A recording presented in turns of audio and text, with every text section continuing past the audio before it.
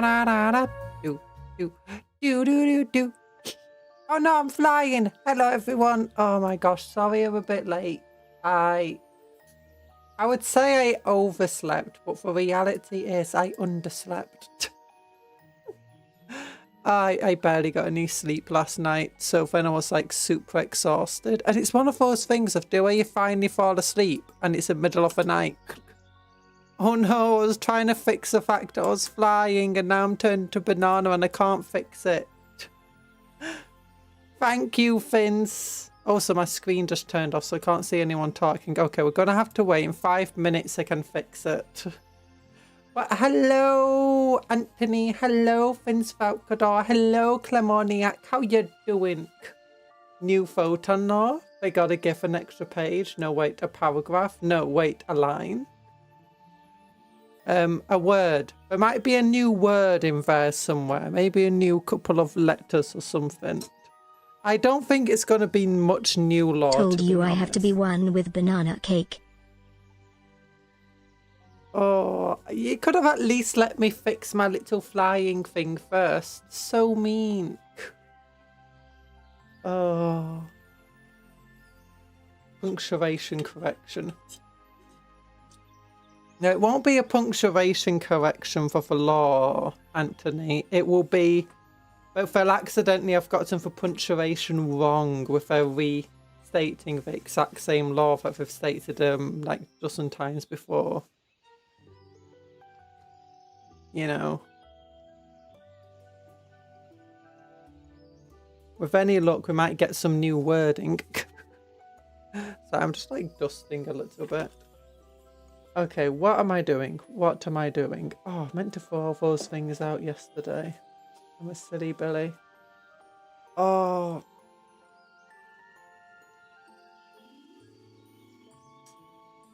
Do I sound ill? I feel like I sound, you know, croaky and stuff. They missed a single apostrophe in the original lore, but even that is big for the Space Dwarves. No, do when they call them kin. Well, they're not short kin, they're short kings. That's what they meant to say. Kin was the wrong word. They wanted to say kings. Hello, Longstocks. How you doing?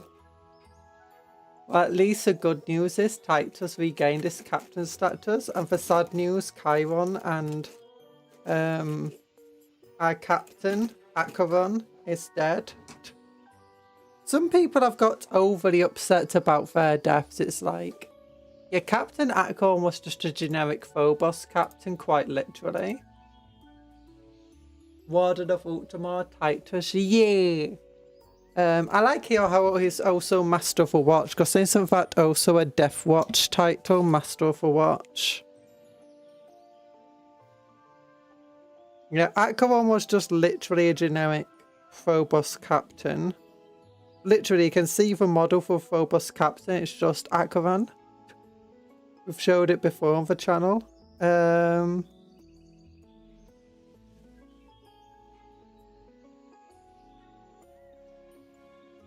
Where are we? There we go. So I'm just bringing up chat on my phone.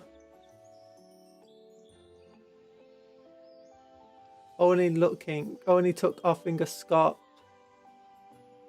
Oh, look. Look. At least we know that his mentor from secret level is still alive. Isn't that good enough for all of you? I emerge from the void. My present has returned to the bakery.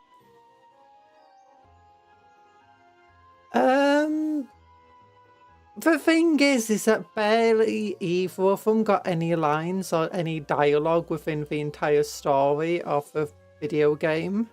I don't think either of them were meant to be exactly major or important characters. I think when it was also being written, they didn't really expect it to be, you know, lore friendly.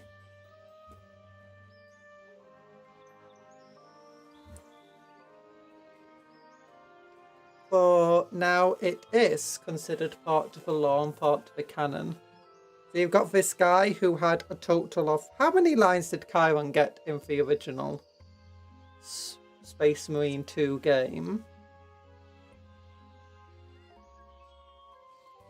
Like, if we count cutscenes, what, 10, 12 lines?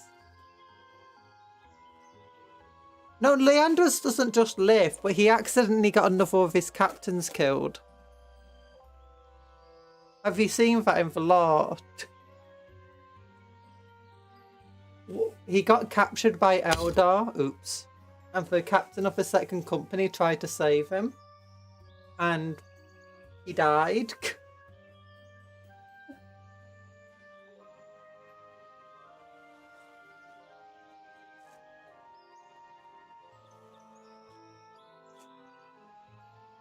But yeah, considering Acheron is literally... Let me just go to like the website. Actually, let me put my gloves on first. I have 2 gloves in here. I do, but I think the box is now empty. Fine. Oh, Space Marine 2 spoilers. La la la la la la la la la la.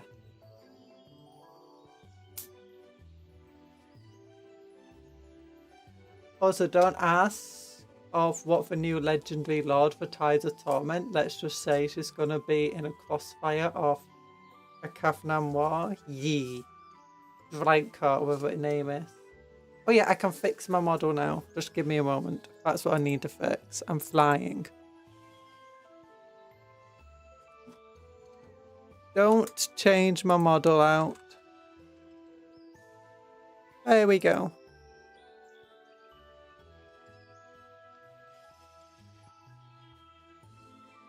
Wouldn't be surprised if Leandros is a former Hydra.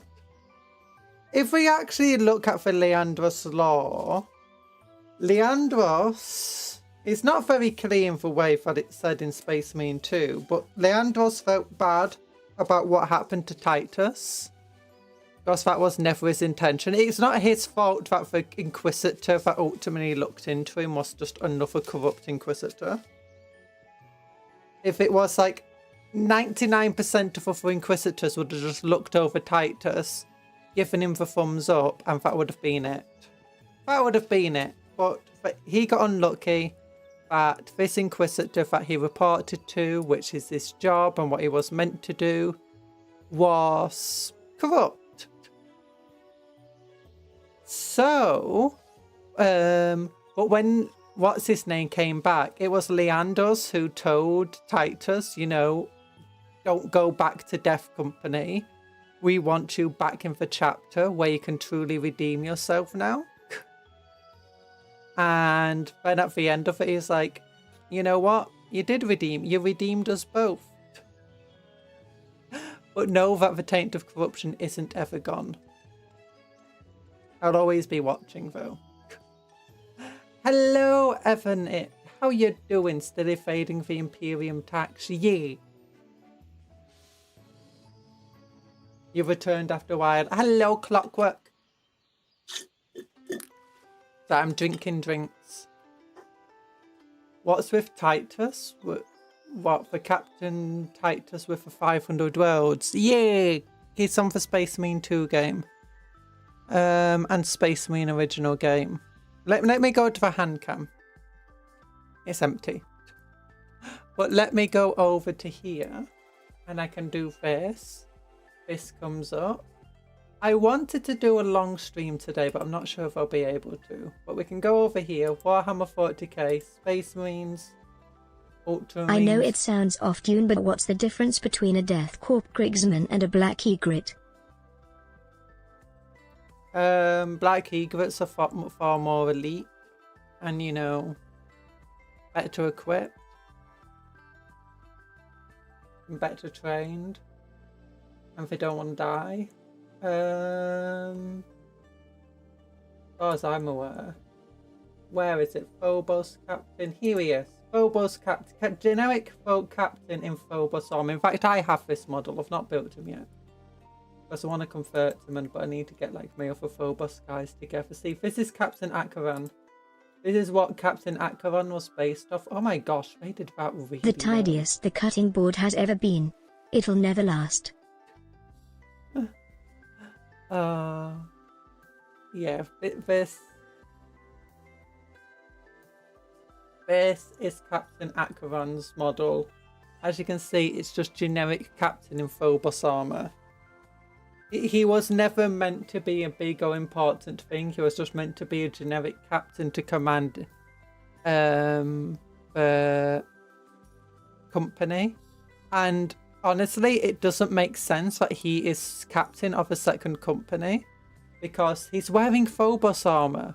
The second company isn't a Phobos unit. Now, they can equip Phobos armor when needed, but it's generally the 9th and 10th company, as far as I'm aware, that mostly focuses on the Phobos stuff of the Space Marines, of the Ultramarines, sorry.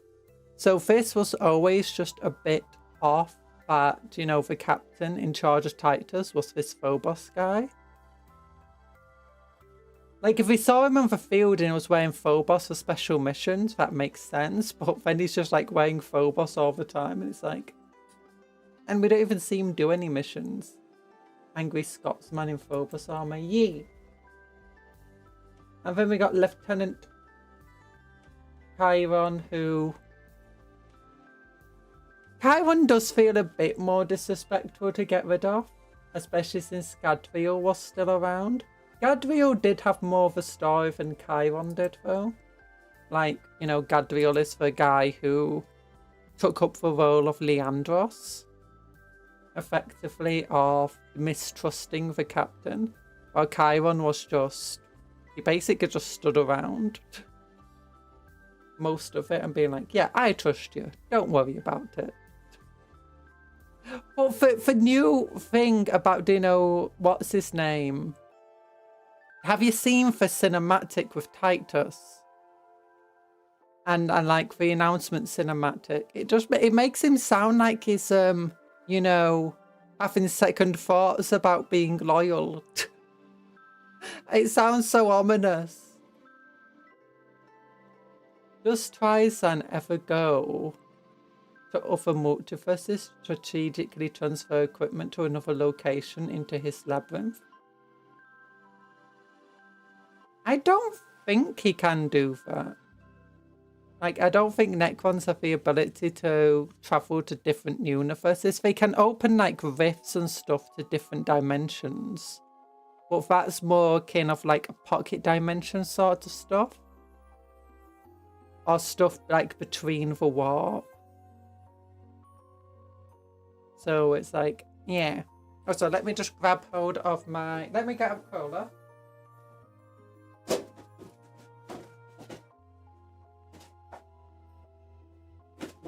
Oof, I'm running low on cola. I've also been ill, and I've basically been running out of water and stuff.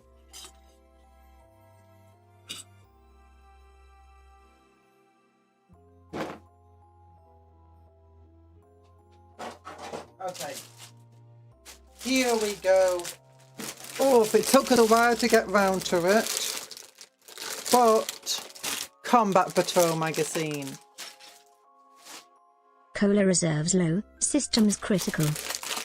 Systems critical. No, not quite yet. Not quite just yet. So we've got the bikes. I really like these Pioneer bikes. They're really cool. I don't know what colour yet I'm going to be painting my dudes. I'm thinking maybe paint from like multiple different league colours to represent that he basically hires mercenaries from other leagues. I think that might be a bit fun. But I'm not too sure. Also, yeah, it seems like they have... Let's look, if I do this... Are they identical to one another? No, they're not identical to one another. Interesting. They're very similar. RBK Cupcons cannot melt down. But we got our space dwarves. How bright is it? If I turn this light off, will it be okay? Oh no, the light was on. Okay, that is on the little bit of a bright side. Maybe if I control my settings, we can...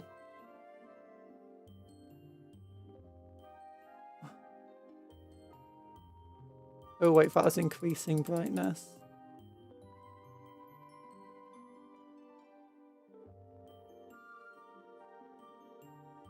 Okay, is that too bright now? No, that seems fine, doesn't it? So this is just going over how to build them. Maybe it is a bit too bright. If it is too bright and it's hard to see what's going on, tell me. So we got all of these things. And then kin society. The leagues of Votann are an ancient civilization whose complex traditions frequently confound those outsiders who learn anything about them.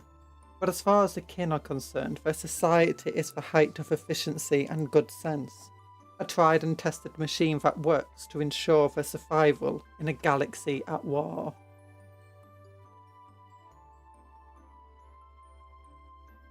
Whether fashioned from flesh or iron, the kin work side by side in all they do. Maybe I need to lower the camera actually. Usually we don't have it this high up. I've just gotten used to putting it higher up because of the painting we've been doing. The traditionalist mindset, it's hard for me to tell though because the screen I'm looking at is a much smaller resolution from the screen that you guys are looking at. Like it takes maybe a quarter of my screen. The traditionalist mindset of the kin influences not just their technology but their very structure. Oh, is that a kin ship up there? Ooh, it's like a little mining vessel. Oh, there's a little iron kin with a helper robot there. Of their very structure and their society, which has remained practically unchanged since time immemorial. So what I'm hearing with that opening is if we got the kin and House Vulca in a room with each other, we'd summon about 5 new eldritch gods. Wait, what do you mean? What do you mean they'll summon eldritch gods?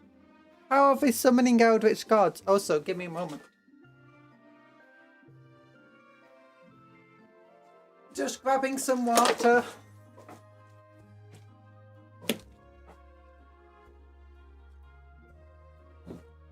There we go. Don't forget to like the stream, you silly billies. This doesn't suggest that they'll summon eldritch gods.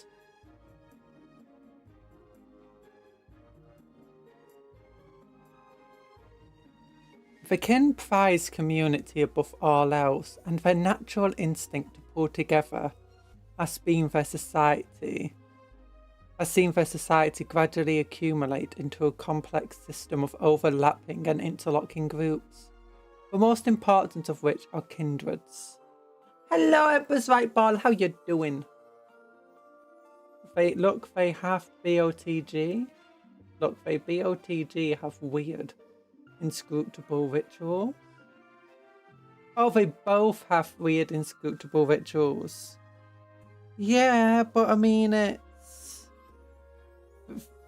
these are more rituals akin to, do you know, the type of machine rituals, machine spirit rituals that the Admech and Imperium use, as far as I'm aware.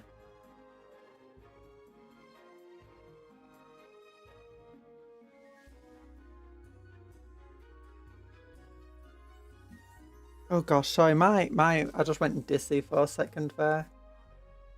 I may not have a brain, but I have an idea. What's your idea?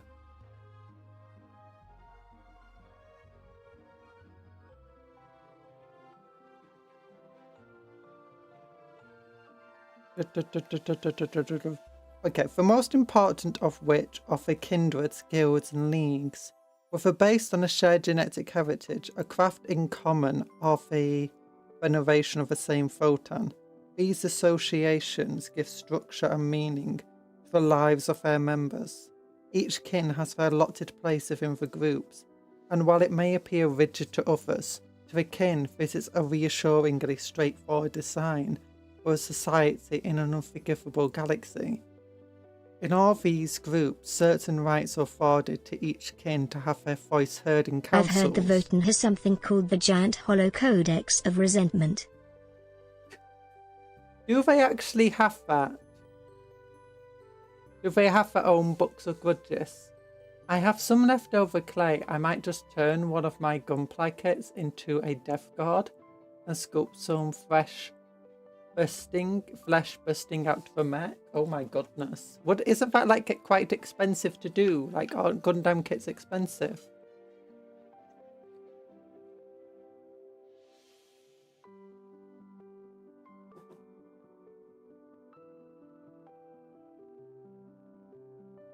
In RV's group, certain rights are afforded to each kin to have their voice heard in councils of their leaders. Most citizens of Imperium could never dream of having such rights, and therein lies one of the biggest differences between kin and human society. All kin, including mechanical iron kin, are afforded a certain level of respect as members of society, no matter their station. So I struggled reading that because that makes no sense. What do you mean you give people respect? You afford people... That doesn't make sense. People being afforded respect. I'm joking. Hi, Bob the Innkeeper. I'm not stinky, you are. I've really got nothing to say, to be honest. But sometimes you don't need anything to say. No, at least compared to Warhammer stuff. Oh, maybe I'm just thinking about the, super complex kit. Oh my Smelly gosh. Cupcat, Smelly Cupcat, what have they said to you? Everybody. Smelly Cupcat, you need a bath. No, I'm not a cat. No, I'm not smelly and I'm not a cat. Smelly cat, what are they feeding you? Everybody, smelly cat, it's not your fault. Okay, Ironkin, created by the Votann to labour alongside the kin. These advanced constructs possess incredible cognition power. Cognition! From Mechanicus. Oh, it's another one of these spawns where all the pages are slightly glued together. Sad. Kindreds. Yeah, it's struggling to focus on the pages as much being higher up. Burn the cat, I seek the conjurer. No, don't burn the cat. Because I am conjurer. Okay, there you go. I'm just lowering it so that it's easier to see. Oh, look! The different kins. They're adorable. Look at them. I do like that they decided, you know what? Yeah, female kin do exist. And sometimes they do actually, reproduce normally.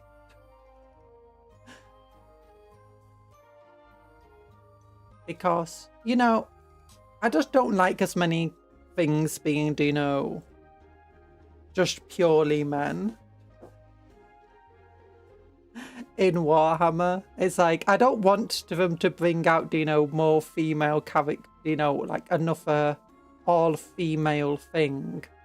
It's like, I just want, more of the factions to have both men and women in it. Is that too much to ask? Okay, yeah, Space Marines, I get it. Everything else, I'm not so sure. Like for Votann, I don't need to be all men. The dwarves don't need to be all men. Oh, that's actually one of the things why I liked Eldor growing up. And the Dark Elder, because it's like, yeah, some of them are women. Do not fight against grandfather's love. Embrace it. No, never. No go bad. Want to know how 95.5% of Silvanian vampires die? Let's just say if they force confederated by a province. Yeah, technically they're not. The vampires say that Sylvania is, not part of Stirland.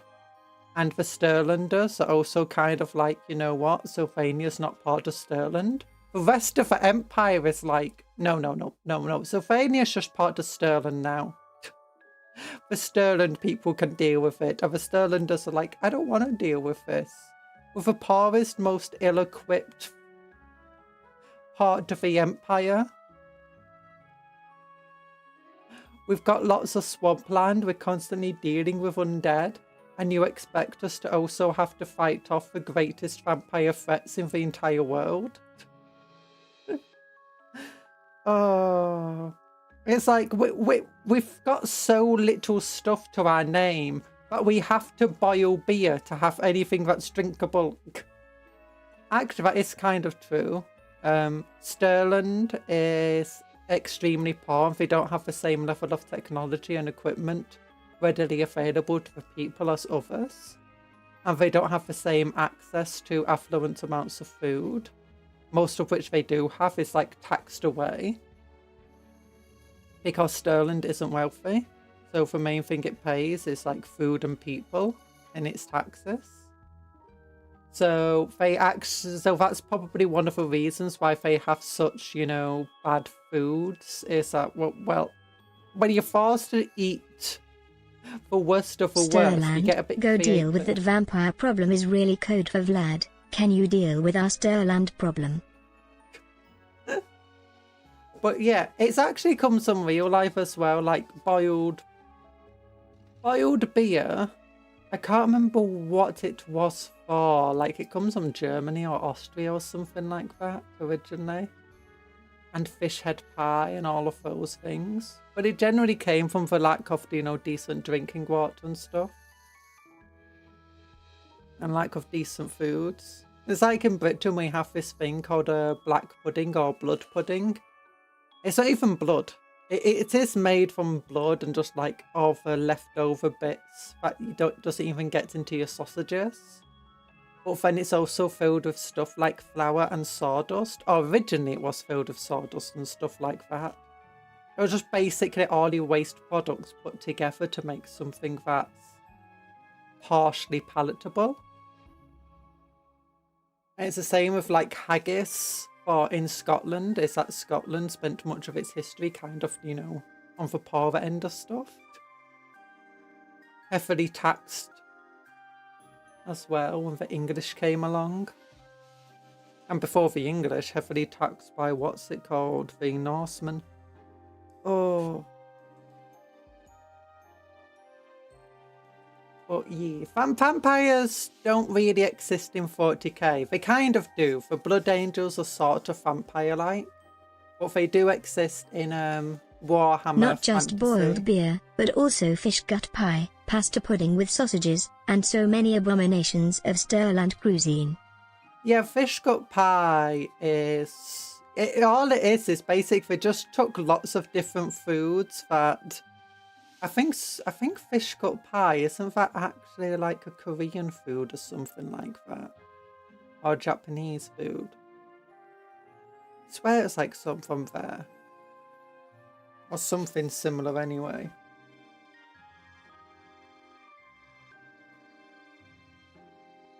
But I think when it comes to like how bad the cuisine is, I think they basically just took off, you know, the really poor foods and diets from various countries and just put them all together. All it does is say that the local population is extremely poor. Are they just dwarves? Kin are a bit different from dwarves. Kin, they're a clone species of sword super soldiers. That's what they are in 40k. So basically, the Votann are not the dwarves. The Votann are these things called ancestral cores, which are basically these giant supercomputers that run their society. The supercomputers are loaded up with all sorts of like genetic blueprints for various types of effectively humans who are specifically evolved and designed to survive in extremely, well, high gravity areas and extremely harsh climates. And as a result, it produces them cloning all these kin. I say cloning, it introduces variables and differences in each and every single kin. So each one is unique and its own person. It's not just a clone of somebody else. Although I do think they have the capability to reproduce a dead kin. Although I don't even think they see it as resurrection properly. Wait, it's this Votann. Yeah, these guys are Votann here. Well, they're not Votann. They're from the leagues of a Votann. They're the kindred. So, which chaos god would you worship? Honestly, none of them. If I didn't know anything about the chaos gods, like I'm just one of the people who are innocent, the 3 chaos gods I'm most likely to fall to would be Nurgle, Tzeentch, and Slaanesh, I would say. Nurgle because I'm very ill all of the time. And it's like if I knew nothing about the chaos gods, like most people who end up falling to them. Like other than they exist. Nurgle could potentially have a grip because I wouldn't necessarily know the downsides of making a bargain with Nurgle until it was too late. Tzeentch is because I quite love knowledge and reading and learning. I mean, also physicists, so Tzeentch is definitely one that could potentially get me. Slaanesh because, you know, I like Warhammer. I get way too involved and obsessive over stuff. I get involved in.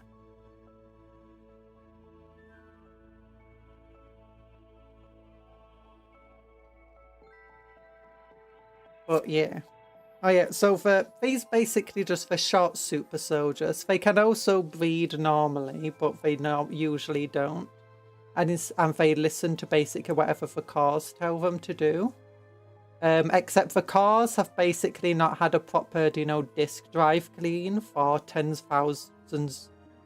of thousands of years. So they're getting very slow and their memories getting a bit, messed up and over compressed. And no one really knows how to fix it. So yeah. Undivided, how foolish, very greedy.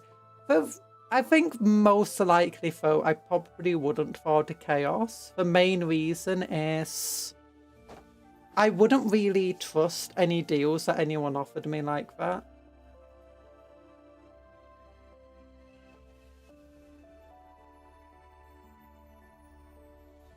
Water bill lowers significantly. Cons, there are none. Embrace the rot. No, don't embrace the rot. Yeah, in reality, I probably wouldn't fall to chaos. I say I wouldn't fall to chaos, but the entire thing is, if you offered me a deal like that, I'll probably be like, yeah, I don't trust this. I don't want to be all chaotic. I'm more powerful than any chaos god. I'll punch your faces in. I do what I want. Oh my gosh, sorry, all my security stuff's trying to update. I keep telling it no, and it keeps saying, hey, I know you said no, but Microsoft doesn't understand consent.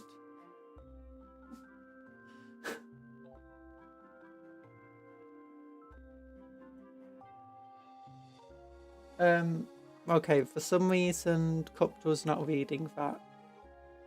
One problem, they're slow and they kind of suck at range unless you have demon engines. Wait, yeah, Inquisitor Muffin's been here. They are kind of slow. Actually, they're not that slow because they do have a lot. She says in a most chaotic way. We got chain axes though. Yeet. Votann aren't too slow. The models are kind of slow, like they've got like only 5-inch movement. But they've got lots of fast vehicles and transports and stuff, so they can actually be incredibly mobile when they want to be. But saying they suck at range is a bit of a misnomer, sorry. They have a lot of ranged firepower and they hit hellishly hard. The main issue they have is that their weapons are very short range. I think the lore reason for that is because mostly what we fight is just miners. And by miners, I mean literally people who mine resources. They go underground, in caves, in tunnels and stuff. So they're mostly used to when they have to fight. They're just fighting bugs in tunnels or, some other underground enemy. When it comes to fighting in large open areas, And they call it a mine. And they call it a mine, yeah. I think that's a law reason why they don't have a lot of long range and the firepower. But I'm not too sure about that.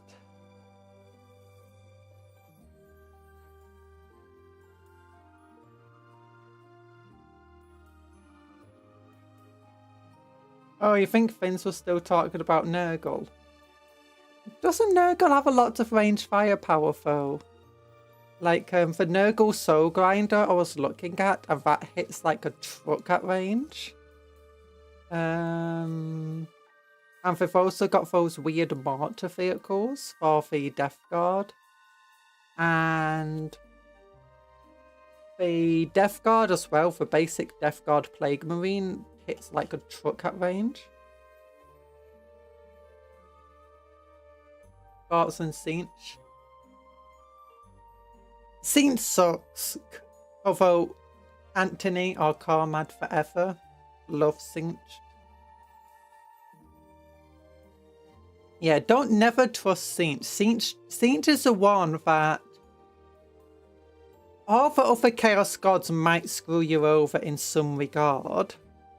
But at least they kind of hold their end of a bargain to something that's reasonable, to the point of it's like, well, you might enjoy screwing me over, but I kind of appreciate that you did hold your end of a bargain.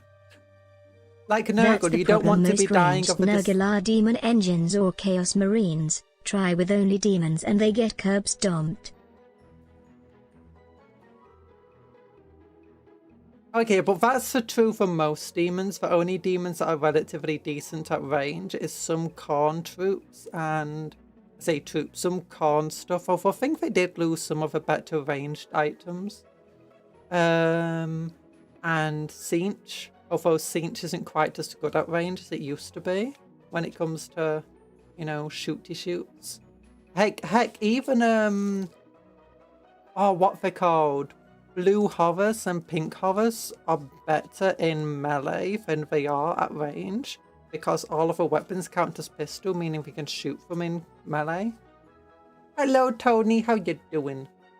Realize like any good Cinchian cultist, trust Cinch. He's only got the best for you, sauce, trust me bro, Cinch. Yeah, I must agree with the streamer, Cinch sucks. Magnus, traitor. By the way, kindreds are most fundamental units of a kin society, and the closest thing their clone species has to families, ranging from a dozen individuals to many thousands. Each kindred Green Boys is the best. Of the orcs over here. Each kindred is built on a foundation of shared technology, which they've referred to as the four pillars. The crucible that gave them life, the forge where they craft their gear, the fane where they grimier commune with the Votann. The grimier are basically their psychers, and they're the only ones who can talk to the machines. And the hearth burning at the heart of their holds. The hearth burning at the heart of their holds, sorry. Plasma sword, guilds. For every occupation a kin can hold, there is a guild, an association of those kin who practice the same trade or craft in a given region of kin space. Overseen by calculating guild masters, these organisations hold their members to exacting standards and levy tithes on their profits, but also ensure that their voices are heard at gatherings of a kindred. So basically they're just a union. Don't tell Rockstar, otherwise I'll start busting the guilds. Hi Talan, how you doing? Oh, I kind of want to make a league called Rockstar now. And it's like, oh, Rockstar, that sounds pretty cool. It's like, that's a bit like the gaming company. Yeah, my guys are famous for every time a guild starts forming, they fire all of the kin associated with the trade so that the guild can't form. Rock and stone. Oh. I still wonder why Magnus refused to build the Colossus of Magic Unknown for some reason and why they have to do it on Outdoor. So Outdoor by then was the capital of the Empire. 2, Noon had been like destroyed twice. 3, the nobles of Noon couldn't be really trusted because they're infighting with one another. You can argue in this puddle, but after all, you all bow to the supreme power, Necrons. No, Necrons suck. We beat the Necrons. Remember yesterday, Necrons got beaten by, what, 5 tech priests? 5 tech priests versus a whole world of Necrons. Who's gonna win? 5 toaster boys. I glued my necromancer backwards and he is not looking away. I am crying. Oh no. If you start gluing a model together and you realise for about half an hour if you're using plastic glue, it's still going to be taken apart. You've got to be able to take apart it. And he's now looking away. If it's with super glue, it will dry quicker, but you can always just, if you carefully take some pliers and just twist it, it should break the super glue bonds. And then you can just file away or use a knife to scrape away the glue and just glue it again.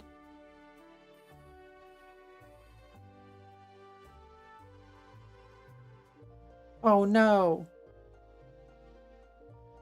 What? Am I 5? I mean, I still use super glue from time to time. And sometimes when you have like, especially when you kit bashing, if you have like, thanks for the drink. That was empty. Sometimes when you kit bashing as well, you can't get 2 pieces have a good enough connection for super glue to form a strong enough bond. Or not super glue, plastic glue, but super glue because it can fill the gaps in. Can form that bond. Don't eat the super glue.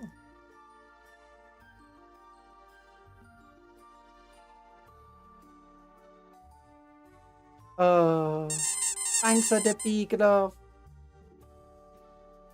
Overseen by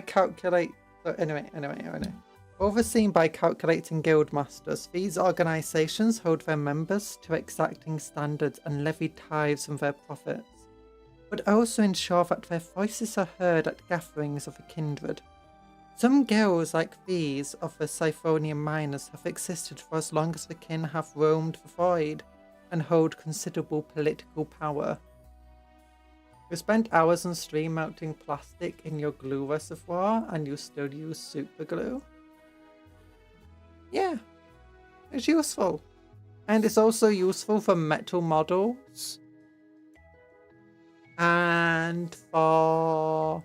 Also, I don't have like, you know, glue syrupy stuff that other people have.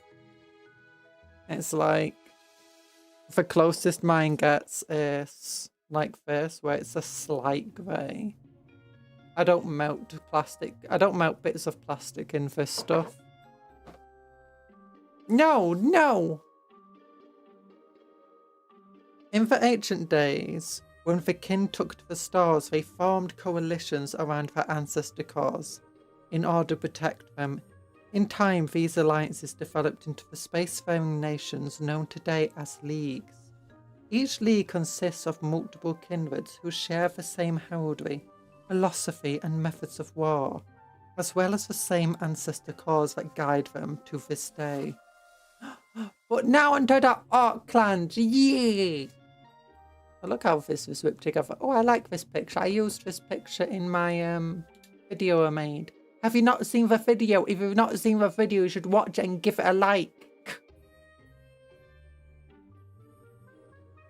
The Goths may be the biggest and meanest, but they are far from the only Orc clan to terrorise the galaxy. Each clan has its own customs, including its own particular way of waging war, some strange and surprising, but each and every one a deadly threat to contend with on the battlefield. A warband of Goths charges into battle under the gaze of Mork. Are they goths? Are they goths though? They feel more like nondescript arts.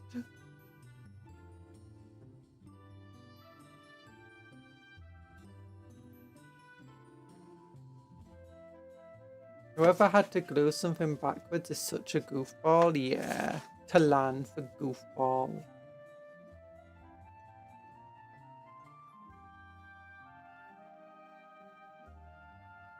That's why I totally forgot your videos need to get to them. Yeah!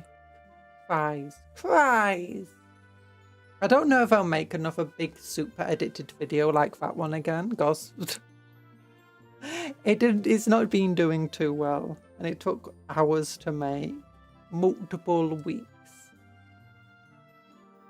Imperial propaganda paints the orcs as a horde of indistinguishable brutes whose simple minds can barely comprehend any thought more complex than wah! As such, the idea that they could have any kind of culture is ridiculous to most Imperial citizens. This is a comforting story, and not all that far from the truth, but the reality is much more complicated. Anyone who has made a study of the orcs, even the safety of a sanctioned librarian, are up close on 100 battlefields, will sooner or later begin to discern certain traits that mark out one group of orcs from another, whether it be a shared physical characteristic or predication for a particular colour. These features are often signs of an orc's membership to large but identifiable groups called clans. Rather than bounds of kinship, a concept that would be as alien boys to and orcs lads, as boys and lads, boys and lads, Krumpin gets lootin' loot dakawag. Boys and lads, lads and boys and lads, Krumpin gets lootin' dakawag. Yeah! Your necromancer looks silly now. I'm sorry. Maybe you could like snip off his head and then glue it back on. To discern certain traits that mark out one group of orcs from another. Rather than bonds of kinship, a concept that would be as alien to the orcs as a peace treaty to your good hygiene, they're stinky boys! These clans are held together by the iron will of their bosses, and the shared traits and inclinations of their members, including, most importantly, the way they make war. So that's not the most accurate thing at the moment. So how it is you have tribes, you have clans, you have war bands. A number of war bands will usually belong to one tribe, and multiple tribes will belong to one war, and clans kind of perforate all of that.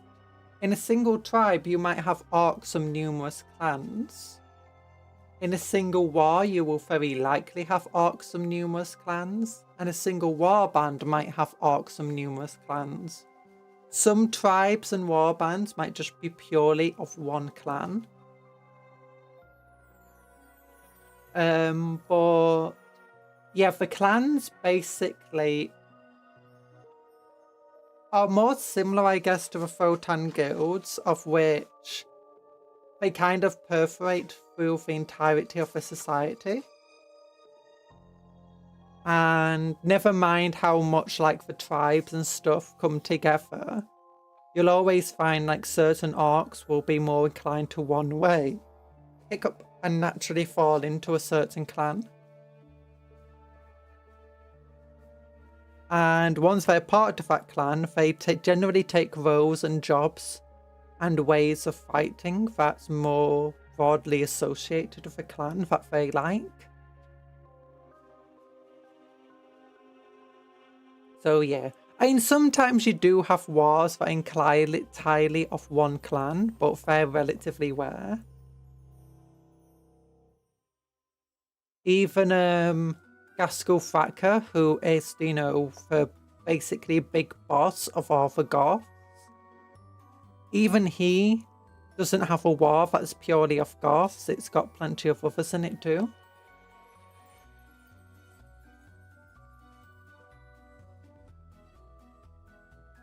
Your necromancer is going to have to look like the unknown Dead by Daylight. Oh gosh, maybe someone broke his neck, but his necromancy brought him back, but now he's permanently just twisted his head around. So, this is the best clan though, Death Skulls. Their colour is blue. Their colour is blue. Yeah. That's the clan we've got. The Death Skulls have a nasty reputation as a bunch of no-good thieves and sneaky gits. Any Death Skull worth their salt always keeps one beady eye open for useful gubbins they can lift from unsuspecting owners. These unscrupulous scavengers aren't picky and will steal from just about anyone with gear worth having, including other orcs or even their fellow Death Skulls.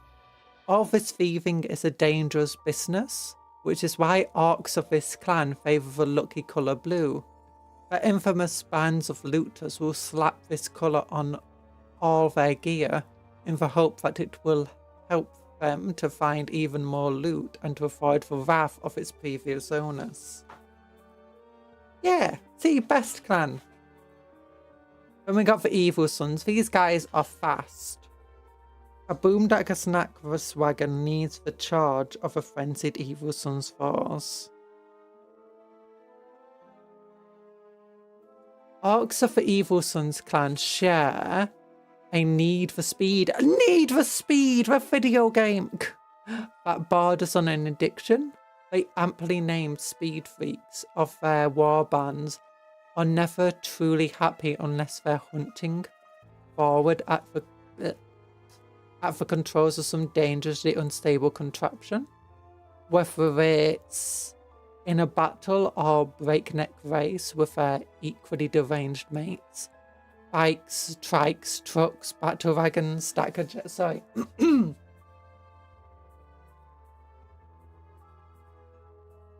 Wait a minute, I just noticed something.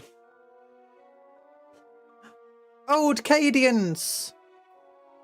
They're the old models, because they got the square looking hats. They've not got the purely round ones yet. And the short ones squat different for normal Cadians.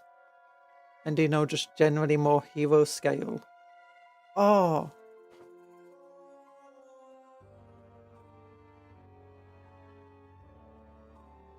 There we go. But. Whether it's in a battle or a breakneck race with their equally deranged mates.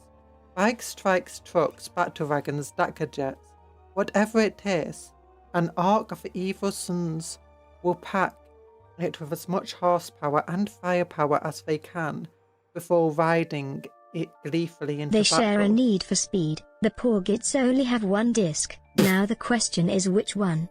Underground? Shift? Carbon? Hot Pursuit? I think I had a Need for Speed game on like PSP maybe? I just remember trying to make my father's car, which was just a normal 4-door car. I'm like, I'm going to try making that and then making it the fastest thing ever. Oh. Hello, Banwy. How are you doing? I hope you're doing well.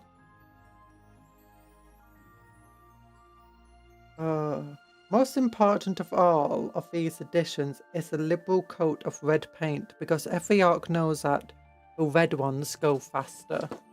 No, bombardment! Dodging! Ow! Get that chicken nugget off me. Then here's the Bad Moons. Bad Moons are night goblins in fantasy.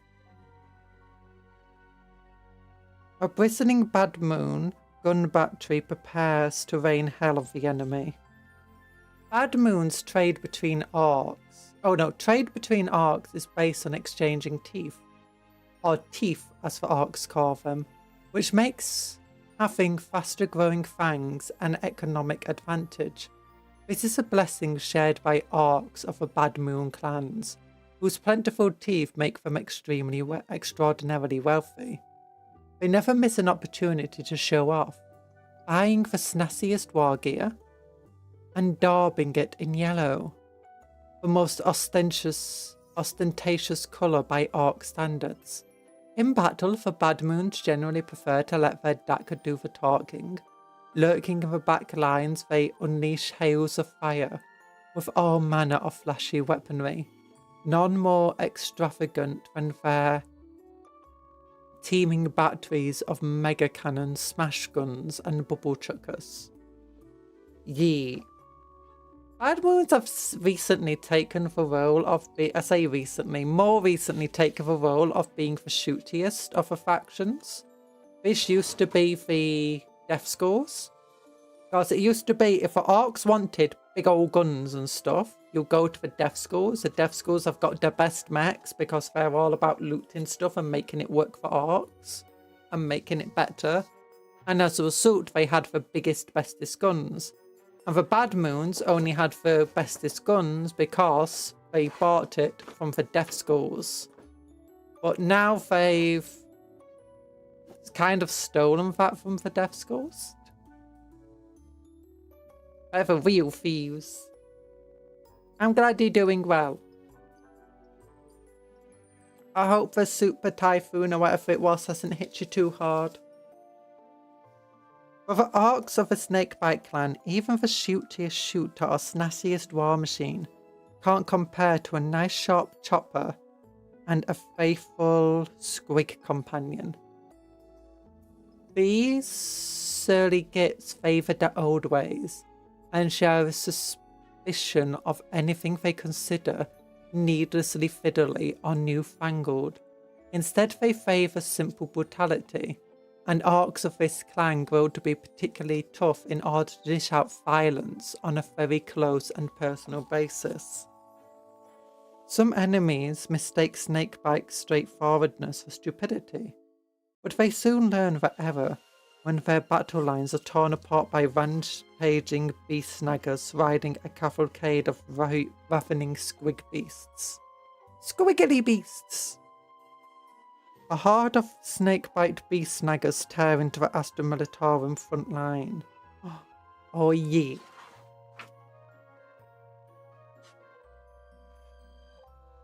Blood Axis! Reboot us!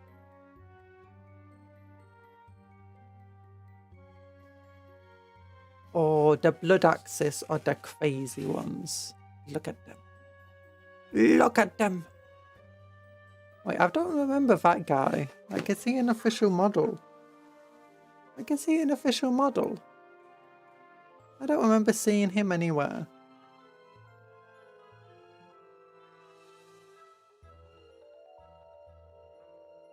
I don't think this model's available. I'm gonna go to the website. Are either of those models available? Are they kit bashers? Are they like old models? Oh yeah, by the way, apparently if you log into your Warhammer account, you can potentially win stuff.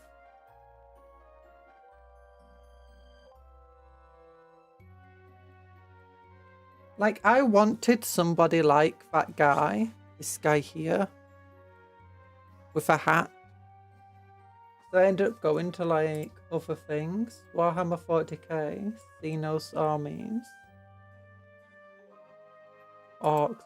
I don't know what the situation of the typhoon, but the coastal provinces are right in the center of the Philippines. I only felt the lesser that it can do until it goes there. Oof. I'm glad you're okay at least, Henry.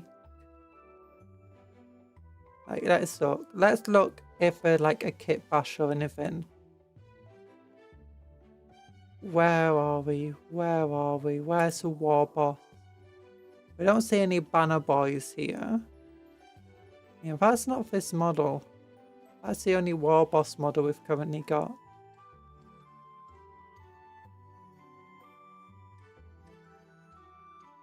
Yeah, it doesn't look like he can be equipped in the same way.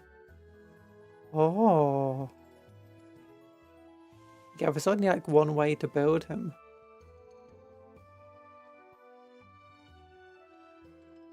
I'm guessing these two must be old models.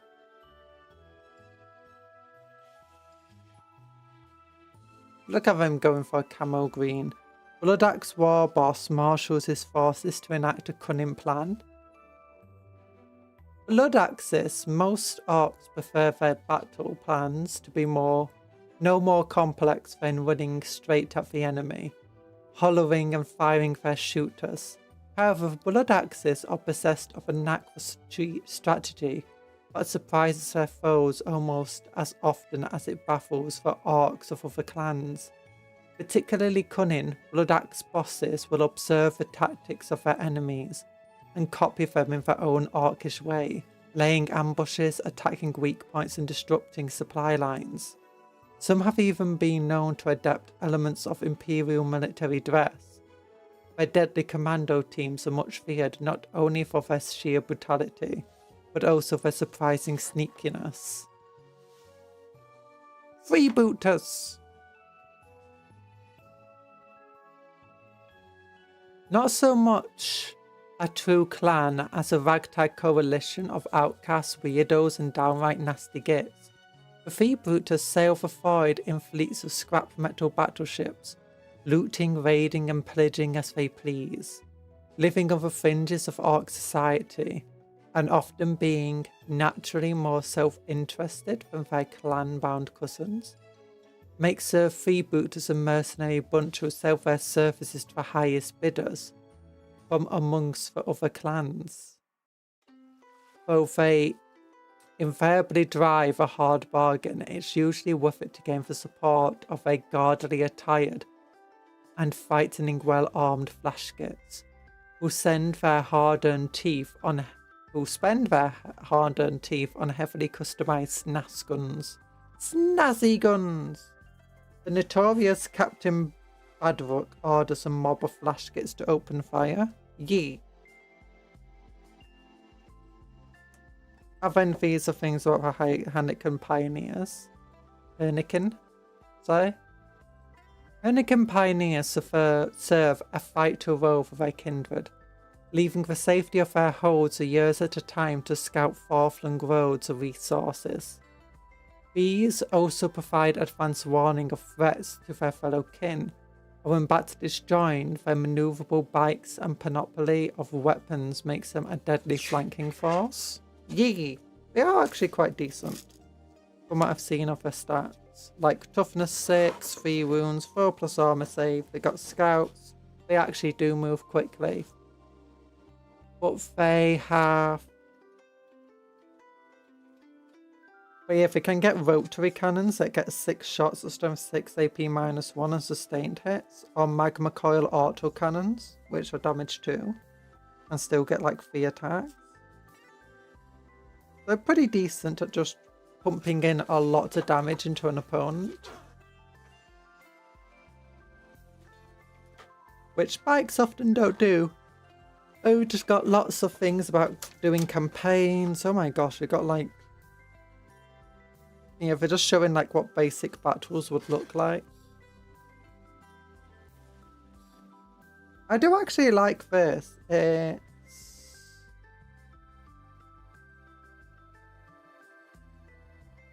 Yeah, I think this is roughly the same size as what standard boards used to be for Warhammer, which is 48 inches by 48 inches.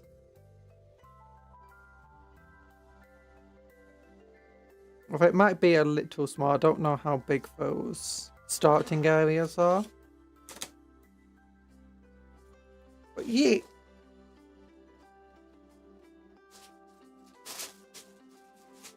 Next magazine.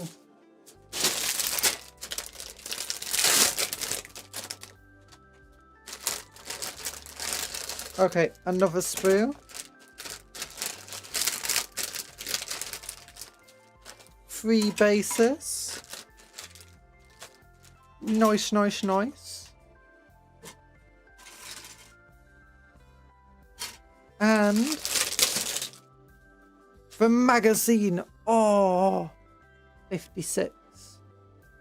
Look at that. Okay, that image isn't the best image, to be honest.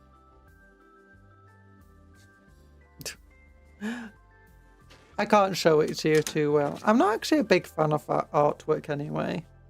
So, I don't know. I always just find it looks a bit weird. But yeah, now it's just telling you how to... Oh, how to paint from. It's suggesting that you don't build it. You don't build it and then paint it. It makes sense. It'll be very hard to paint under the model when it's on its base.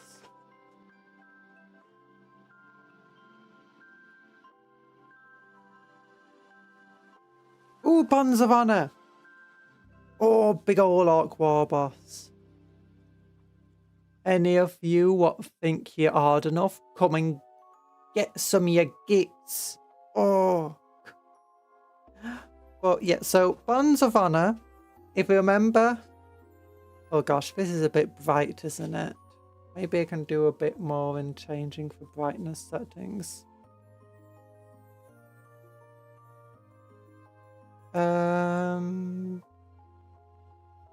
Configure video, lower the gamma a little.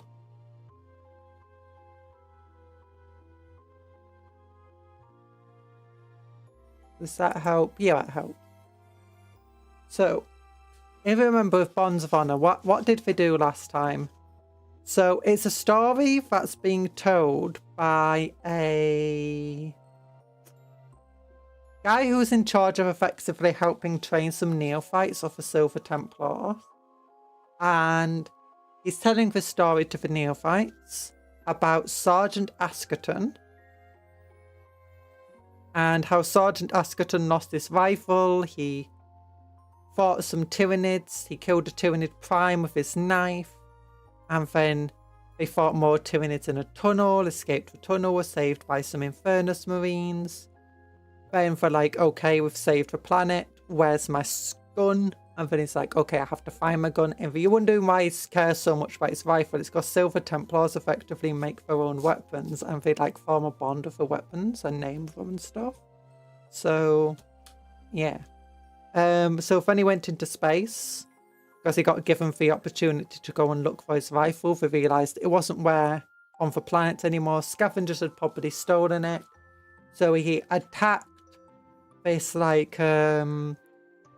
bucket of bolt ship that was flying through space, killed the people on board. They didn't have his rifle, but then suddenly Eldar Corsairs were boarding it. When they realised that from the midst of a battle between Eldar and Chaos Space Marines, when a Chaos Space Marine ship went to attack them, and the two, I think it was like, were they each in Thunderhawks, or did they each have Storm Ravens? I don't know. But they were fighting one another in space. Both of the ships became damaged. Both of them crash landed onto a planet. The Chaos Space Marines, the ship completely broke apart and they all died. But the normal Space Marines and Sergeant Askerton managed to survive the drop onto the planet. They then realised they were on an Orky planet and there were like wrecks of bikes and death copters and stuff. They decided to sneak up on an Orc camp to get rid of the death copters because they were going to be dangerous. But it turned out commandos were already sneaking up on them. And then the camp got alerted to them and they were fighting off hordes of Orcs until suddenly they were saved by loads of plasma balls landing around them and destroying the Orcs. And in the smoke and battle, they were like, went up to the very short people who saved them, and it turns out they were Votann. And that's basically where we were up to. So then, boys, let's get back to our tale with no further ado. If I remember rightly, I'd left off with Sergeant Askerton leaving his squad to talk to those strangers who'd joined the battle against the Orcs. He was coming back, wasn't he? That's right, he strode through the smoke, and the brothers were relieved to see him emerge from the thick plume that had obscured their vision. But their relief was short-lived, for no sooner had the sergeant appeared than more figures began to emerge either side of him. For a second the squad were worried if a sergeant, or perhaps even they themselves, was under attack. But of course, one so experienced as Sergeant Gaskerton would not have strode blindly forward with enemies walking nonchalantly either side of him. Luckily the squad had the wisdom to realise this, and they did not open fire and blast the figures to oblivion. Now these are strange people indeed. Take a look at me. I'm bigger than you, am I not? Taller and broader.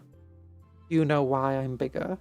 Well, it has nothing to do with me being older, or my eating better food than you. I am not merely bigger than you, I am wholly different. I was not born different, but I've been remade. You too shall be moulded in this image, but for now you remain. Well, remain a little less.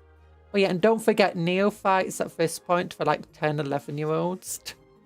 But for kids. Oh. And these ones are unmodified and fresh recruits, so yeah, they're basically just kids that have managed to pass a bunch of tests.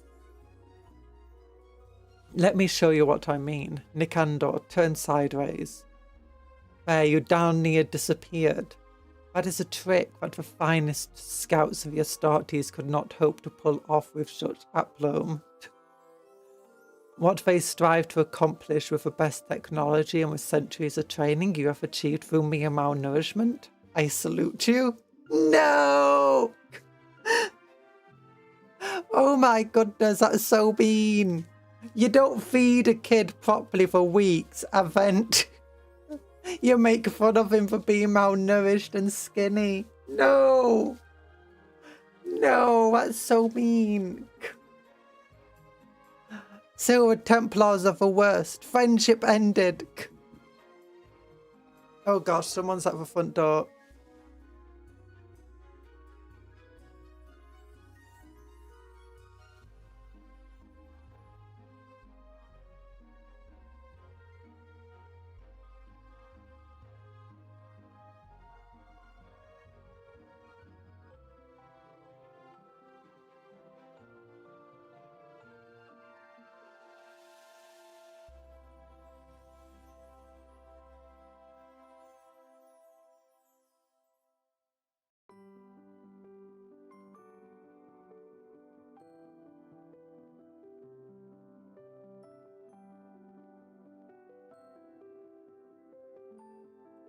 Hello, sorry, I got a thing I'd ordered from my mother.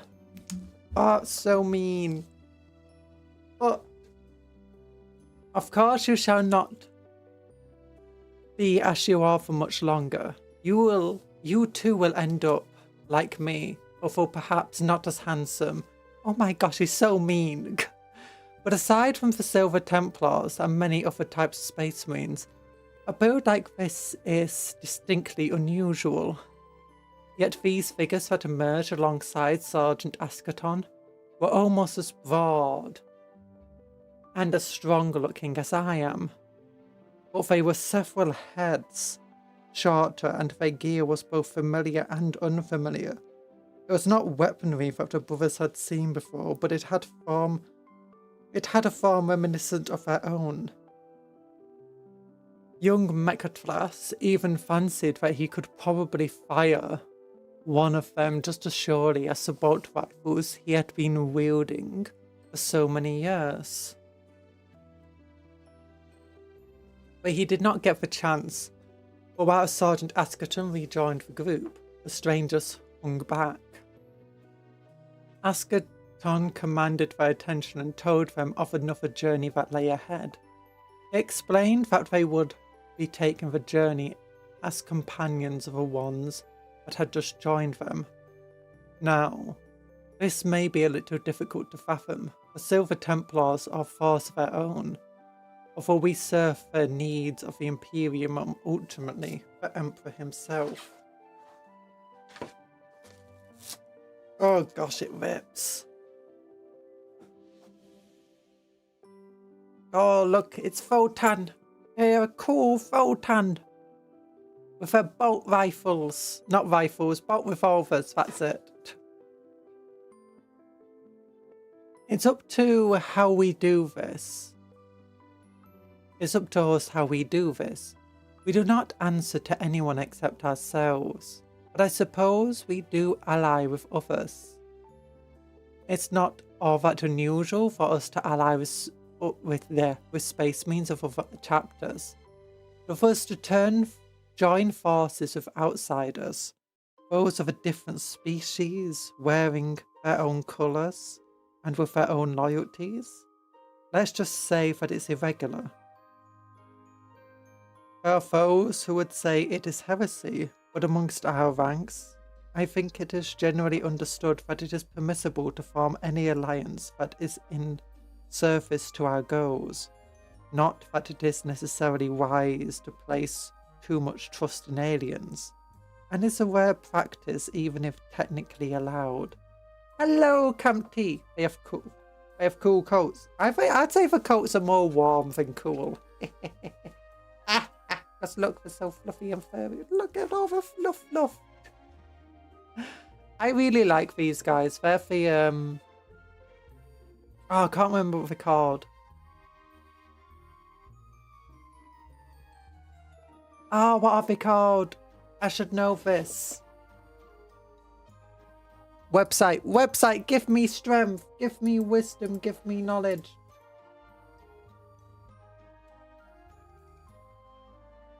There we go. Come on, do this. Warhammer 40k. Xenos armies. Technically not Xenos, but okay.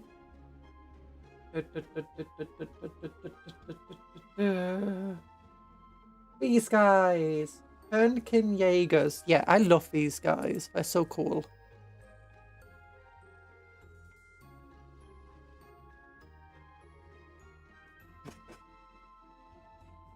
Yes.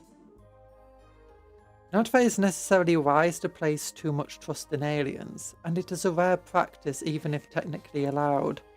And so it was that the squad set out with Sergeant Askerton at his head, but ultimately led by 3 strangers. Both they and the squad stayed separate by 20 paces or so. As they walked, the sergeant explained the situation. The orcs, it seemed, were led by a great war boss whose camp was not all that far away, although it would hardly amount to a permanent victory. There was a good chance that if he could be defeated, the orcs would remain in significant disarray, fighting amongst themselves until another one of their number rose to take control of the survivors. The strangers, it seemed, would find it advantageous to have the orcs disrupted, and they had offered transport to the sergeant in exchange for taking out the war boss. While the brothers no doubt would have found it useful to have the orcs set against each other, they would find a way of the planet to be an even better outcome. And once they heard that was happening, they all set their minds to the task ahead. They got to their destination soon enough, and the squad's newfound guides, skilled scouts as they were, melted off into the distance. Whether they were to take up a tactical position and support the fight, or whether they had simply disappeared to look to their own survival was not entirely clear. Nonetheless, what was absolutely clear was the location of the target. The squad had been led right to the war boss's location. Ahead was a fast sprawling camp laid out in the mud. The orcs had already rised to the presence of the Silver Templars, and the squad could see them pouring out of the camp. There was no room for stealth, nor was there any time to take up positions. Now you might be thinking that the squad were about to fight their way through an entire orc camp to find this war boss hidden safely under heavy guard. And were this any other enemy, you would be right. But the orcs are singular beasts, and though the oncoming troops were many, most prominent amongst them, right at the front and screaming, the loudest was their leader, the target of the mission. But the fight ahead would nearly be the squad's undoing. Oh, yeek! So we're gonna fight more orcs! More orcs! It makes sense because they're not yet gotten all the orcs on this thing. We've still got the Boomdacker Snazwagon to get hold of. I think, no, is it the Boomdacker Snazwagon? I think it is. I think it is. Well, look at that army. I'm not a big fan of all these fortresses. I really love these Sagittar, or whatever they're called, vehicles. Yeet and the new Cupcakes vehicles. Just don't like these things. Not those things, the fortress. Yeah, not a fan of a fortress. Also not a big fan of a berserkers, to be honest. The Leagues of Votann are an advanced technological society and a redoubtable military power. The best of their strategy, invention and leadership are combined in the kin hosts, the armies that defend the kinreds from external military threats and secure the safety of their vital mining and trading operations. When the Leagues of Votann go to war, they leave nothing to chance. Their kin hosts are equipped with some of the finest weapons, armor, and equipment of the entire galaxy. They employed advanced vehicles to mount offensives and defensive operations, allowing them to strike hard and fast at the cowering enemy. When troops dismount, they are expertly coordinated by master strategists and move decisively towards a foe, capturing positions and putting down enemy units in a torrent of bolts and a storm of plasma fire. You can match the kin for skill at arms, and when combined with their advanced weapons, communications, and martial strategy, the might of the kin host is truly a force to be reckoned with. Yeah! Votann are scary. I mean, they're scary because they're basically a race of mini space marines that are equipped almost as well as space marines. The main reason they're not equipped as well as space marines is that their armor isn't quite as big and well armored, because they're not as big as space marines, and their guns aren't quite as big and as a result not capable of getting the same ranges. Oh, but arguably the vehicles and stuff they have are better. A mechanized kin host strikes like a hammer blow. A hastily convened council discusses an invasion. This is a cool thing. It's a weird council because they got like all these guys up here which look like the clone that. They have plasma melee. They do have plasma melee. They've got like this cool... Where was it? Oh no, it was in the previous magazine where it showed it. Botanic councils. Kin hosts are governed by botanic councils. These are made up of the most noteworthy heroes within the kindred, such as the High Carl, the Lord Grimnir, and the Lockyer Forge Master. These are dour and pragmatic figures whose primary aim is to secure victory at the least cost. Their wisdom allows them to keep their focus on the goal without letting pride or fury lead them astray, which makes them different from other dwarves, I feel like, you know, fantasy dwarves. Also, I do like how it's this, the greatest victory at the least cost. They're very pragmatic with the way they go about war. And it's similar to modern ways of war, actually. But if you compare that to Imperium, who is victory at any cost, meaning they don't really care about any price, what the price of victory is, as long as it's a victory, and it doesn't matter how good of a victory it is, as long as it is a victory.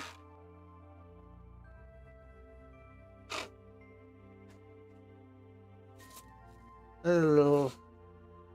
Soldiers of the Line. The kin host is usually built around a solid core of infantry who the kin refer to as soldiers of the line.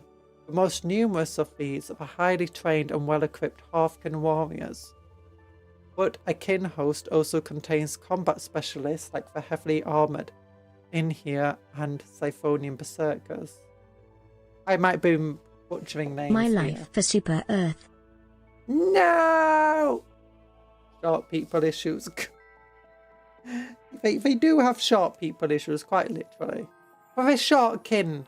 Not kings. Kin. Short kin. It's shocking. Oh my gosh. So shocking.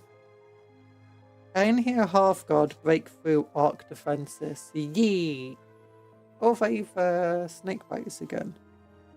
Beast snaggers. Armored might. The kin make use of their technological expertise by employing armored vehicles on the battlefield. These can play multiple roles, depending on the situation. In some battles, they may act as mobile firing platforms, raining down death from the enemy from afar.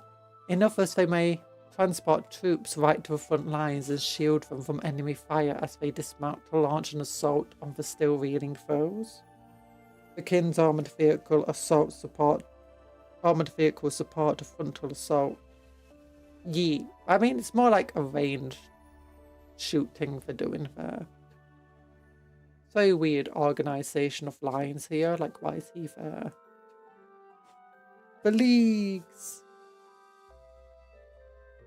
Oh. Okay, I might need to turn this light on just so we can see the image better.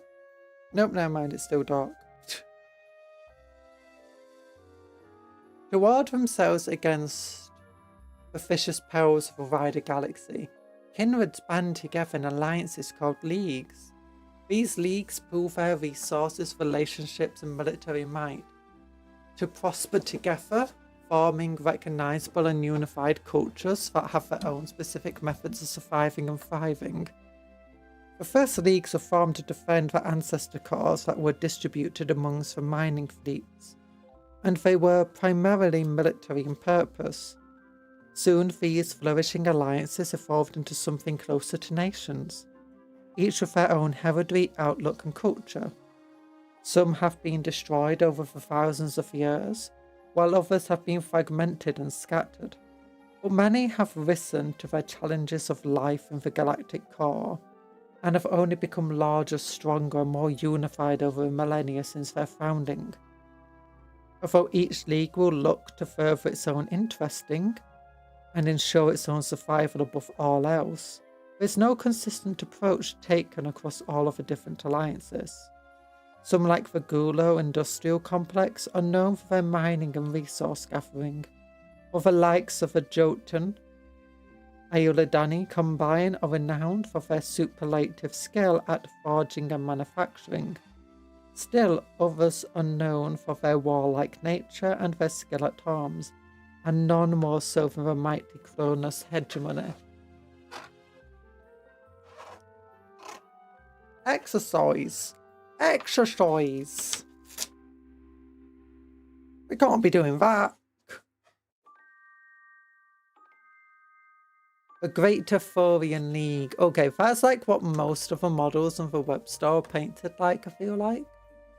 The Great Arthurian League. The Great Arthurian League is one of the largest and oldest of the leagues of Votann. They have amassed a huge store of wealth and command one of the largest and most powerful armies of kin-host warriors. Their deeds and battles are legendary, but they can boast of famous heroes such as Uthar the Destined and Karl Kofferman Red. Trans-Hyperion Alliance. The Trans-Hyperion Alliance are noted for their adventurous streak and their love of exploring. They use advanced spacecraft to search out untapped resources, new trade routes and other species to ally with. They hold deep respect for their ancestors, and of all the leagues they probably come the closest to having a religious attitude. Ymir Conglomerate. The Ymir Conglomerate are noted craftspeople and manufacturing experts. Where Bruckner produced some of the finest spacecraft weapons and equipment amongst all of the leagues. In order to join the conglomerate, a kindred must pay an offering of raw materials and prove their Brachia are of sufficient standard to stand amongst the Ymir peers. Oh, that's cool. And then you've got Campaign, Orcs versus Space Marines. Oh, this is a smaller battlefield.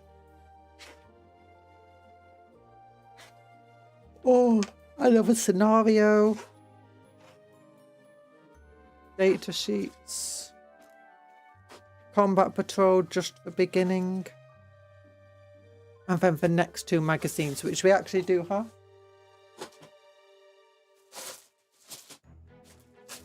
57.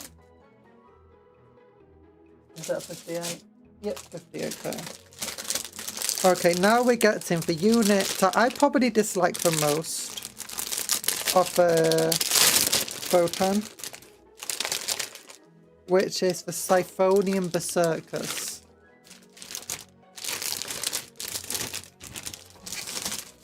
I wouldn't say they're terrible, it's just... I'm not really a big fan of the design. They clearly go with the aesthetic that they're looking for the Kindred. But not my cup of tea. But look, next time, next set of magazines we're getting. Oh, look at it. It's an Orc truck.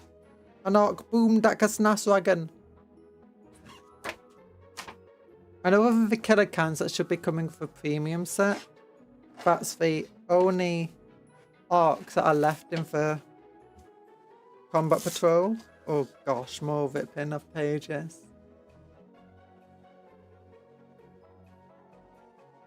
She doesn't like the bare-chested short-stacked kings, noted. Yeah. Now they're not kings, they're kin. Kin, there's no G there. Cronus Hegemony. Ooh, another thing. The Cronus Hegemony, that sounds evil. It's one of the newer leagues of Votann. They are known for their aggressive warlike nature and are adept. Wait, how do you get a new league? I thought leagues formed around cores. They're known for their aggressive warlike nature and are adept fighters, whose belligerence is legendary and whose victories are beyond counting. They make excellent allies and fearsome enemies, and they are always looking for ways to expand their holdings.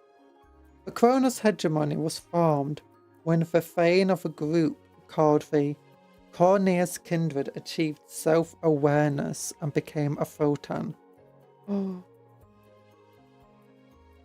Thane of a group? Wait, what's this about Thanes? What's a Thane?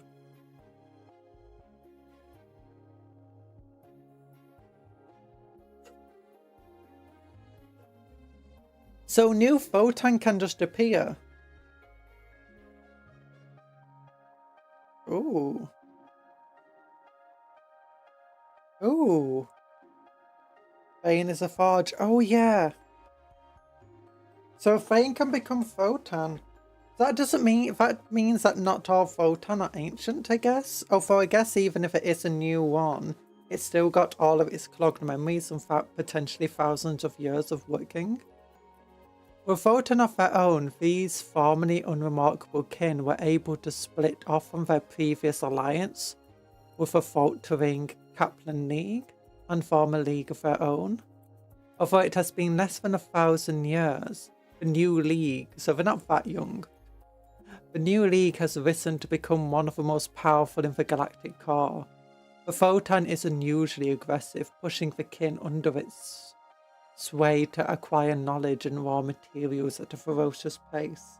Maybe it's because it's younger and it doesn't have a memory clog, and they are not afraid to use violence to achieve their ends. Those who wish to join them must offer significant tribute and swear binding oaths of military service. All kindreds in their hegemony are expected to maintain massive kin hosts and meet demanding quotas of conquest and acquisition. Most of the spoils of these campaigns are then put to use in expanding their forts and bolstering the defences of their precious Votann. The experienced half-kin warriors of the Cronus Hegemony fight forward under a hail of fire. Oh. So they're the yellow and black ones that we see around every so often. Oh gosh, struggling to grab stuff. Swift to anger. As one of the more warlike leagues, the Cronus hegemony has been brought into conflict with kin from other leagues in wars over resources or reputation. It takes little to provoke them, and they do not spare their wrath even against their own kind. Yet other kin often have reason to be glad of the Cronus hegemony's warlike nature. They are excellent allies against alien aggressors and have saved other leagues from destruction countless times. Armoured Assault! The kin of the Cronus hegemony are infamous for their swift armoured assaults. Oh, wait, they also do wear all black, apparently. They take to battle in sturdy armoured transports such as the Sagittar and formidable Hecton land fortress, hammering the enemy with gunfire as they rumble towards a target. At the front lines, the hatches of these transports slam open, and bands of heavily armoured kin storm enemy positions with deadly weapons. With salvos of the kin's advanced burrowing munitions erupting beneath their feet, even the toughest of foes struggle to withstand such a devastating assault.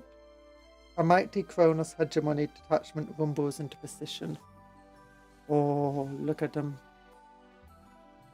Transports! Troops dismount into a fray under cuffing fire of a land raider. Is that just a normal land raider? Yeah, looks like it. Go for a Death Watch. And what are they fighting? Does it show? No, they're just all Death Watch. Salamander Death Watch there. Raven Guard Death Watch. What's their food? They are clones. Do they mean AI have recipes? Yeah, the main AI does have recipes and stuff. The clones also have quite a bit of freedom in how they go about stuff. So you're inevitably... I imagine that they probably have guilds of like cookers and chefs and stuff like that. It's just stuff that we don't really see of them because it's not the warlike side of stuff. So I imagine they do have some sort of food. Or... I mean, for all I know, it could just be that all of their food is basically, protein bars and ration packs and stuff like that are just filled with basic nutrition and nothing else. It's also possible that because they live in these harsh environments of a galactic core, and that everything we see about the kin looks like it's designed for traversing lifeless worlds like, Mars, the moon, stuff like that. It could be that all of their food sources are basically just like these nutrient slurries that they just grow and produce inside giant fats. Yeah, so it could just be nutrient blocks. It could be like, oxygen not included. I have no idea. It's not really told us much about that, but that is the one thing I wish Warhammer lore did focus a bit more upon. Just what basic life is like for these different groups. Because they did do that quite a bit in the past. I say quite a bit, every so often. On the battlefields of the far future, many armies rely on transports to get their troops quickly to where they need to go, to protect from enemy fire and carry heavy weapons forward into the fight. In the deadly fighting of the 41st millennium, the ground shakes the hum of tracked vehicles, rumbling forward to enemy lines. The screams and yells of the soldiers ring out as squads dismount from their transports and join straight into the worst of the fighting. That doesn't sound like a good idea. Raibo Senpai, hello! It's like Silent Queen, it's people. It's people! I don't think the Votann are like that, but for all we know, they could be. I think generally the leagues don't do that bad. The Imperium does. They have Silent Cola. Huge guns rattle and boom off cannons boom of cannons rends the air. The party fire rains down on the troops, who take shelter in the shadows of huge armoured hulks, preparing to spring out on the enemy once their mobile cover gets close enough. The food alone can make you imagine what their life's like. Newcomers are sickened by the corpse starch they assume how grim life is. Eat rocks. Yeah, the Imperium at least is honest. As a Krieger, I do enjoy my corpse starch, yum. If I'm gonna be honest too with you though, corpse starch is not widely eaten in the Imperium. It's not a general food product. There are some... The main thing that we see corpse starch being used a lot is with Necromunda, where it kind of introduced this idea that it's a basic part of life. And it is a basic part of life, but even in Necromunda, corpse starch is not the main food thing, but it does make up a significant number of rations. And it is their main way of disposing of bodies. The other way, they do have another way of dealing with bodies.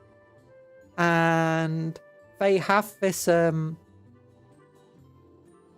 basically an algae that they grow, but the algae itself needs nutrients and, you know, food and stuff. And one of the ways they get that is throwing bodies into, basically composting people's bodies and using the bodies as like the nutrient source of this algae that they grow. So technically, while it is people, or like it kind of comes from people, it's not. That would be like, it's basically this algae that they harvest and grow.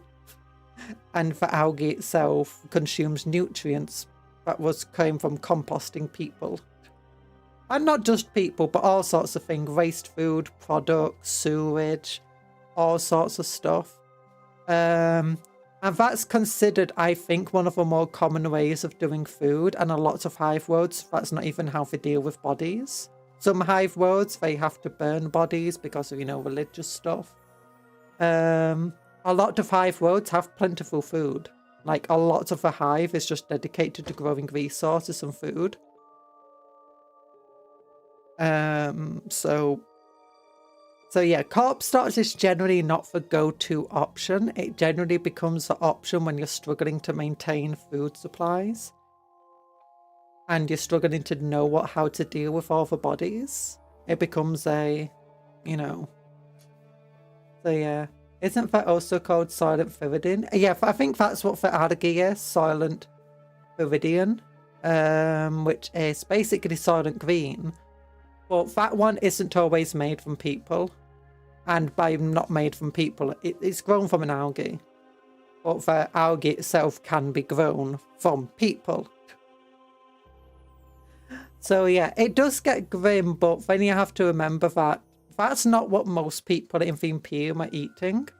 And if you're not on a hive world, your likelihood of eating corpse starch, even on a battlefield, is incredibly low. I think the only exception to that potentially is a Krieg. But even then, mostly from what I've read of a Krieg, is that they will strip bodies of useful gear and then just leave the bodies. Or they'll use them for sandbags. So it's... Admech apparently love their Silent Viridians. Yeah, the Admech generally are very...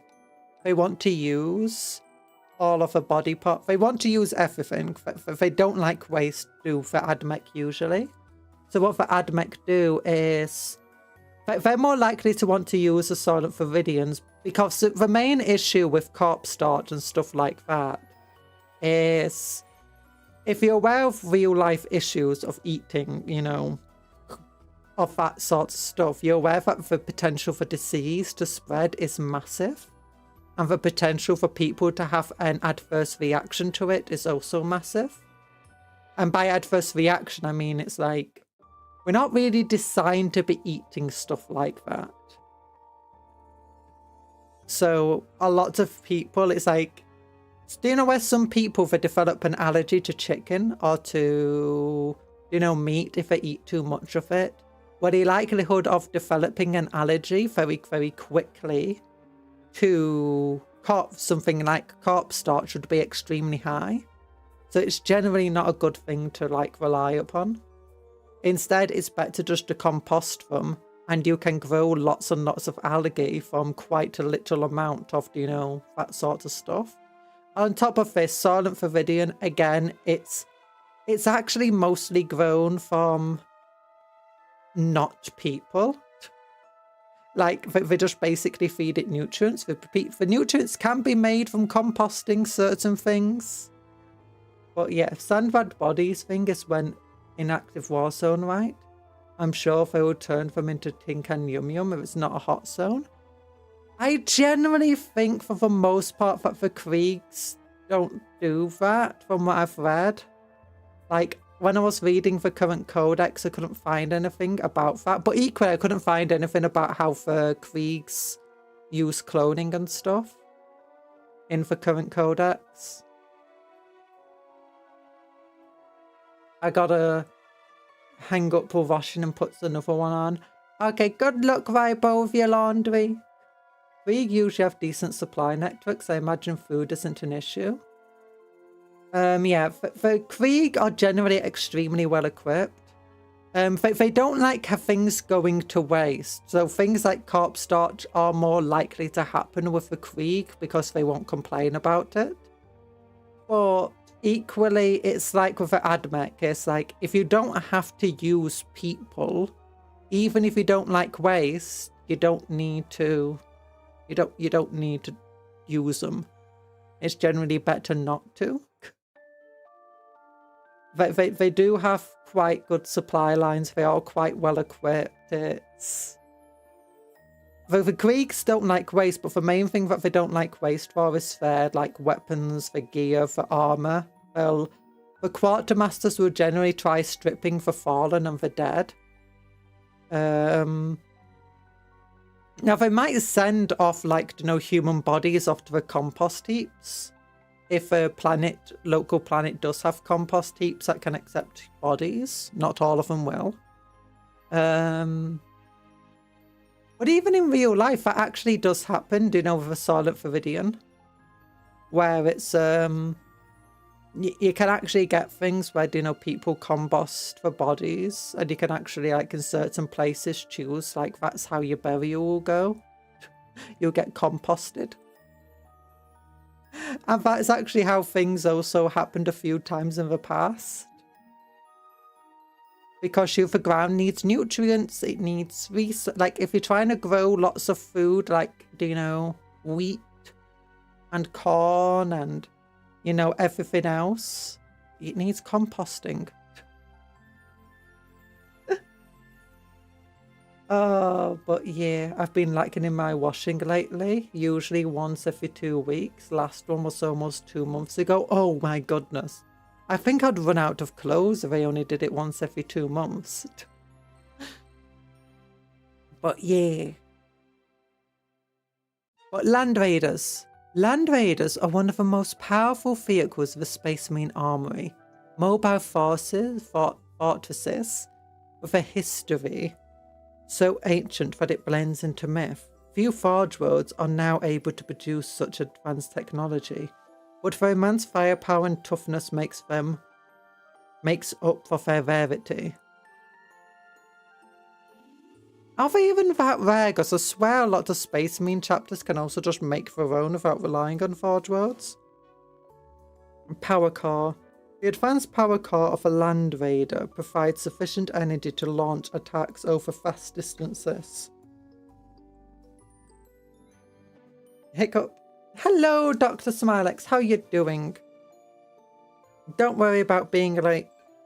The machine spirit is able to take control of the weapons and drive systems of a vehicle. Yeah, Land Raiders, I've said before on the channel, they used to have an ability.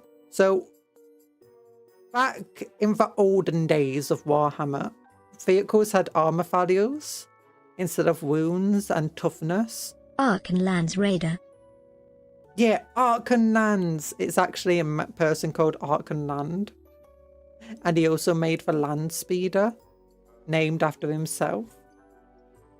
This actually happened in real life as well, for somebody named something land, and there's actually, I can't remember what it's called, but there's something that's named for land something or other, and it's actually named after a person. The Land Rover, definitely. I'm joking, I don't know what it was, but I remember seeing a bit of history on it. I was like, oh, that's cool. But yeah. For land rate, so you used to have a thing where, so you'd take the strength of your weapon, roll a dice, and then compare it to the vehicle's armor value. If it was the same, you got a glancing hit. If it was better, you got, or if it was higher than the armor value, you got a penetrating hit. And if it was anything lower, it just bounced off the armor. Then you'd roll a dice, and basically, if you got a glancing hit, you roll on the glancing hit table. Each pip of a dice, each number related to a different thing that could happen. And on a 6, you rolled on the penetrating table where it had a chance to blow up. On the glancing, the best you could hope for is either disabling its movement or its weapons. Well, you'd disable its weapons until the none left, then you disable its movement, and then you'd blow it up. You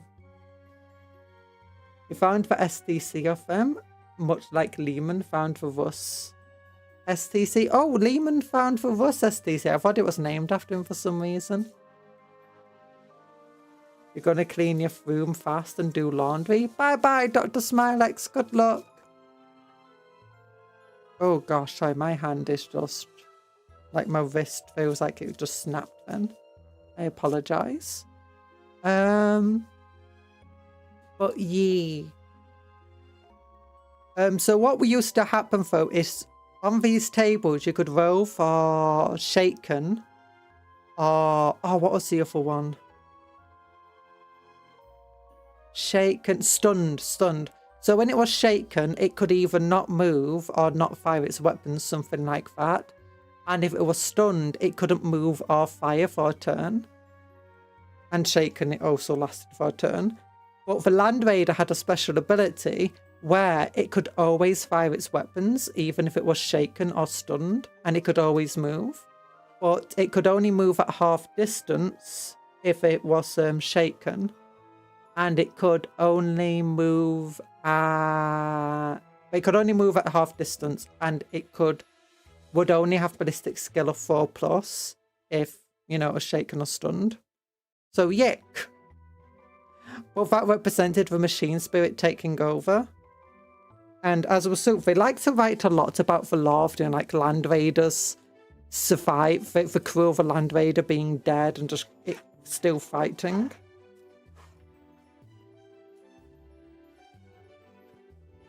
Wednesday's apparently laundry day. Apparently so. Advanced transport. Some transports are designed to exploit the technological advancements that are available in the far future. Bristling with armaments and shielded by the latest armour, they plough forward under heavy fire to deliver the troops safely to where the fighting is the thickest. When empty, they can be used as a mobile weapons platform. Yeah! And even when not empty, they can be used as a mobile weapons platform. Sometimes even better, because the troops on board can also shoot. The Handcam land fortress is fitted with advanced scanners and targeting machine mechanisms. Victory often rests on the correct weaponry being in the right place at the right time. Or the impulsors. I really like the missile away in the impulsors. Biotransports. Some beasts are so powerful, and even in the far future they make an excellent option. Not only are these creatures ridden to battle as mounts, but some are large enough to pull giant vehicles behind them, covered in heavy weaponry and filled with crew waiting to dismount and engage the enemy in battle. Some creatures can cross difficult terrain with ease and are often able to fight themselves. Yeah. So, if you play orcs, especially if you play beast snaggers, these kill rigs are your answer to knights. Like, if you've been playing Beast Snaggers and like, why can't I kill enemy vehicles? It's because most of your average Beast Snaggers will struggle, unless they're basically on one of the big old mounts. The kill rigs, though, they're cheaper than Armiger, and in a single turn of combat, I think they, on average, can kill an Armiger, like on a single charge, and they can bring most knights to about half wounds, at least, on average. And they're cheaper than an Armiger, they're faster, all in all, they're tougher than one. And it's like, if you want your answer to Imperial Knights or to heavy armoured foes, kill rigs are just perfect. They've also got quite a bit of firepower, and they can have orcs on board, and it's... And one of the other things they have is if they've got a bunch of orcs on board, it gives them a bunch more attacks in melee, but making them even more dangerous, and I think that's the best way to use them. Got to go, you're getting sleepy, eating food. Good night, Binary, I hope you sleep well. Orc kill rig acts as both a transport and fearsome weapon in its own right. Yeah. This is really good. Even if you don't play Beast Snaggers, it's still good, but it is better in a Beast Snagger army, for obvious reasons. But yeah, because I was seeing someone and they were like complaining about how Beast Snaggers suck against knights and you got no chance against them. It's like, no, you just want to get a bunch of rigs. In fact, there's no reason not to have a bunch of rigs. They're very tough, they're very good distractions, they're very fast, they can move your orcs to the front line. They're very good at killing knights, partly because they get an insane number of attacks at a high damage and high strength. Meaning that they're pretty much, if they can kill knights, they can kill land raiders, they can kill monoliths, they can go up against hordes of troops and just tear them to pieces. It's basically your answer to anything that the enemy does. Sounds like a lack of board control skill issue.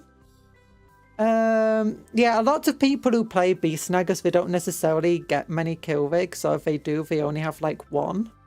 And it's like, no, the kill rigs are cheap. The kill rigs and hunter rigs, they're really cheap. They can be just throw them out there.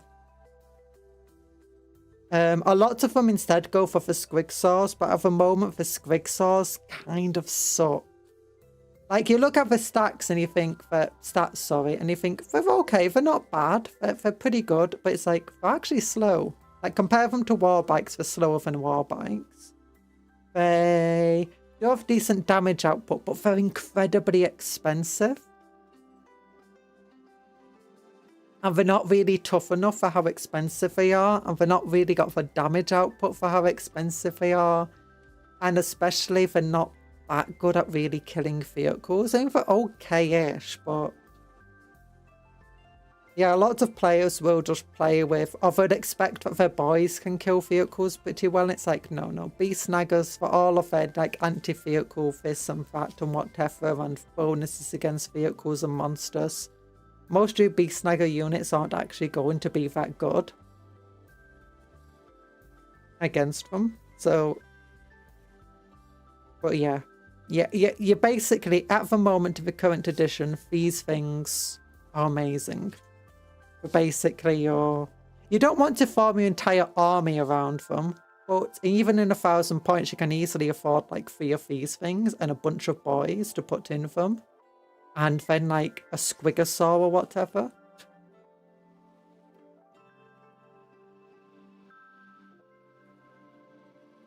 A swift attack force of white scars bears down the foe. Ooh. Oh, this is really old art because those are proper land speeders. And is that a Primaris on the bike? Doesn't look like... no, that looks like the old-fashioned bike. Light vehicles. On the battlefields of the 41st millennium, many armies make use of light vehicles and personal transports that allow troops to cross the vast distances with ease and strike at vulnerable areas without warning. I'm imagining that when they were putting together this book, they weren't capable of getting new pictures. And as a result, they had to use mostly old pictures. That's why we see a lot of, you know, older models in this. It's also possible that it's been in planning and production for quite a long time, hence why we see some of them, older ones. The best, I mean, we do see some of the old combat patrols that haven't been out for ages. The best way of winning against knights is to out-OC them early and try to jail them. Yeah. I mean, one of the cool things though about playing Warhammer is not just playing for OC, but especially if you're playing orcs, is you gotta try bringing down the knights. You know, at least one or two of them.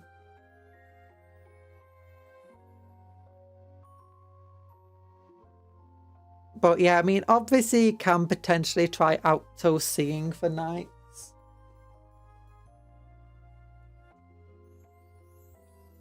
But I think one of the big things that the Beast Snaggers have in fighting knights is that Beast Snagger infantry is more expensive than normal infantry, and Beast Snagger cavalry is extremely expensive. This means that your armies are actually relatively small, and if you don't get the kill rigs to increase your mobility, your army doesn't actually have that much mobility. Like your basic boys will be foot slogging it, and they're not super quick, and your cavalry has like, I think it's slower than most knights. Actually, I think it's 10 inches, so I don't think it's as quick as an armiger. And they'll struggle against an armiger. So this means that you don't generally have as much board control as you might think against the knights, and you definitely don't have the mobility for it. And because you don't have as many units as you might expect orcs to have, it's quite possible for the knights to focus down destroying orc units and preventing that, you know, auto-seeing them. And then adding that just generally it being your first couple of times against knights or whatever, and you can see why it's very quickly going to be a loss against them.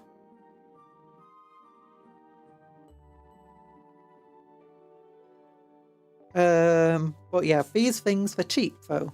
They're cheap. Well, I say they're cheap for what they are.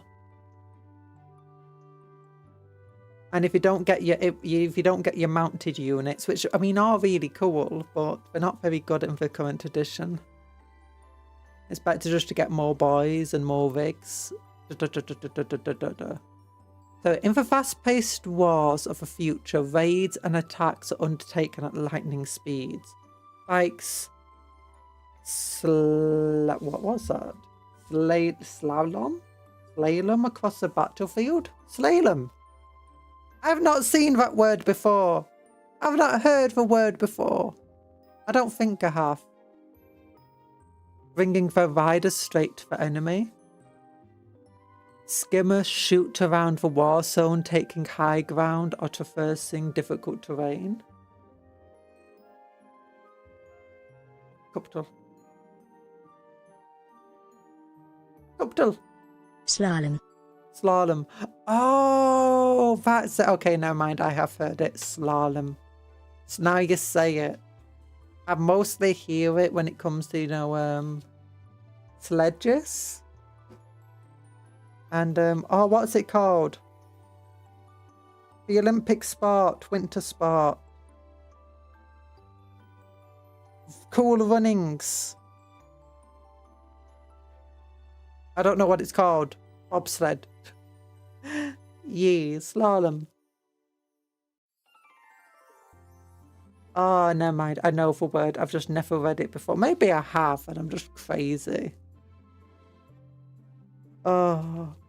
Terrain using it as a firing position to shoot and shell down on their targets. I thought we were going skiing. Yeah, skiing as well. Firing position to rain down, shot and shell on their targets. I'm not really a skier. Actually, I have been skiing once before. At the tip, it was an indoor ski place. At the tip of their attack, jetbikes fly at the enemy. Their cannons rattling and their riders bracing themselves for the thrill of close quarter combat with a foe. I don't think they count as light vehicles bikes. The downhill slalom is a discipline in the Olympics. Yeah, that's why I've mostly heard it. I don't really watch the Olympics or anything. The word just confused me. The bikes. Bikes are typically carry... I mean, I'm tired. I barely got any sleep last night. I'm blaming that. Bikes typically carry 1 or 2 soldiers and their speed and maneuverability. I want a bike that now carries like 16 soldiers. Oh my gosh, grot bikes. That would be amazing. Like, imagine a bike for grots and there's like 6 of them riding the bike. Like, you got 1 on each handle holding the bike. You know, holding the bike handles. Another 2 on the back manning a machine gun.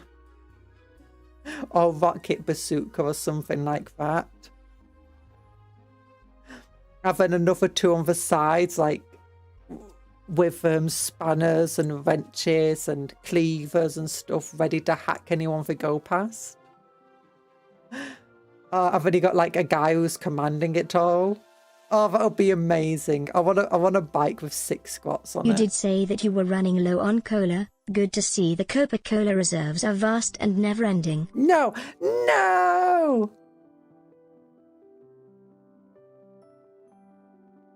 Some bikes operate as scouts.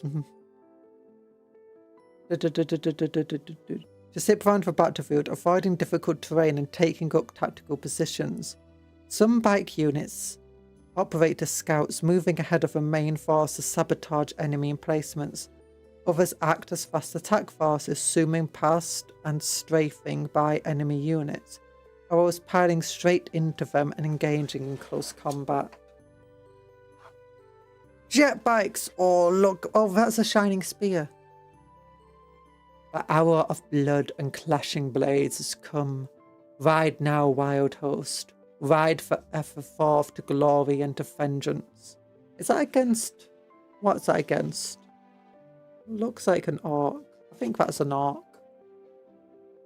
Oh look, the custody bikes. I still don't know how to feel about custodies in the base game. It still feels weird having custodies be something more than myth. And you know, being playable. Jet bikes are one person or 2-person craft that soar above the ground, allowing them to pass straight over difficult terrain without slowing. Typically used as fast attack craft, jet bikes often boast powerful vehicle-mounted weapon and munitions, in addition to personal weapons carried by the riders. Skimmers, now we're getting into proper light vehicles. Do we still have that in the game? Like, I've not seen that for ages. The Tau Piranha. The skimmers are the largest of the light vehicles,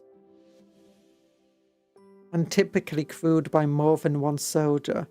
What about buggies and stuff? They're often used as highly mobile weapon platforms that carry out specialist functions.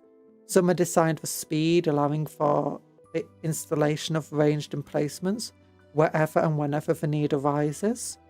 Others are designed for activities like hunting tanks or dispersing infantry. To the website! Let's check if there's a piranha on the website. Don't forget to like the stream, you silly billies. Warhammer 40k. Xenos. Tau Empire. Piranha. There's this guy with Strike Fighter here. There's the Sunshark Bomber. There it is. Yep, it still exists. Oh, it's not changed. I've not updated it in years. Look how empty that sprue is. You could fit all of this into 1 sprue. Oh. Are there even any good piranhas? They don't exactly have much firepower. They're not very expensive, mind you, money-wise, compared to a lot of stuff. Typhonian berserkers take to battle brandishing deadly mining tools. In fact, they use the storm fortified positions and destroy foes within. The augments provide them with additional strength needed to wield the mighty weapons, and give them the fortitude to fight up until the moment of their deaths. Yeah. I think like the nanites and stuff, like, keep them alive and keep them fighting and regen them. Leagues of Votann faction ability. Leagues of Votann combat patrol rules. Secondary objectives. Ooh. Yeah, the Gene Stilicoats Astra Militarum. They're the last ones, I think. Oh no, we got the World Eaters too. Oh yeah, next time we get the magazines.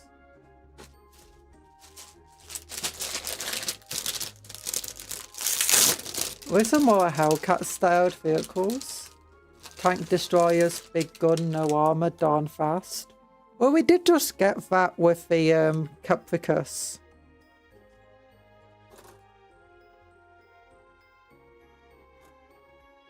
Oh.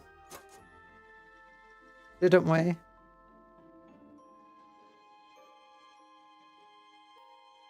Oh.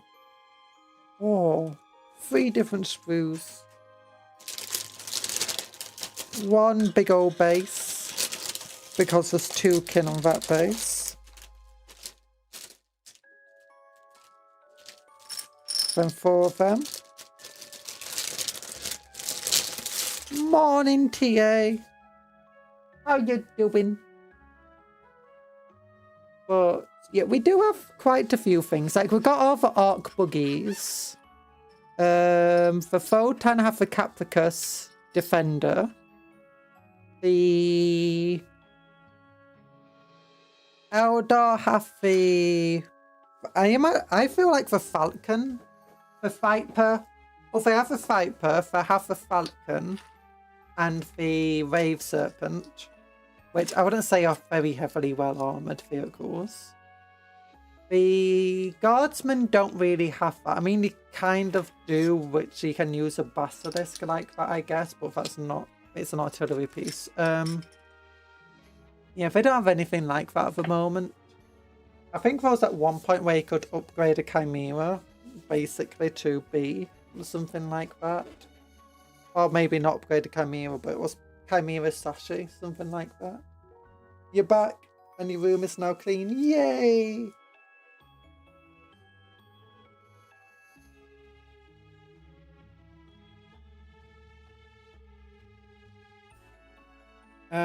The Razorback is a bit like that. It is a transport thing, but it is a relatively fast thing that can have last cannons on and is basically a tank destroyer.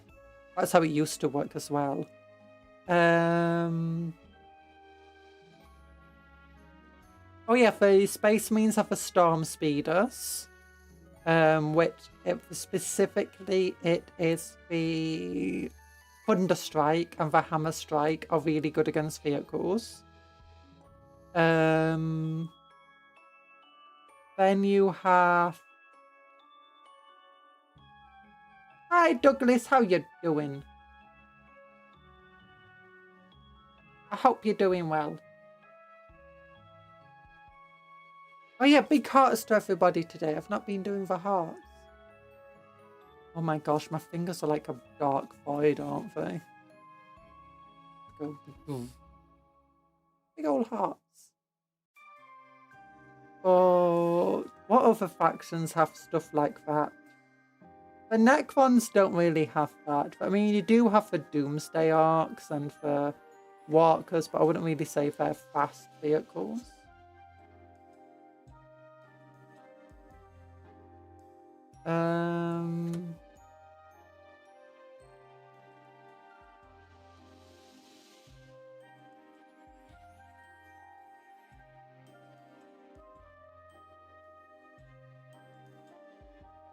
Is it not that much faster than other vehicles? I mean, for Votann it's fast. I'm going to check quickly. What does the Votann vehicles have? New recruit. New recruit. Let me look. Votann. I mean, 12 inches is pretty fast in general. For Purpose Mining Company. Oh, what's wrong now?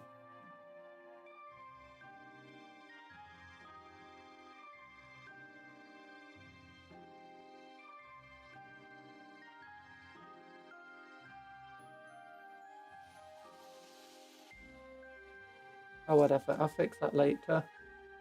Okay, Capicus Defender-ish. I'm looking for it. It has a 12-inch move, toughness 7, opportunistic maneuver. In your shooting phase, after this is shot, it can make a normal move up to d6 inches. If it does, until the end turn, this unit's not eligible. Okay, that actually makes it good. It's got a scout of 9 inches, it moves 12 inches, and it can move after shooting. I think that makes it pretty, like, a very much an epitome of what you're talking about. It also has a Magna Rail Cannon, which is Strength 14, AP -4, Damage D3 +3, Devastating Wounds weapon. And it also has some Magna Rail Auto Cannons. So it very much does feel like the epitome of what you're talking about. And toughness 7 is still very weak for a vehicle. Very light, with only a save of 4+. I'd say that's very fast. Especially if we compare it to like the Sagittarius. Actually, that's 12 inches too. And the high last beam's pretty good actually. It's basically a 2-shot last cannon. With slightly less AP.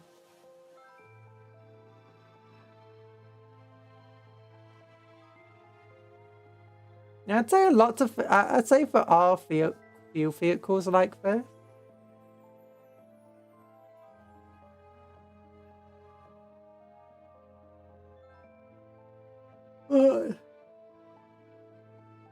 Maybe not. So I got a bit of paint that's on my screen. Just realised.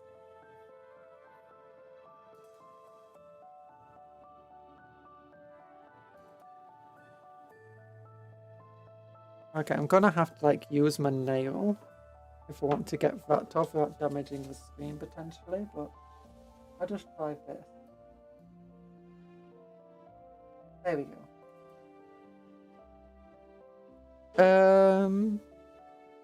But yeah, the Capicus Defender is definitely a good thing. But here we go. Oh, look at that cool art. Look at the ships. Oh yeah, what you were showing before, Anthony, you know, a while back where you're talking about the ships. Look, it turns out you're correct with the fan-made ships. They do look very much like this.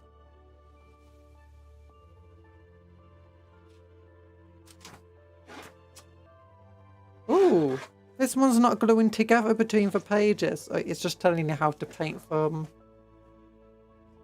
Oh no, I spoke too soon. Never mind.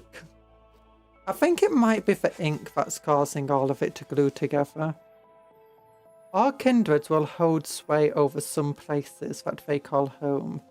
With a small hold world, a nomadic flotilla of vessels, or gargantuan void station. With the leagues each formed of many kindreds boast larger territories still, which they expand, exploit, and protect by charismatic single-mindedness and determination. The better known and more powerful of the leagues, each lay claim to vast interstellar empires that they call territories. These may contain any number of worlds, from those teeming with valuable resources to barren desert planets devoid of life or any materials of interest. Within these vast holdings, the leagues maintain their military forces. Their kinhosts' demand for machinery of war is fed by great centres of production, and the armies are staffed by kin from the many populated worlds that are spread around the territory. Other worlds within the territory will be mercilessly harvested for resources, efficiently stripping them of every last material or mineral of any possible use until there's nothing left to take from them. Once a league has claimed a region, it will mark its borders for indent beacons, broadcasting their claim to anyone who approaches. These claims are usually honoured by other leagues who view war between the kin as profligate and wasteful. However, they take no such view of war against other species, and will happily seize territory by far from other civilizations that are already present in the area, should they be unwise enough to obstruct the claim of the kin. Those who are willing to share their space, or who lack the strength to resist, are often allowed to live. Occasionally, leagues have even been known to form mutually beneficial alliances with them.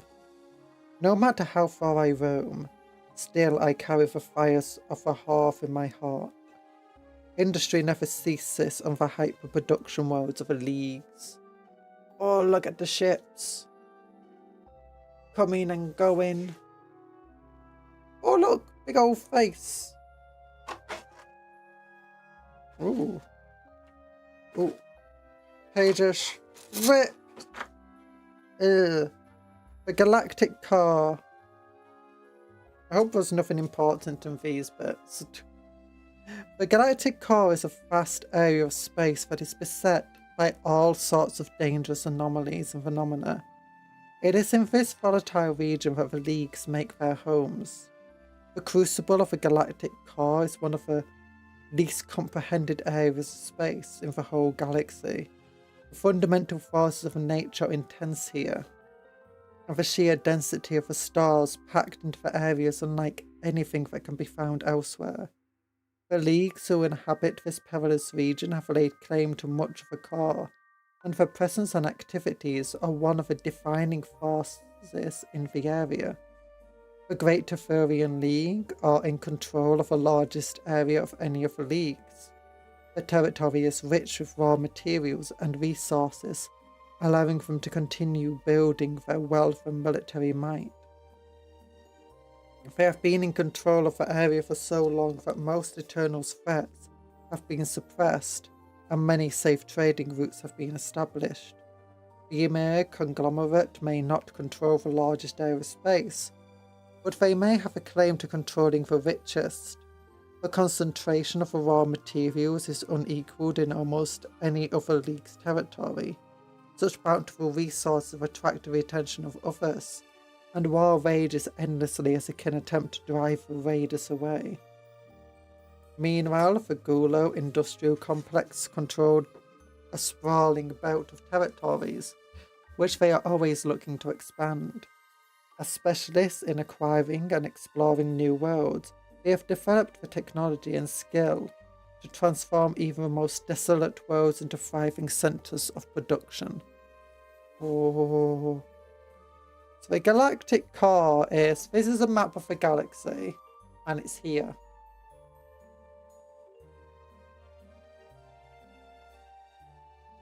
So that's a great rift. That's another warp storm. So they control a decent size of a galaxy, or section of a galaxy. But it's much larger than what the Tau own anyway.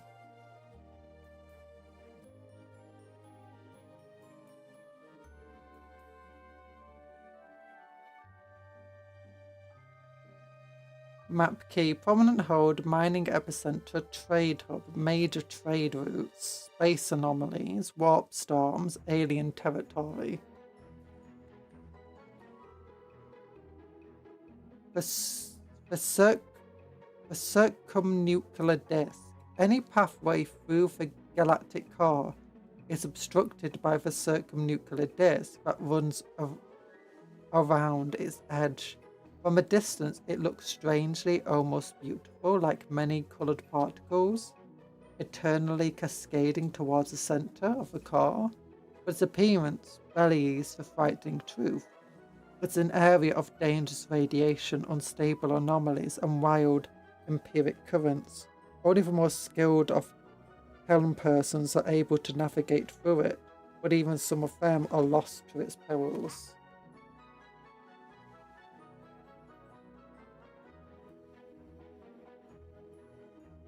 So there's apparently a warp storm there. Alien space. No, not alien space. Space anomaly. Warp storm. Temporal rifts. The cascade. Another warp storm. Lots of alien territories.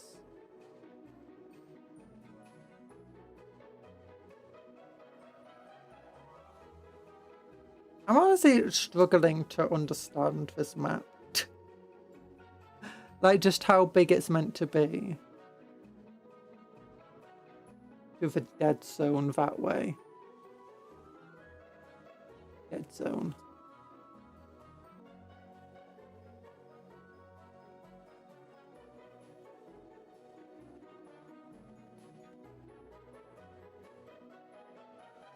Look, instead of graveyard. Oh. Like, if we look here, that's this entire square here of the galaxy, a large square. But this doesn't look anything like the same size as that square.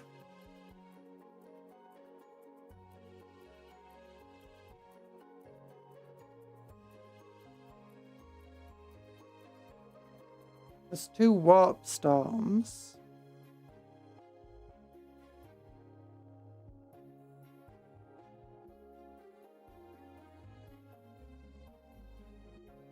But those warp storms don't look like either of those warp storms. Oops, I just whacked this. Okay, no idea how big Kitkin space is. Or how big the galactic core is based on that. Oh gosh. Oh my gosh, look at that giant mining thing destroying a planet. Probably just like a moon, I imagine. Life in the galactic core is brutal and harsh. There's no place for error. And only through the aggressive acquisition and hoarding of resources and technology can anyone hope to stay alive there for very long. It is a harsh reality that these conditioned the mindset and culture of the kindreds who live there. They devote great efforts to seeking out new knowledge and new resources to safeguard their society, and they prize bravery, exploration and efficiency in all things. Even those kindred who have achieved some level of security dare not waste anything or miss any opportunity. They are never far from the precipice.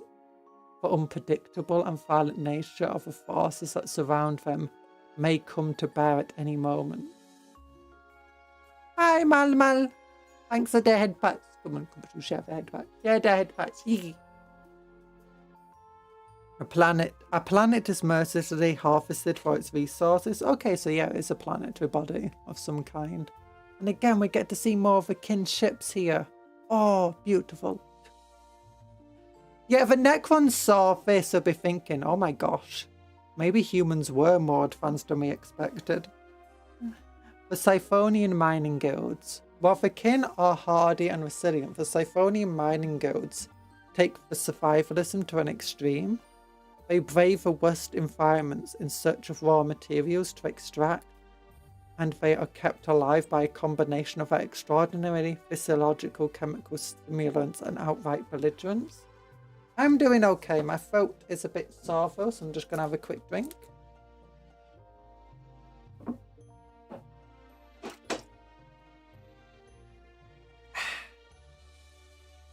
Campaign Aldori through the Arcs. A band of Aldori Rangers have disappeared in the system. A large force of their kin have come to search for them. Oh. Chaos Space Marines versus Orcs. Combat Patrol. Oh, it's stuff about what the Combat Patrol looks like. Scenario. Hunt them down. Ugh. While exploring a derelict space hulk in the void between worlds, a contingent of Siphonian berserkers spreads out with the rest of their crew in search of knowledge that may still be hidden within the system of the ancient wreck. Or they stray too far and become cut off from their fellow salvagers. Soon the readings of their scanners reveal the terrifying truth. They are not alone. Quickly the berserkers take a last futile look at the area and then head back towards their fellow salvagers, but as they move, the life signs of their scanners move with them. Whatever it is in there with them is wise to their presence and is hunting them. The Siphonian berserkers resolve not to flee before this unknown foe, but to meet it head on. They draw their weapons and turn about their bodies, humming with their invigorating cyber slings coursing through their veins. A skittering noise alerts them to the danger. Tyranids. These beasts never give up, and there's only one way to survive. The Siphonian berserkers must hunt and kill every last one of them. Yee. Well, those are actually gaunts that we didn't get in this kit because they've got special weapons. The gaunts we got just had flesh barbers. Oh, and then what's going to be the next one? Next, we're getting these guys, this thing, and then 2 other things. I'm trying to remember what else are we getting with the kin? The Votann. We've already got the warriors. We've already got the Carl. We already have the bikes. Already have the Siphonian berserkers. Already have these things. The Thunderkin are coming in the premium kit. So is there anything else?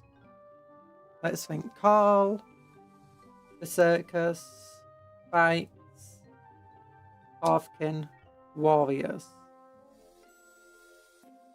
That's 5 things.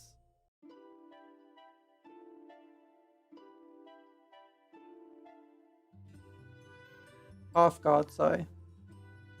Yeah, I think that's everything that should be coming in this box. We can check. I can check the Combat Patrol magazine. Like, what we're going to get next? World Eaters, Guardsmen, Gene Stealers.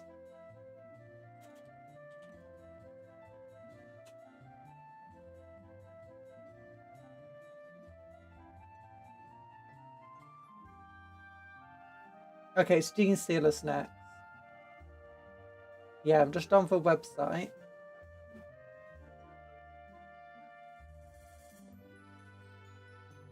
And let's go.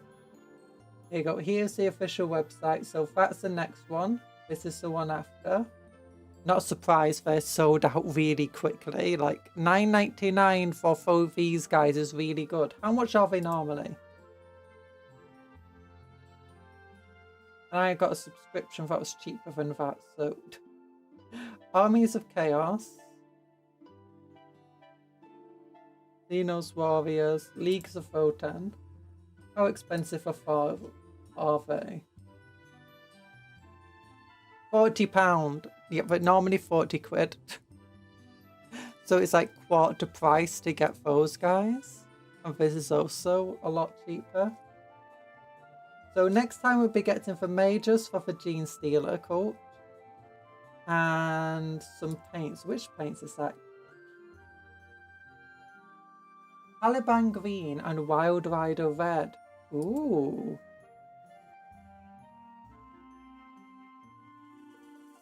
Caliban. What types of colours are they? Does it tell me? It's a base paint. So that's not great. I'm not a big fan of the base paints, to be honest. They are a lot thicker though, so they're generally better for getting a strong colour. Wild Rider Red. And if we water them down, they're pretty good. Wild Rider Red. Like that's what it says, right? Wild Rider Red.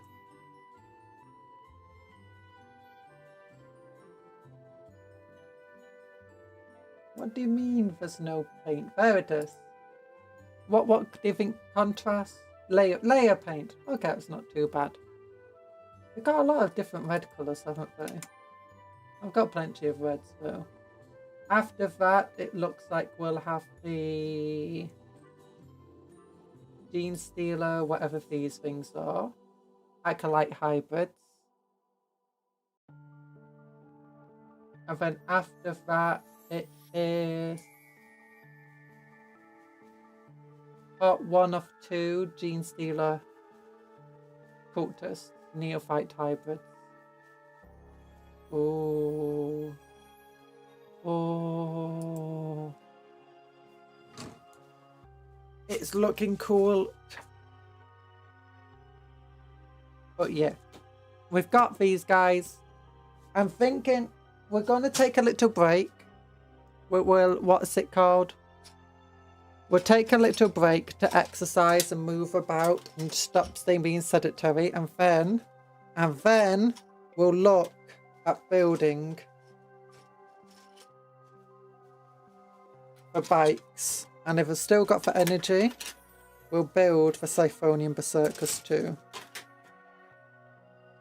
We have to remember not to glue the bikes to the base because, as they showed, it's very hard to paint the underside of a bike, but it will still be very revealed. Oh gosh, this actually looks relatively... I might have to use the instructions for once because this looks relatively complicated.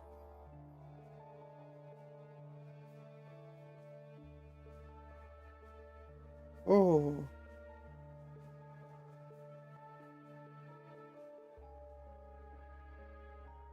Yeah. Hi, Devious. Neophytes are rad. They are rad.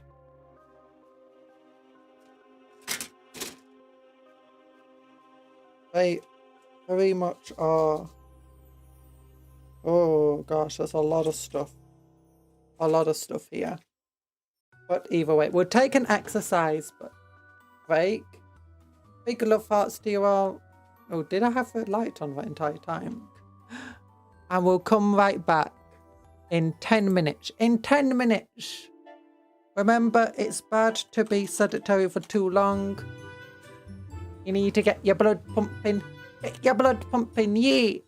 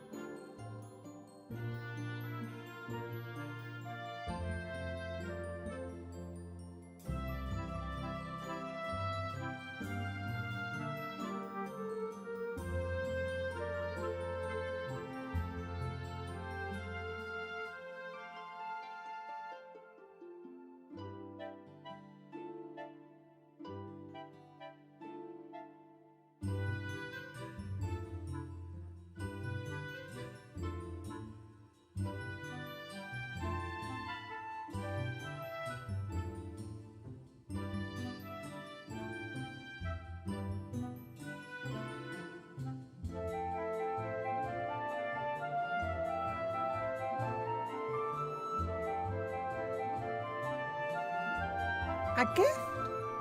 Thank you.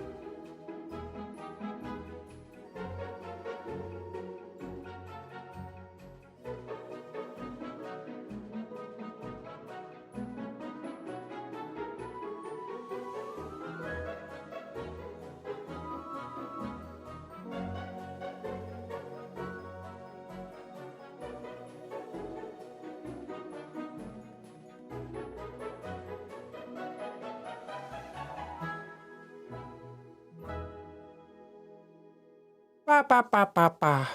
Ba ba ba ba. Where am I? Where am I? Handcam! Handcam! Oh my gosh. I've done exercises. I've stretched. And my tummy really hurts now. Do you think we should use instructions to build these by... Oh my gosh! Mal!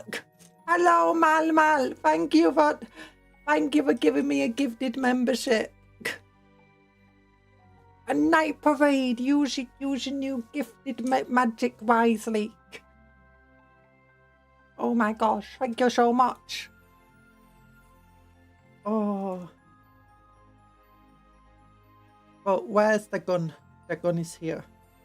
Do you think we should, you know, build these guys without or with instructions?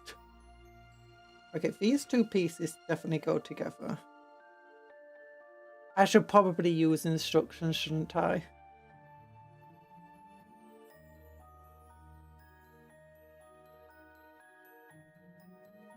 But like these two bits go together. Oh, no, maybe they don't go around, but I expected them to do so. Ooh, maybe they link up to here and here. These two bits go together. So does that one. Oh. Oh yeah, because they have two back things, and then they'll go connecting to this thing. And then for the front one, this is where those two bits go together in between here.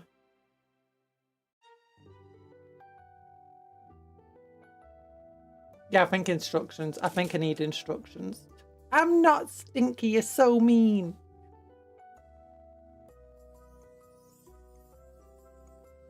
So mean calling me stinky so much. Oh, get you. I'll punch you. Punch. Wait, where did my clippers go? I had a bunch of clippers here. There they are. Clippery doos. Oh, by the way, I bought loads more magnets again.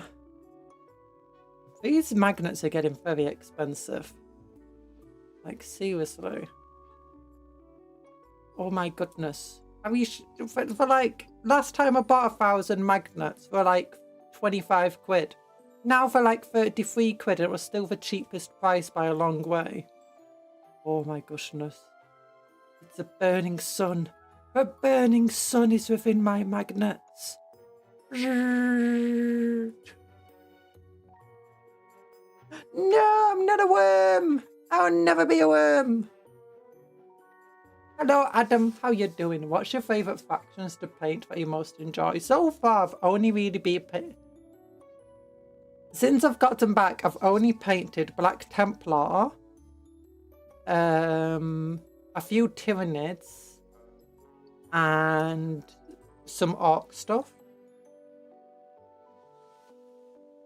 I'd say at the moment the Orc stuff's been the best. Because with the Black Templar, it's hard doing those crosses properly. I'm doing okay-ish. I'm a bit tired. Bye-bye, Dr. Smilex. I hope you have a good rest of your day. Remember to drink lots of cola yourself. Yeah. I've got an Orc still that I'm using as a reference. Yeah, the Orcs have probably been, in some regard, hard but also easy, in which none of the individual colours or attempts of stuff I've tried doing with it have been too difficult. But the main thing that just makes them a bit difficult is there's just so many different colours and just so much going on with them. I can see why a lot of people, when they do Orcs, they kind of just paint them all like one colour. But it's been nice. Also, I like painting. I need to fix this arm, actually. It's a bit too dark along there. I need to get like some green paint into there, just really watered down. Fix that issue on the arm. What about this arm? Is that fine? Yeah, it's fine because it's in quite heavy shadow anyway. I just finished my World Eaters Berserkers. Ooh. What colour did you paint from? Did you paint from white and blue, or did you go for the red colours?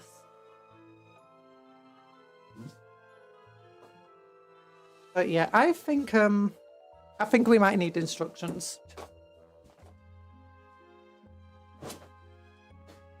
Okay, which one of these has instructions in? This one. This one. That's a cool model. Thank you. It was an arc knob I turned into a mech boy.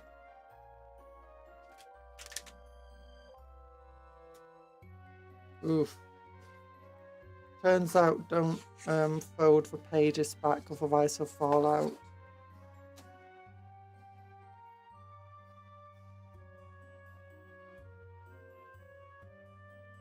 Oh no, those two bits do go together, never mind, I'm insane.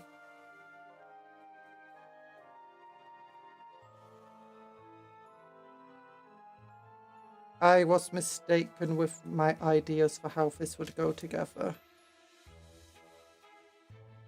Instructions help after all. I think if I did some dry fitting and stuff together, I would have been able to get it eventually. I come back to her claiming she paints. This is a lie. I just showed a painted I come model. back to her claiming she paints. This is a lie. She doesn't paint anything. Just ask her pile of grey. Look, look. I paint lots of stuff. I've been painting that giant vehicle. I have loads and loads of painting streams on the channels. Sure, it might just be painting the same models constantly because, you know, it's really slow going. I do sometimes think maybe my process of going super slow is bad. When I look at some of these other channels where they paint loads of Warhammer for like these big campaigns and stuff, but when I actually look at like what they painted like in closer detail, I'm like, you know what? Actually, I'm kind of...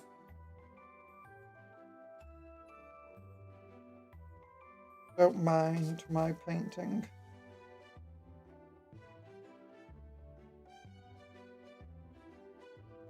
Oh no, it's not 9 and 10, it's 3 and 4 apparently.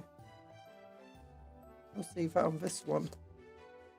Is that 3 and 4? No, it's 9 and 10. What about this one? Oh! There's like 2 little bits. There they are. I didn't notice them. Okay. Are the painted models in the room with us right now? Yes! Look! I just showed it!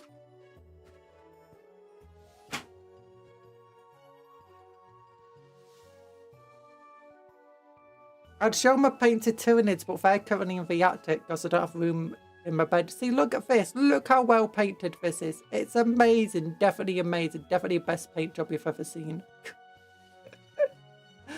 I'm joking with you. I'm sorry. And this is what I've been painted. Oh yeah, I forgot to show this. Wah! Yeah, I've been painting this a bit more. Sorry, the camera's a bit lower, so it doesn't appear all on screen anymore.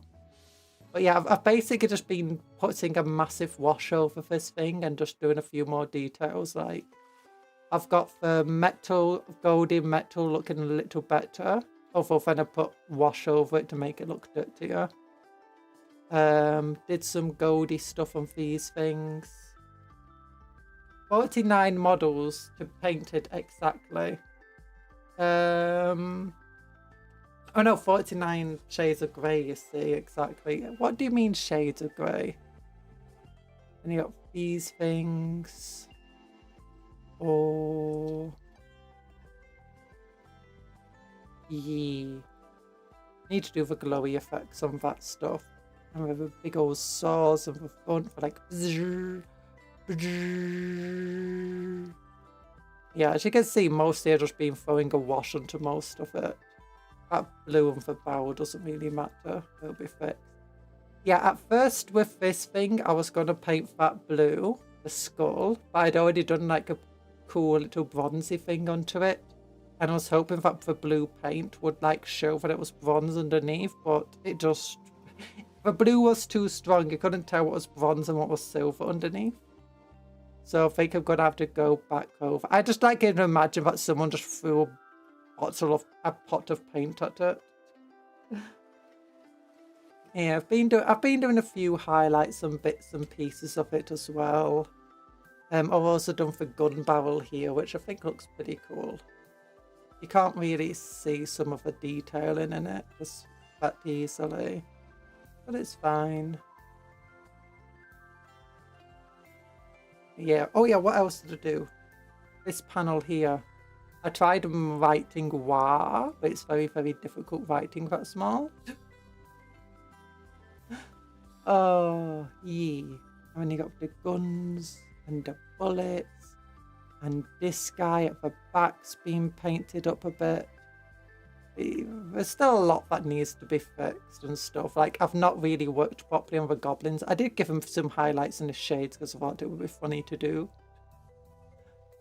Like, look at that cool gobbo. Look how cool he is with his shades on. And look at that stinky gobbo at the front. Hello, Crazy. Crazy Nick. Hello, Crazy Nick. How you doing? That gun barrel is definitely a 5+ to hit. Look at all the heat discoloration. Must be warped to heck. Yep. Fox don't care. Also, if you look at it, it is slightly bent because this gun's not meant to go together like that. It's meant to have one of these big old panels in between it. Oh gosh. Look at the cool mode line though. Don't you love it? I actually don't mind the mode lines, especially when it comes to the orcs. But even the Imperium and stuff, like, they mass manufacture these things. Obviously it's gonna... Actually, is that a mode line? No, that's just a seam line from where the two pieces glued together, sorry. I don't mind it too much, because, you know, you've got... The Imperium mass produces stuff.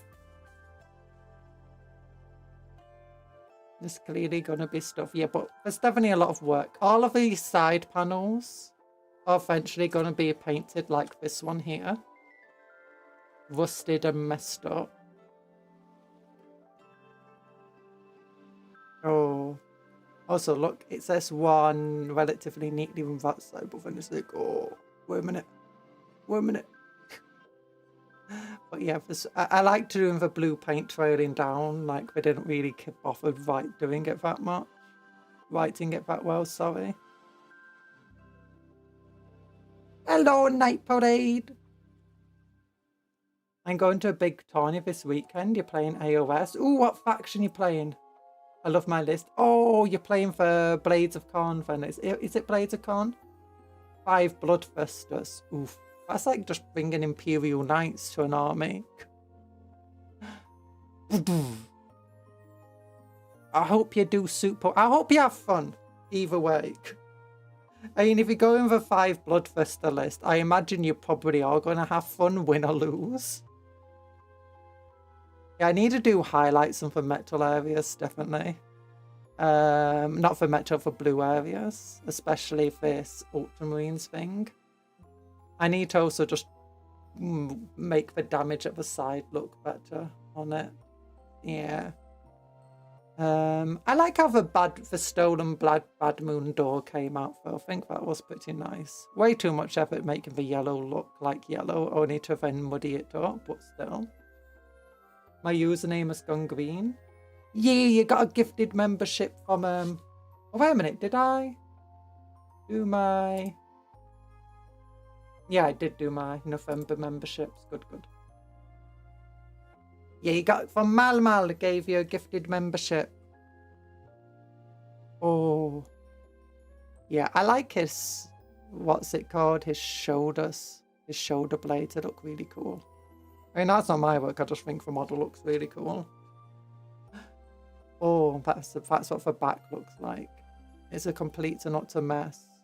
But yeah, I've been painting this thing in 40k. We have a crusade going, and you're doing really bad.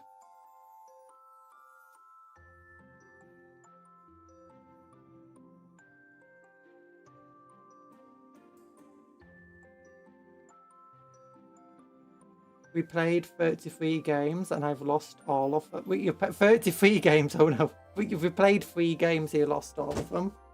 Well, have you been having fun though? I imagine... I don't know how Age of Sigmar plays too well, but In 40k, I know that the Bloodthirsters would probably struggle, to be honest. Actually, I don't even know how you'd have 5 Bloodthirsters in 40k. I don't think you can. So I'm guessing that's not your list in 40k. Unless there is a way to do that. Where's my glues? Here we go.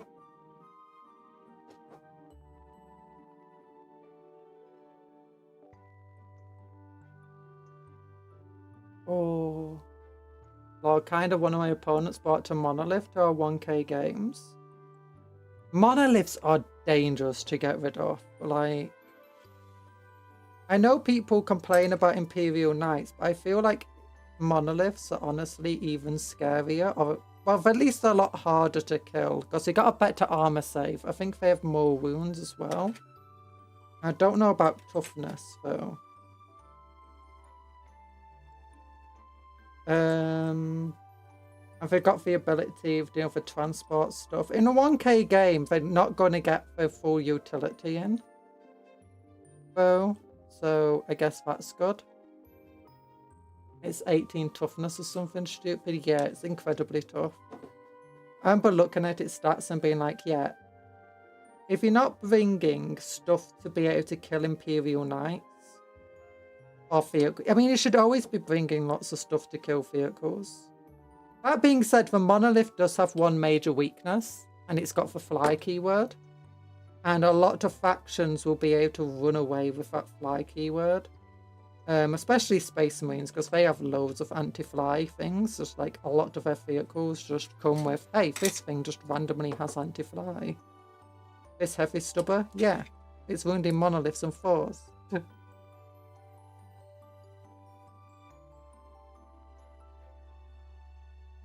There we go. That's how it goes together. And then these two things, it looks like goes on it.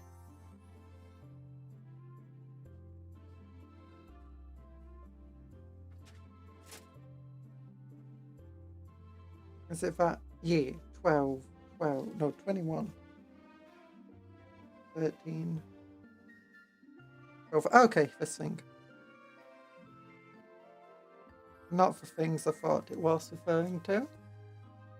I played what I wanted. I bought 18 Blood Crushers and a hero in each squad. Ooh. And that doesn't sound like the worst thing in the world.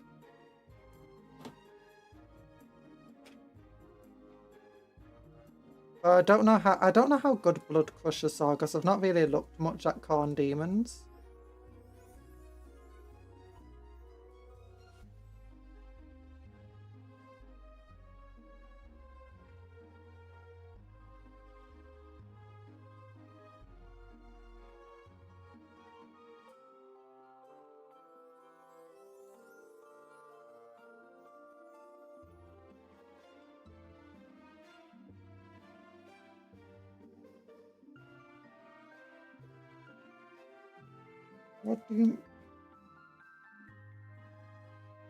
What do you mean it goes like that? This doesn't... Oh, that's why. I'd completely missed the step. Okay, we got this piece that needs to go on now. They do mortal wounds on the charge 4+ for 7 guys in my unit, and they do D3 each and a battle shot. Ooh, that's not bad.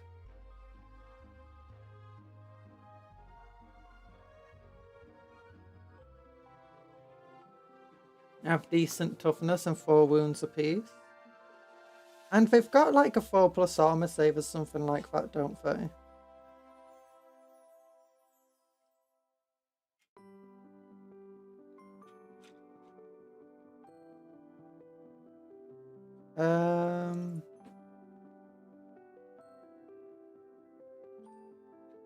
Yeah, there we go. This goes like that. 3+ and ooh, 4+ invulnerable. And a 3+ armor save, that's cool. I mean, D3 mortals each on a 4+, so that's an average of 2, but 4+, that's 1 each. So on average you do 1 mortal wound each. 7 models at 7 mortal wounds on a charge on average. But up to 21. Minimum of 0.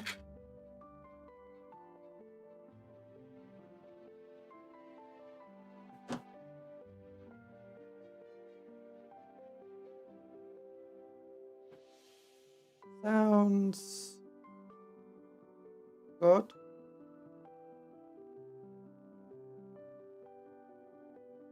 But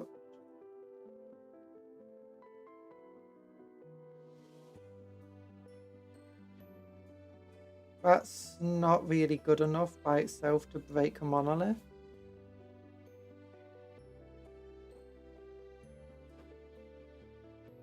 Here we go. Yeah, I've been playing since I was like in my single digits.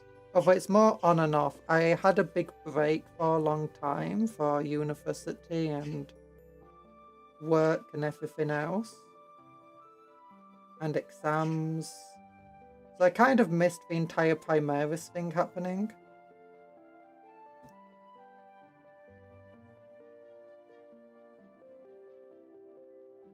There we go. Me and a friend started on Christmas. I bought him a SC Nurgle box and I got a corn box. Ooh.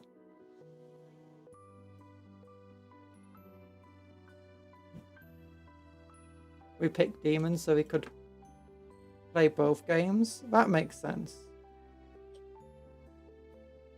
Especially since now they use rounded bases in both systems.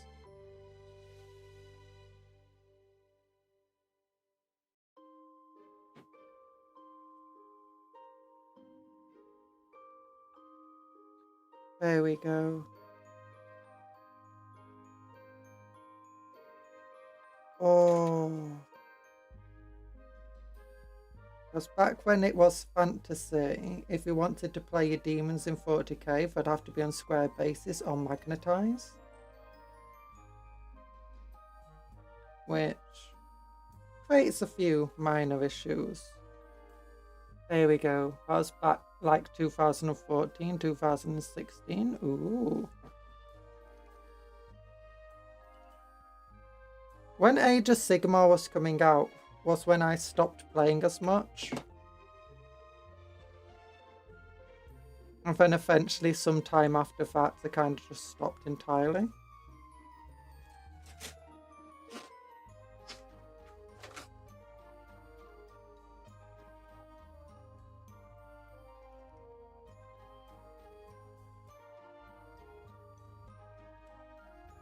And 14. I need to look up my new recruit list for this. New recruit. I know what equipment I've got on my League of Votann models. Okay, Harkin Pioneer. Harkin. So we've got one Pioneer with Iron Beamer. One Pioneer with Panspectral Cannon. What does a high last rotatory cannon do? 6 shots at strength 6, AP -1. Iron Beamer is D3 +1 at strength 8, -2 blast. Okay, yeah, that's cool. Comms away, lets them... Roll a d6, get a CP when using a stratagem on them. Panspectral Scanner. Reroll a hit roll of 1. Honestly, is that even worthwhile? Isn't it better just to go with like 2 Iron Beamers? No, apparently can only have 1 per 3 of them. Okay. That's fine. So I want the Iron Beamer.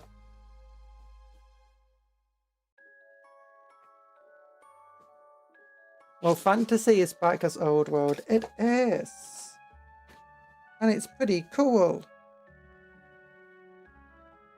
So how do you put an iron beamer on you guys? I'm guessing this is the comms array one because it's got the comms module. I'm guessing this is the iron beamer. And this one is the panspectral scanner.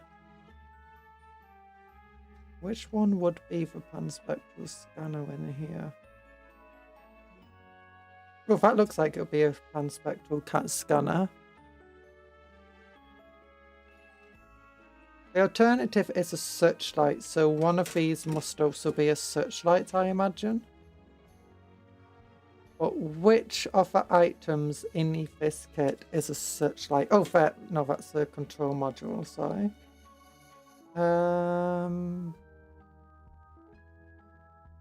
Nothing really looks like a searchlight. And that's just a normal headlight, not a searchlight. Yeah.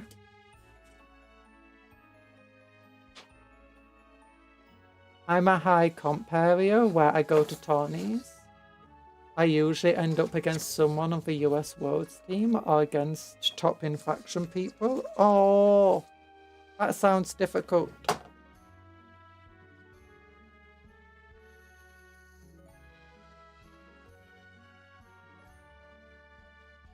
Oh wait, no, there's a searchlight. Okay.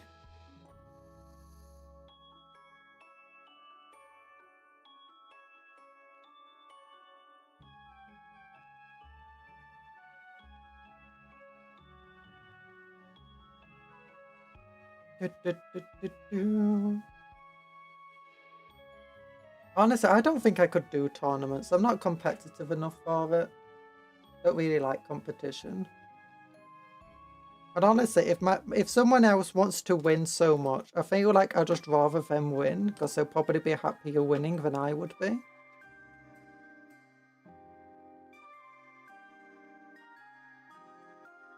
Like, I don't care too much about winning. You win. Your rolls have been bad. Let's say we can just re-roll it. 16, 17, 19.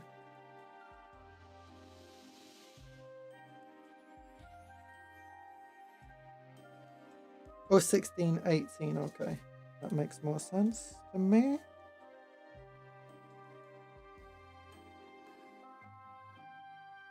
Hello, motivated dead. Will there be painting or just today? Just assembly. Gosh, we got the magazine, so I've been reading the magazine, the Combat Patrol magazine. This whole thing, and now we're just assembling the stuff that came with them.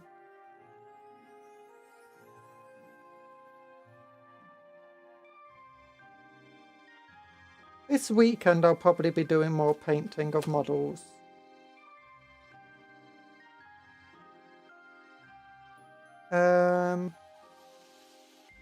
Where was it? Oh, here we go. Tiny little 17 here. During COVID, I was able to be the US #1 corn player. It's got the attendance numbers. Willow. Yeah. That makes sense. And I got this with the attendance and going like 0 to 5 all time. Ooh. That sounds pretty cool.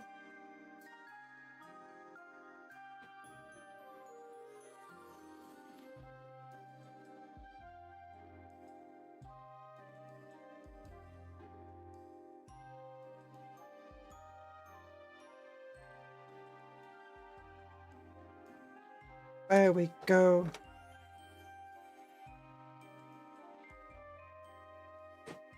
Kin warriors. Okay. Votann models are pretty nice to make, if I'm gonna be honest. I say if I'm gonna be honest, why would I lie about that? But yeah, a lot of the Votann models, when I first saw them, I'm like, well, okay, but as I've been building them and have my hands on them, I've been like, you know what, I really like these models. They go together pretty well. There's room for modulability and customizing from if you wanted to. We're not customizing or kit bashing much at the moment because I don't really even know the models that well.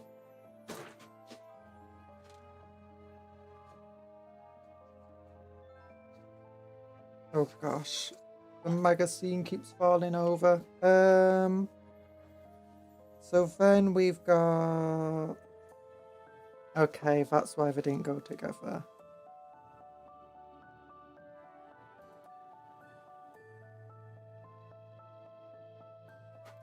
Oh no, I'm dropping pieces everywhere. Where'd it go? Piece. There it is. Tinies aren't that stressful. The first one might be, but you meet people who are in your hobby and it's easy to make friends. Making friends! Making friends! What is this? Sounds like some sort of heretical magic to me. Oh.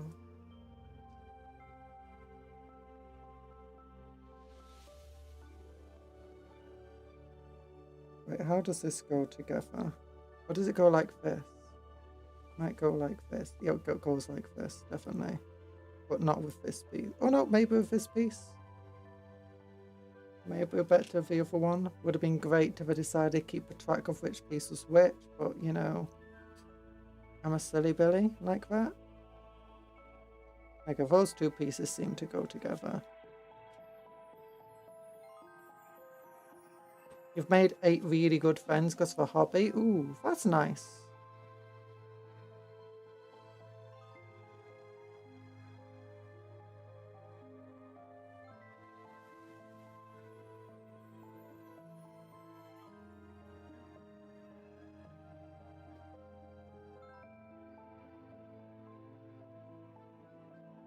Da, da, da, da. There we go.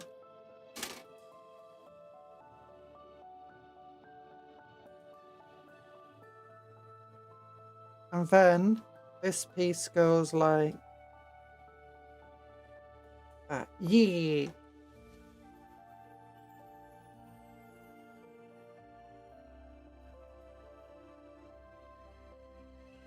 Nice Laneshi side, you're correct. Wait, 8 good friends. No, that sounds corny. Isn't 8 like Korn's number? Oh, that doesn't go there. Okay, what about here?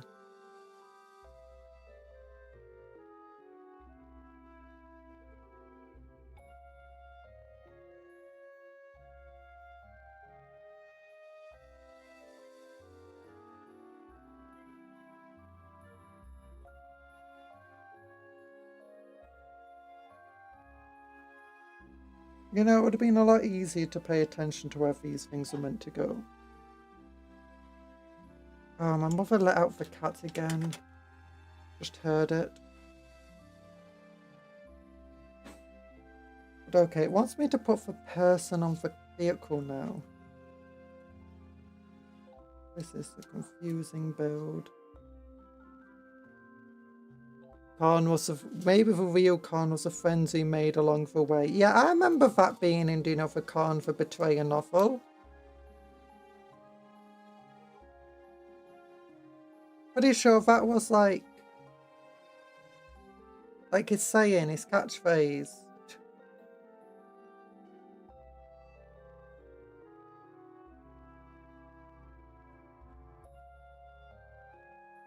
He loved making friends. And then betraying them. You can't be Khan for betray if you don't have friends to betray, you know.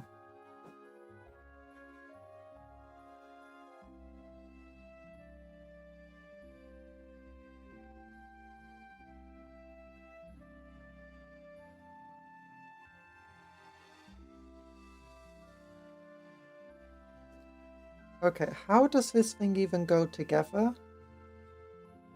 What the heck is... Okay, some of these pieces, the sprue is connected to the model in a weird way, like it's right on the collar. So it's hard to get the sprue off without damaging the model.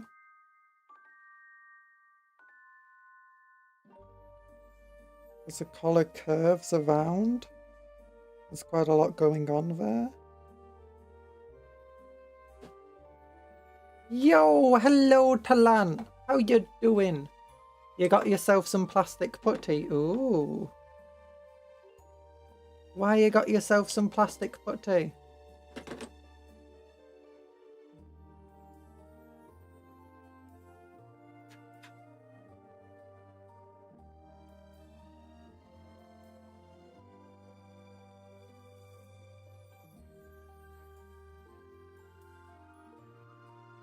Oh, look at that.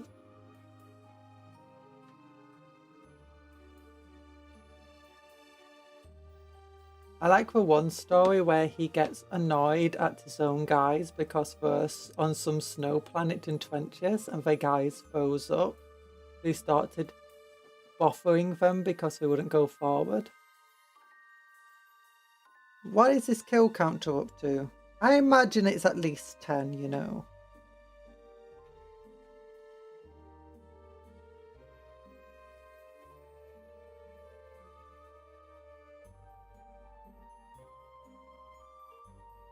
Can't imagine it's lower than 10.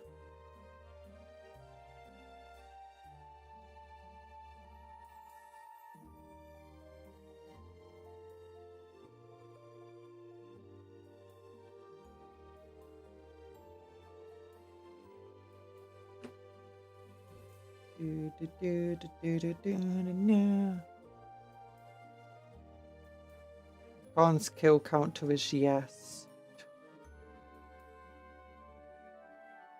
Okay, so you would go here. You would go here. His little feet don't reach the pedals. No.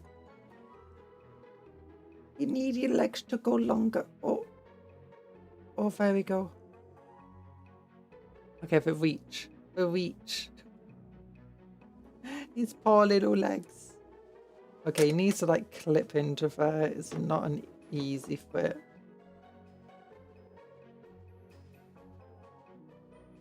Manus dropped at least a dozen Moabs.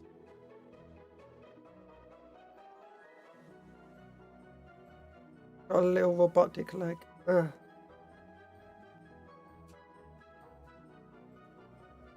There we go. You mean the balloon? The mother of our balloons? Which, that's not what it's meant to say. Whatever the word is.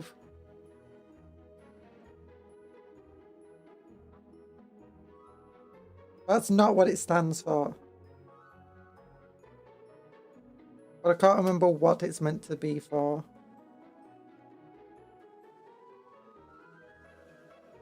The mother of our balloons. No.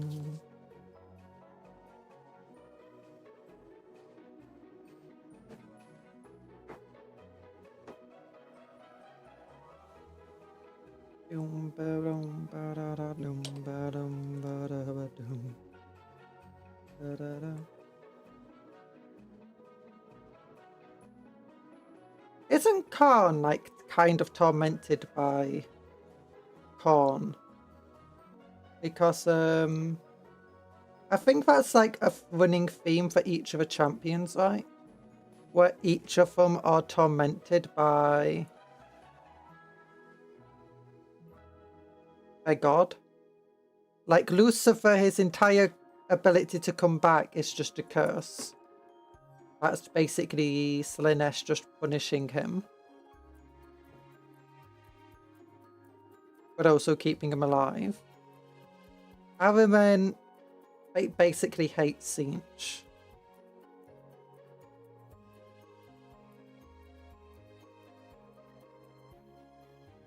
Does make me wonder if one day he'll actually betray Sinch fully. Oh, there's like a little grenade arm.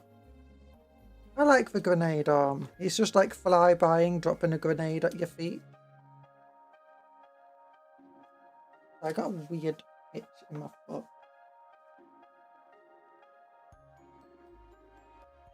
I remember my Tyranids v World Eaters game. I threw a mail scepter at Khan, but it didn't help. So I inked him with a Termagant Swarm from a Tervagon so my Hive Tyrant could deal with him. Pocket 10 Termagant, go! You're playing Pocket Monsters. Something about how he is the only one trying to keep his will and doesn't want to become a demon. It's him wanting to go as far as he can and keeping whole. Oh.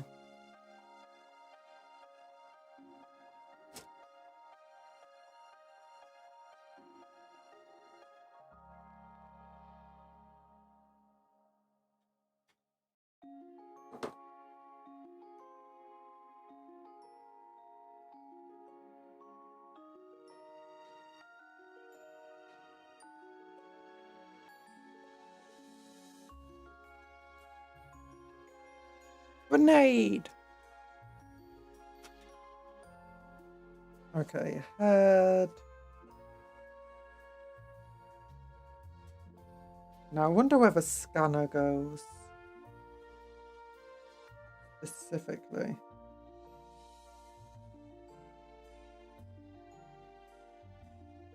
No, not the scanner, the comms array.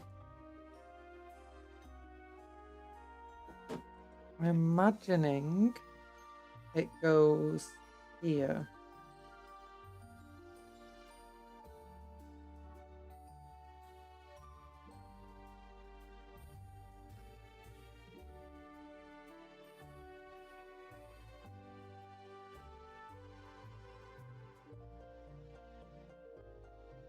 Yeah, like that.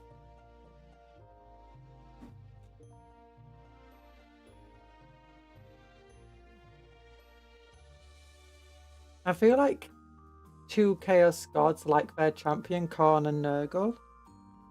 Yeah. And for champions like their gods, potentially. I think Tzeentch likes Ahriman. And I think Slaanesh, in their own weird way, likes Fulgrim. Not Fulgrim. Lucius. Or Lucifer, whatever his name is.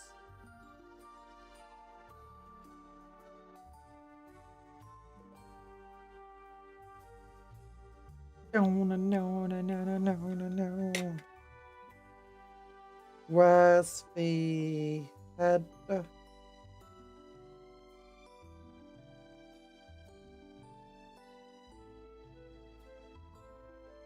not any other options for heads in here? Okay, there's two options here. Don't like either of those two options. Don't like that option. That option is okay. Oh, that option's okay, actually. But what about in here?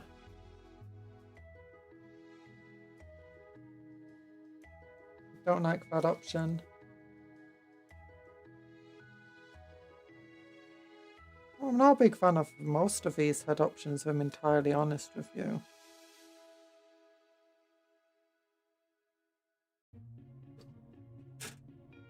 Maybe it's time I go through my other kit again. My spare bits.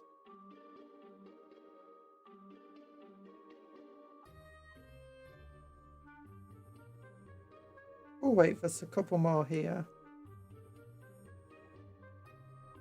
You know what, I'm gonna go with this one. Not a biggest fan of it, but I think it will go well with a grenade head. With a grenade arm, sorry.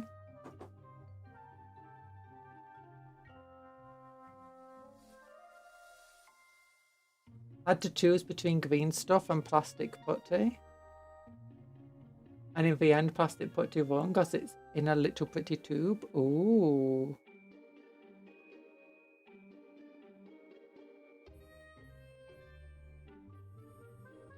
There we go. Oh.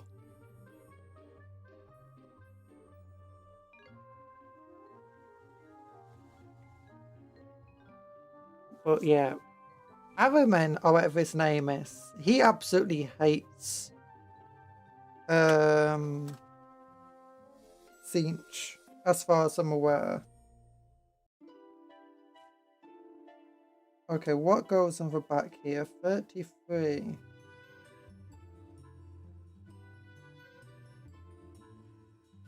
What is that the equivalent of? Looks like some sort of pipe.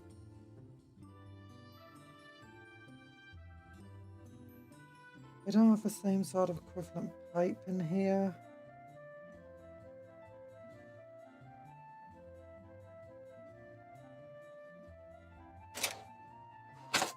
Gonna have to look.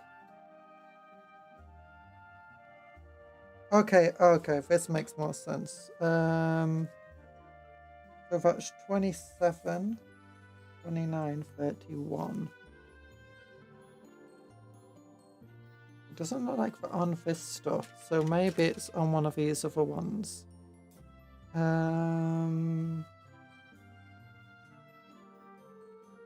Okay, here they are. Yeah, I would go with 27.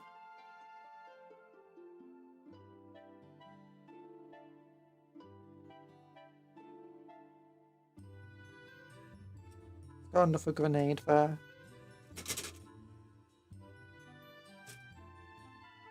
When 27 goes with 28, which is on this one, which is that.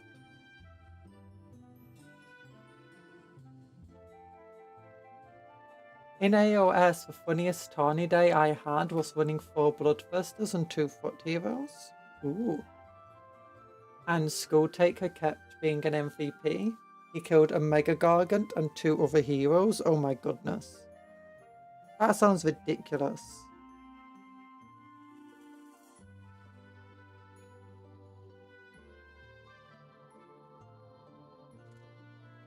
I have to repair 2 Bloodthirsters tomorrow or Friday.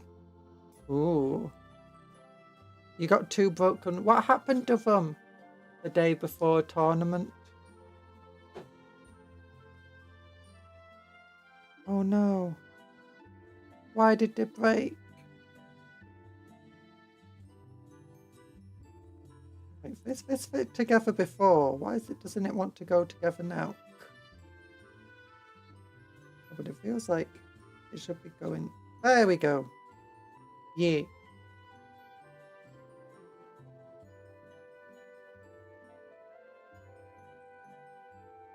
I just had it wrong. Oh no, the... It fits! And then this goes on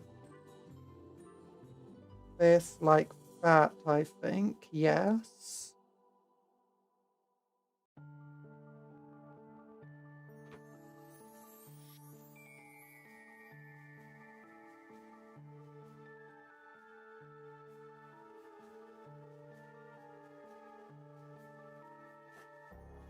Oh gosh, there's still more sprue on these things.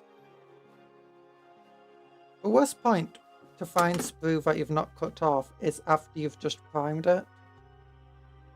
Or while you're painting it. It's like, oh. Oh. Well, that's part of a model design now.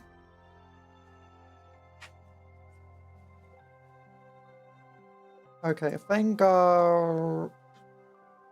19, 20. So you go on...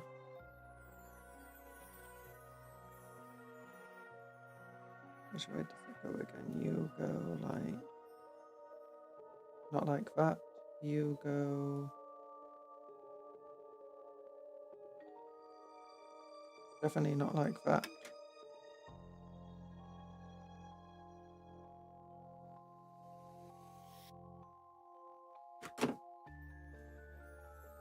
How?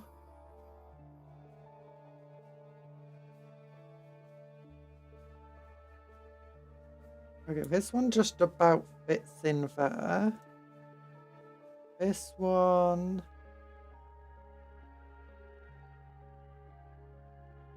Oh, really does not want to fit in here. But it does. Okay. Good. Okay, so we'll just glue it now before I break all the pieces trying to dry fit them.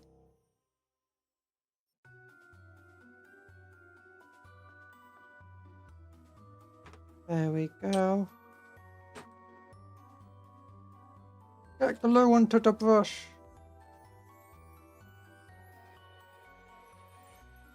Hello, Tail. How you doing?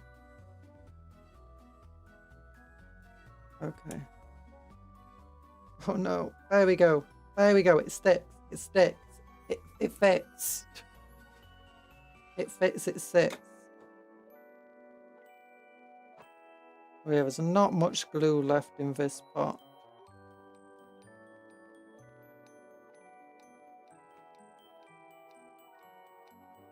There we go.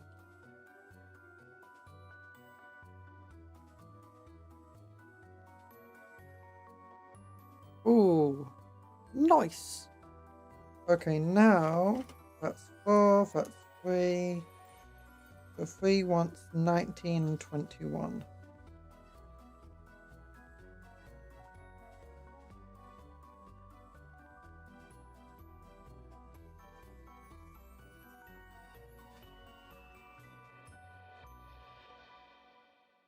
I have what?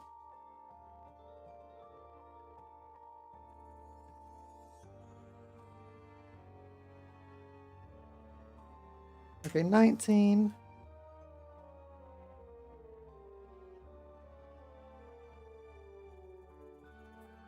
That one's 3.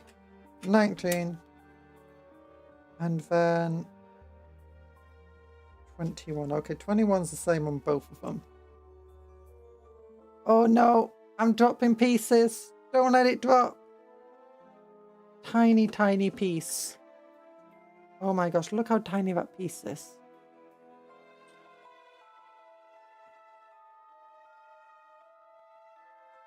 I can't hold that with gloves on.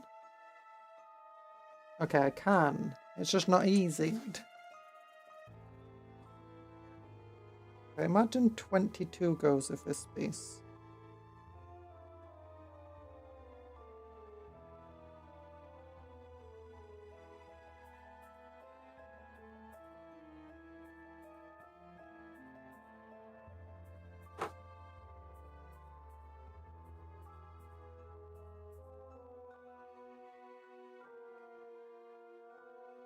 There we go, like that. So we will go do.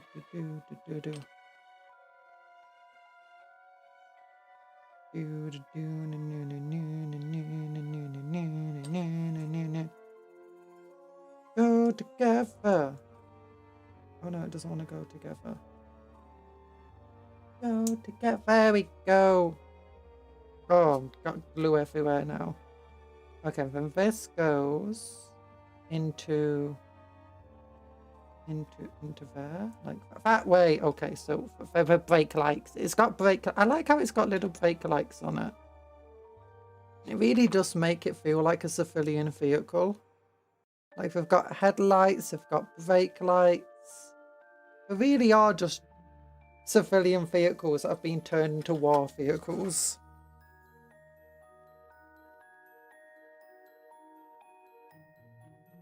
Okay, that being said, some military vehicles also have brake lights and headlights on, but they might remove them or turn them fully off when it comes to, you know, being on the battlefield.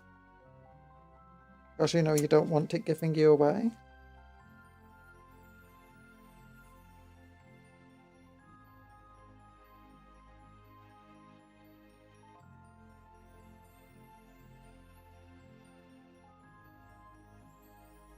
There we go. Yeah. Hello, Archeon. How you doing?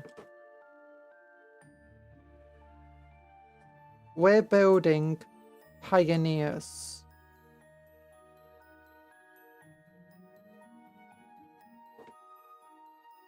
The cool little dudes.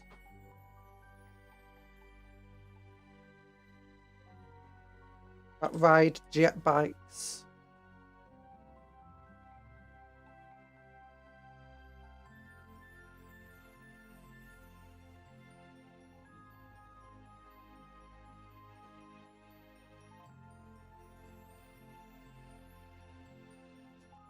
What I find fun is if the Imperium ever defeats the Votann and like captures a car, the Imperium would have access to so many STCs that it had forgotten.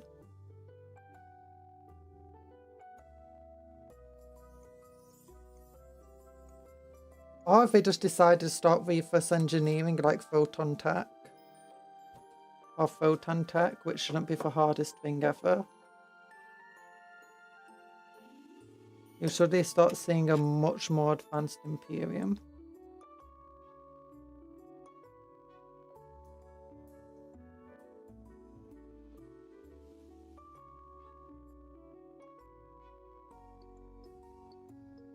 Did you see the trailer of Titus? Yes, I did.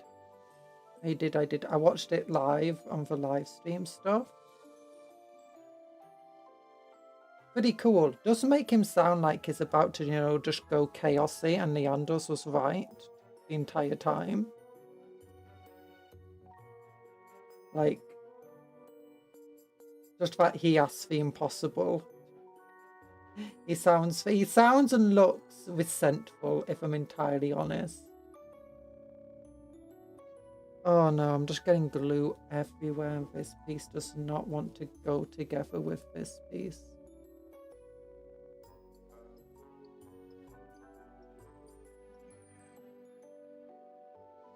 Oh gosh. I need to pedal the ships now. You say that as if it's not been the thing forever, 14. Like, do you know how Imperials get the power for the ship?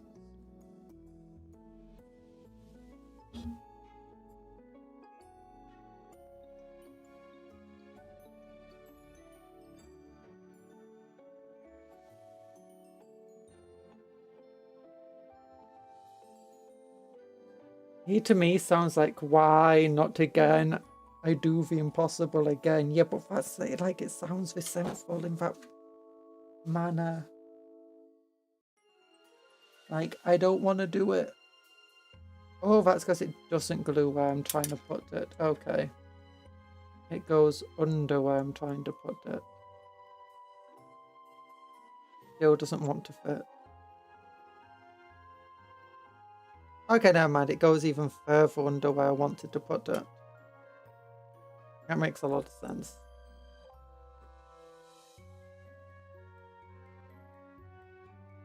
Yeah. Have you also read the Warcom article, the Warhammer community article, about the captains of a second company and how Titus became captain again and what happened to Captain Ackerman, the other guy who can only spare 3 men? And Chiron, the other cool sergeant who was with you, who became a lieutenant.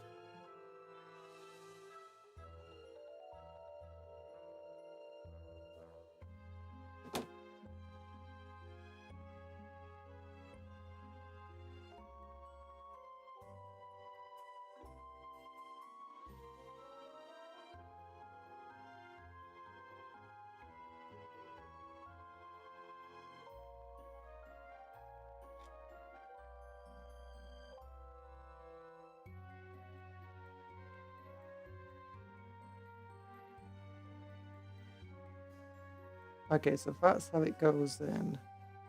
Meaning it wants to be glued in somewhere like here.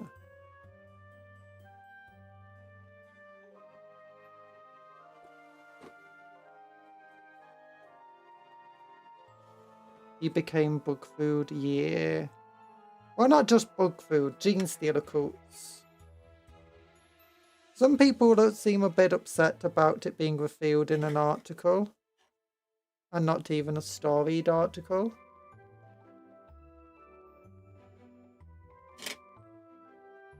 I don't feel too bad about it though. I didn't exactly feel like they're major characters that I needed a story about, or a book, or something, or a game.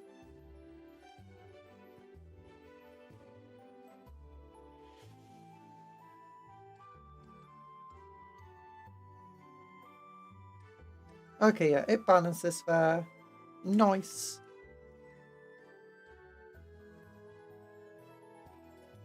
Okay, now what goes on the front? Okay, this is where the different other things go to.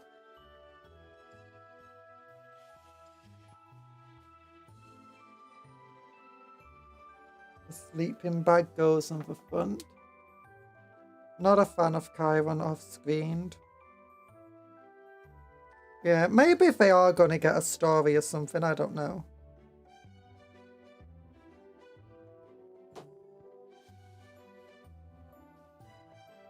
I mean, that has been a staple of how Warhammer does lore for a while, mind you, so... Again, it's not something where I'm like... Eh.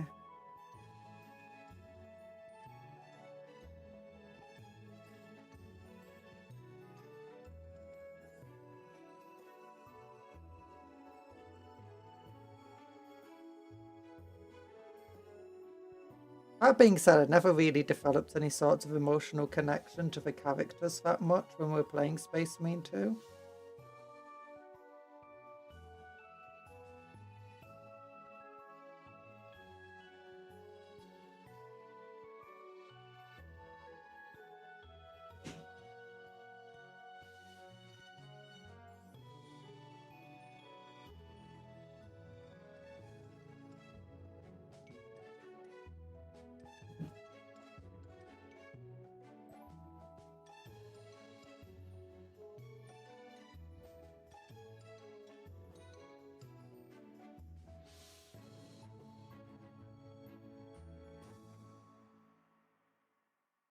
Oh, finally, someone got to him. Bring the bio cake.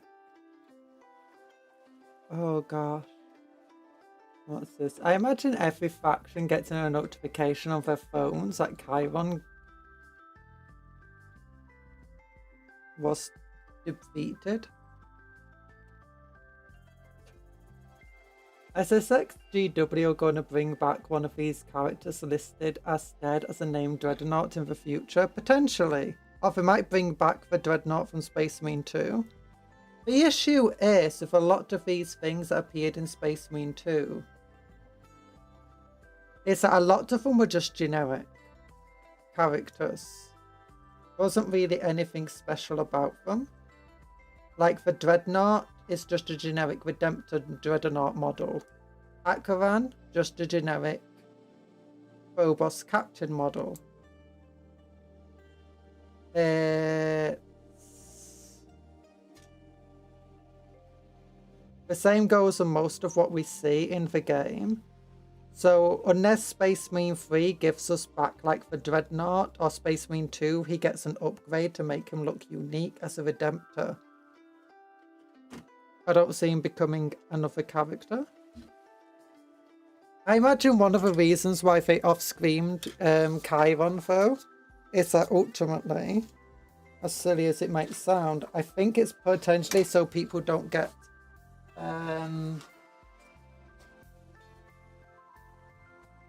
what's it called? Sorry, I just dropped stuff on the floor. Don't get him confused with a second level character. I forget his name.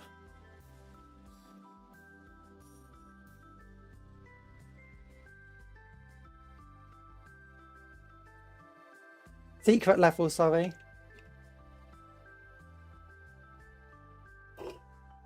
But that's just the conspiracy theorist in me speaking. How do they even stick to there?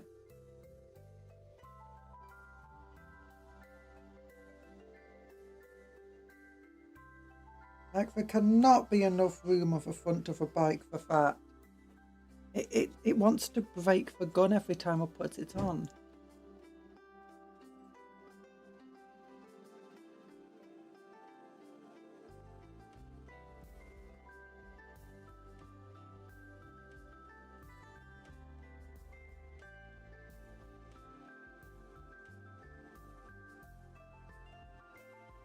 There we go.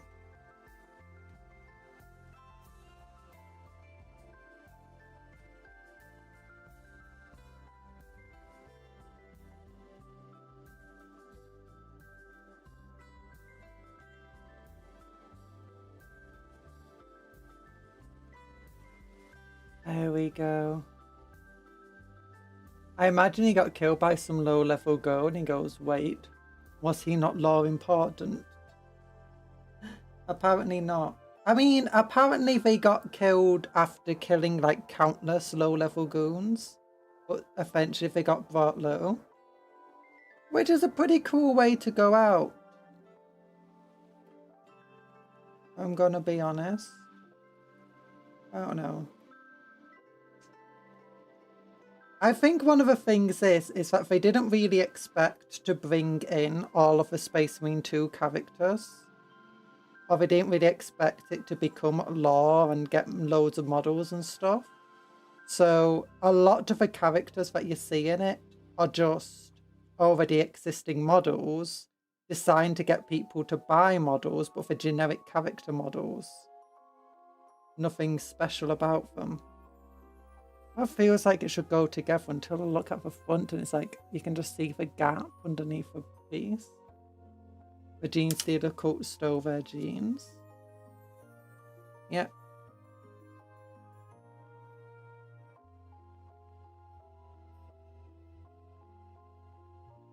Okay, I can't believe this is how it goes together. Like, Games Workshop doesn't usually have pieces where you can see the hollow underside of them. I'm gonna have to look at the front of these things. How does it even fit on?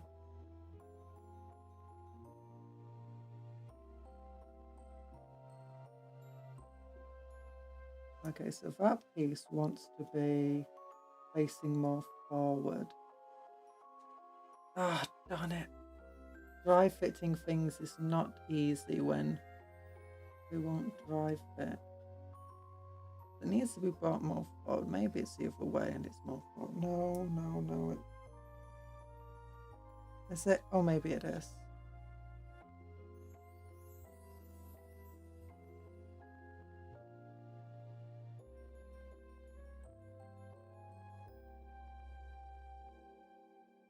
Actually, literally blocking for light. Why do you even have this on the front of the field? I might not have it on the front.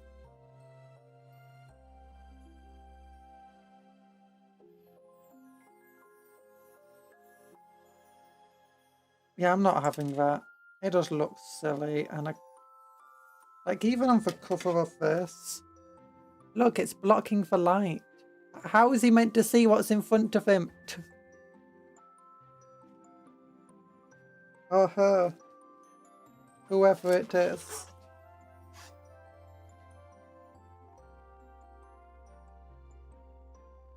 Oh goodness. Okay, what other pieces go on to this? Like, where's the spare shotgunny parts go on? It doesn't show me.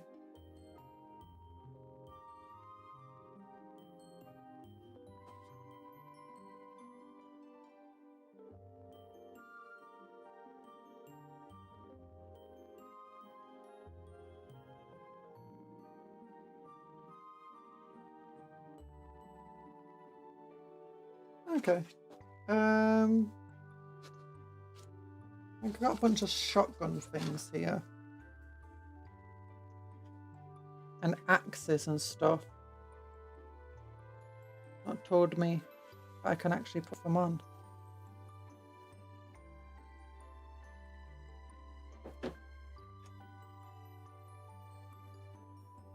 I'm guessing this goes like here. Not for whole legal dawn effect.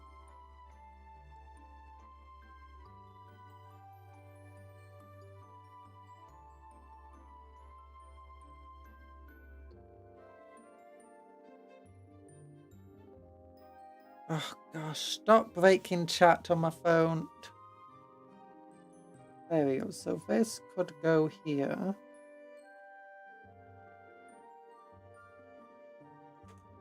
Yeah.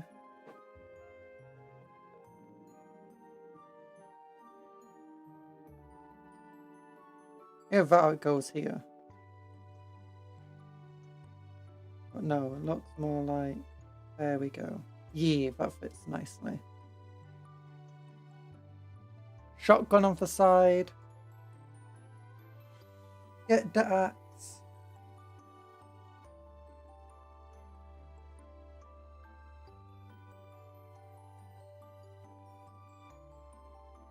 I have no idea what that sticks for there.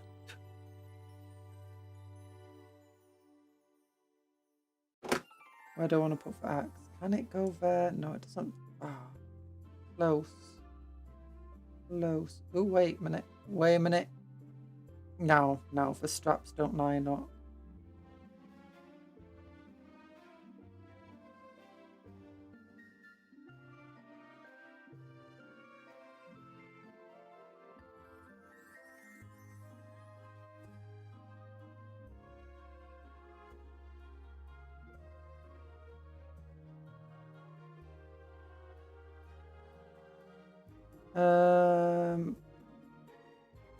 I can go here, I guess.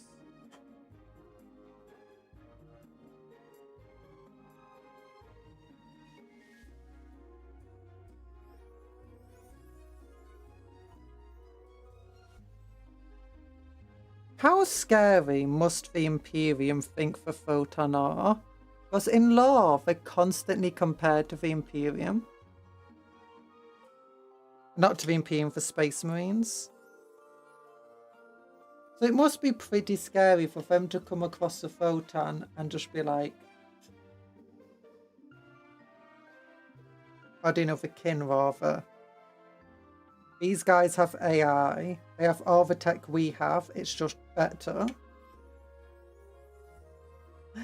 And they're all basically mini Space Marines. And they can mass produce equipment at Space Marine level.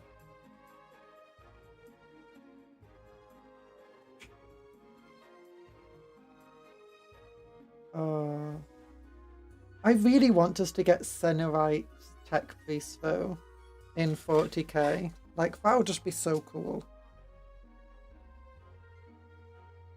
Like, why don't we already have Senorite tech piece? Those are the tech piece that Dino like to steal technology. Because if you have if you have a battle against a Votann and you win, let's say for Votann against the leagues,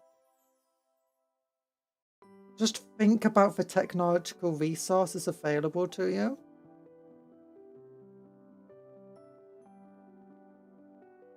It would just be great to see like a faction of tech beasts that are just hellishly well equipped. Like they've got Necron Gauss weapons mixed in with the weird Votann tech and graph vehicles and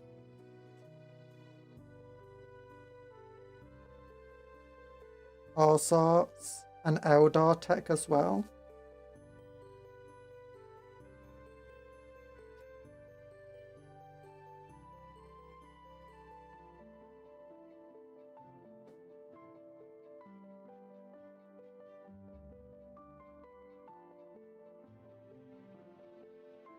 The Lootus of the 40k of the Imperium.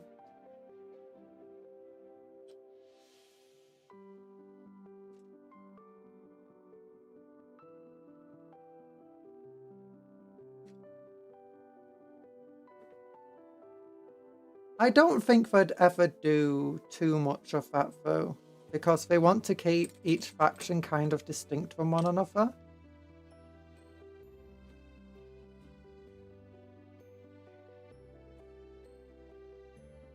But having a faction that literally uses everyone's tech would be a rather distinct faction. Amber Votann is the only faction that utilizes AI. No, the Necrons utilize AI. Well, it depends what you mean by AI. The Necrons, they have these things called false Necrons, and the Necrons that you're fighting could be false Necrons. It's hard to know until, well, you're fighting them.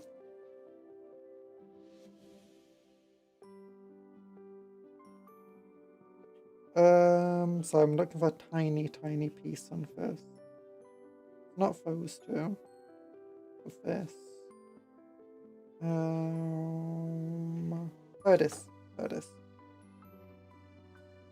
Yeah, they've got false Necrons, which are basically just AI programmed Necron warriors and stuff. So, and I think it includes like all the way up to lords and stuff like that. On top of that, you've got the canoptics, which are basically AIs. Like the scarabs, the spiders, stuff like that. While there's an argument to say it's not sentient or not, there's mixed proof and evidence is both suggesting it's not and it is. The Tau definitely utilize AI, all of their drones, most of their drones rather, are AI. How sentient they are, again, is arguable, but they're less likely to be. No, Necrons do, because they've got false Necrons. The Canoptics are not Necrons. They were never biological life forms to begin with. Normal Necrons are. Canoptic Necrons are not. And then false Necrons look like the normal Necron warriors. And they'll often have uploaded memories and minds of, you know, people who used to live, Necron tier. But they are false because the Necron tier died before they could get their bodies. So all they've got is like this memory scan of this brain scan of them. And in some cases, the Necron tier might have died as a Necron and just not come back. Like, fully, they're just gone. And as a result, false Necrons come into that regard. So they do count. Your average Necron warrior, though, they don't count because they're not an AI. For, as you said, a Necrolunge. The kind of people with their free will heavily suppressed, if not all outright removed.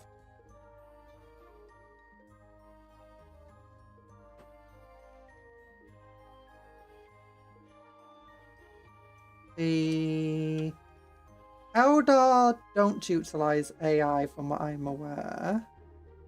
Nothing about, like, their Wraith Guard and stuff, they're all powered by Spirit Stones, so living people, souls and stuff. The Imperium does to a minor extent. Eldar use Ghost, yeah. One of the 8 of a Farsight Enclave is literally an AI. Oh, is it? Ooh, I never knew that. But yeah, the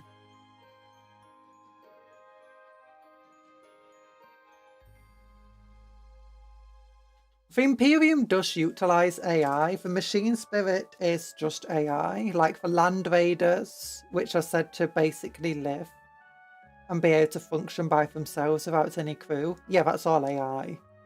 They might not call it AI, they might call it the Machine Spirit, but basically anytime you see something where the machine can effectively act completely autonomously, especially if it can talk, they might call it Machine Spirit, but it's an AI.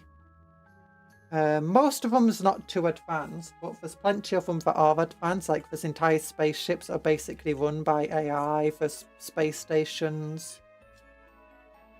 I believe even the Phalanx to some extent has it. You then have the Cataphon, not the Cataphon, the Castellan robots. They are not AI. It depends. You got different levels of AI, basically just computer programs with no sentience. And that's what Castellan robots are, and a lot of the AIs you'll find. But plenty of Imperial stuff does have full sentience. Sometimes it's wise enough to not tell the Imperium that it does, and sometimes the Imperium is just like, yeah, we know. We don't care. You're too useful.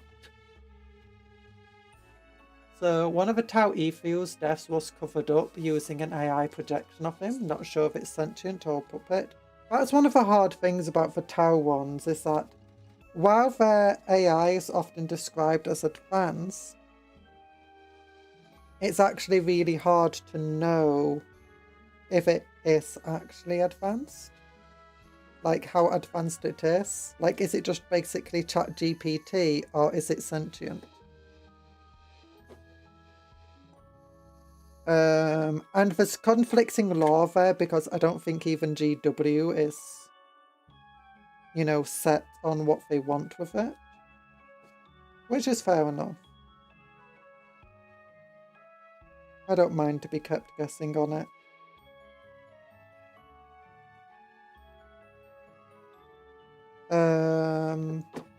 Only one that we are fully aware and there's not conflicting evidence, though, that have they openly and actively utilise it and keep developing more of them, or do you know, keep making more of them, is the Leagues of Votann with their AI. Not only for Votann cars, but for Ironkin. The Ironkin are described as completely sentient. They can produce as many as they like. And they are fully accepted within the Votann as fellow kin. They're not considered lesser or servile, which most of the AI in the Tau Empire is, and definitely any Necron AI is.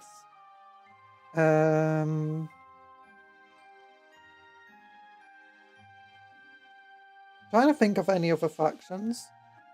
The Imperium does utilize AI, but as I said,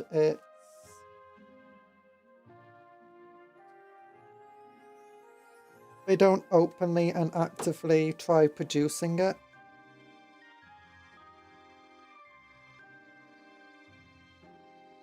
And some in places and some forge roads will completely avoid using anything that can be described as AI, to a point where if they need a computer, they'll just use a human brain or an animal's brain or something. This isn't always true though. A lot of the time, if it isn't the case.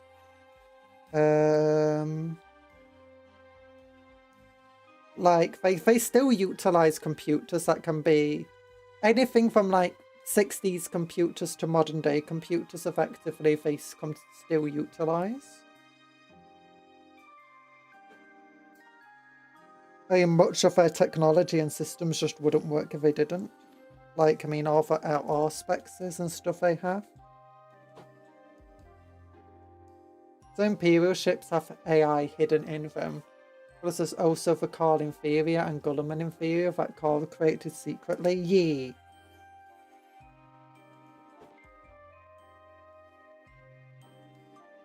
But as I said, they generally don't openly do that sort of stuff.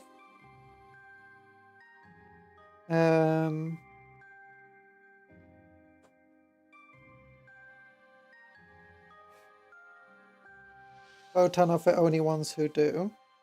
There's also, I think, some tech adepts who still utilize AI and robots and stuff.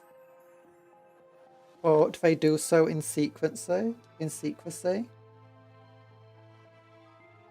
And in very likely minor amounts. Oh, wait. Chaos utilizes AI.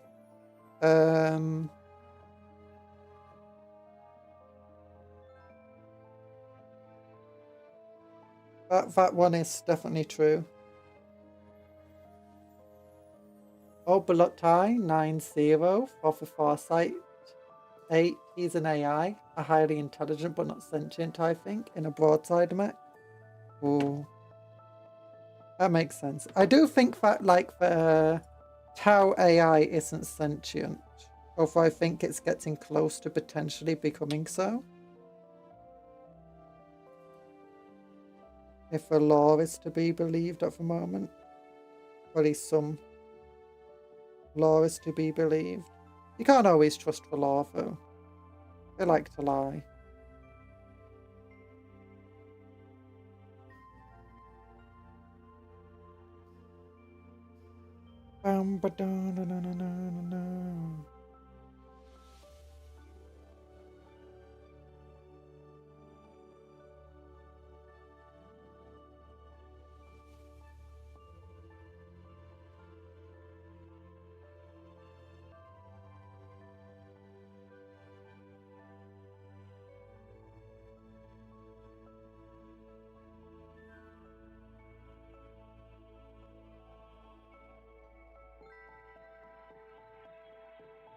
Or more accurately, they like to mislead people. Sentient AI is sucks. Star Trek storytelling. I prefer when AI decides to enter the top 10 most prolific murder list. If the Imperium uses AI, they'll 100% lie about it. One thing the Imperium loves doing is hypocrisy. Yeah. In some cases, they don't even lie about it, though. Well, in some cases, they're not even aware that what they have is actually a fully sentient and functioning AI. And they just call it a machine spirit.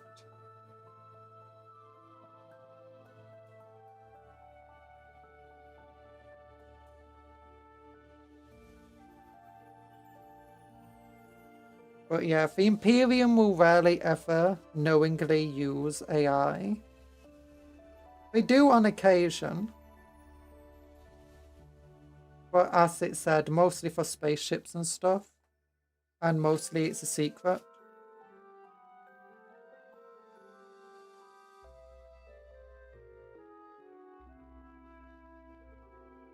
Votann are the only ones that...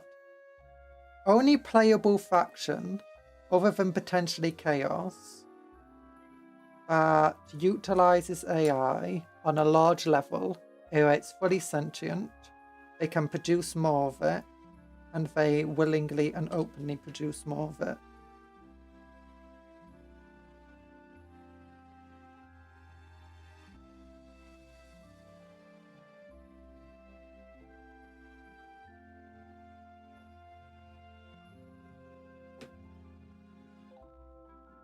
Especially if you include the word not servile.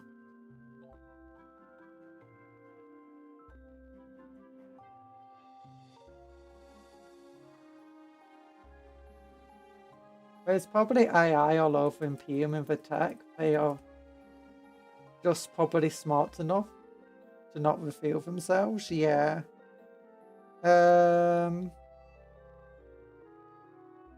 If we include AI in terms of just like any sort of complex computing where it can act autonomously without being sentient, the Imperium has plenty of it. From cruise missiles to spaceships to vehicles to computer systems that help run hab stuff. Some of the mechanisms that support power armors.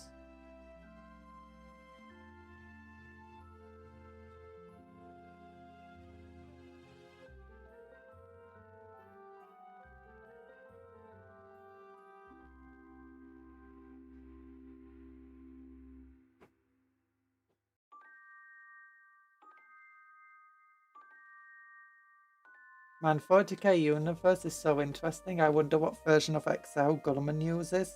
He doesn't use Excel, he uses Liber. You think he's gonna sell his soul to Microsoft? Gulliman of all people. More likely than you think. Look, look. There's actually a bunch of Chaos Gods in the 40k Universe. One of them is just Microsoft.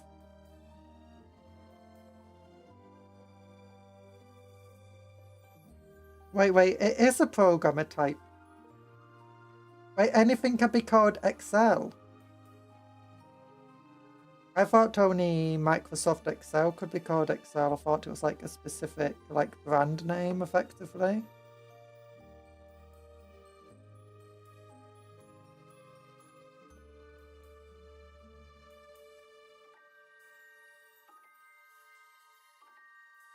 Yes, we have Liber Excel. I imagine he uses that one, Gulliman. He wouldn't sell his soul to Microsoft.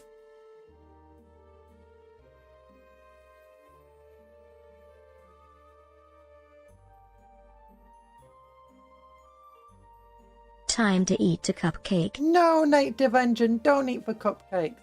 It would be funny if there was a whole AI civilization buried in the Imperius version of the internet, similar to that scene in Dan Simpson's Hyperion novel. Oh. I don't know if the Imperium has like a proper internet thing. Maybe it does, I just don't know if it does.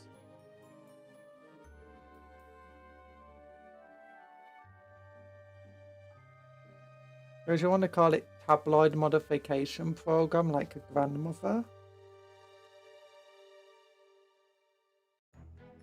What?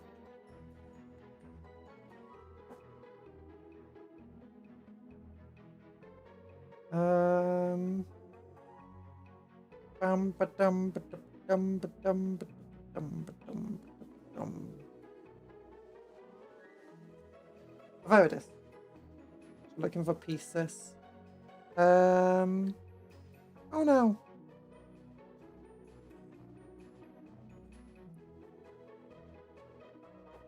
I think there's tech priests that are just like fully AI robot things that are just masquerading as humans.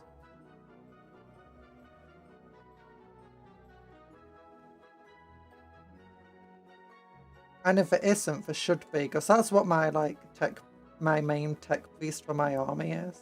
My Mechanicus force. Puff word of the day. Hi, French Schmork. Puff. They do nothing and. Just call it a spreadsheet. Yeah, I thought it was like spreadsheet program or something. I never knew Excel was. It's been ages since I used Excel, mind you. So I never bothered looking for like the Liber one when I migrated over.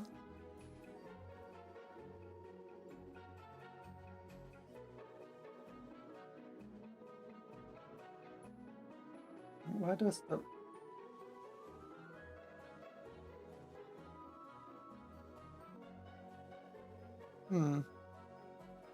This is being weird. Okay, shotgun. Yee. Gonna be taking the shotgun out.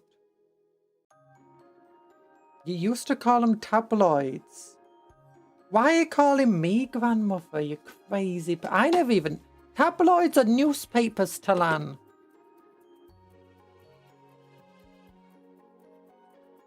I say newspapers, the terrible newspapers, the evil ones.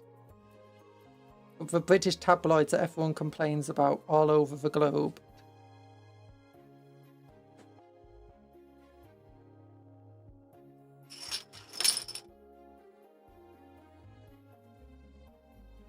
No, I wanted to steal some of the Berserker heads, but they're not designed for the same neck.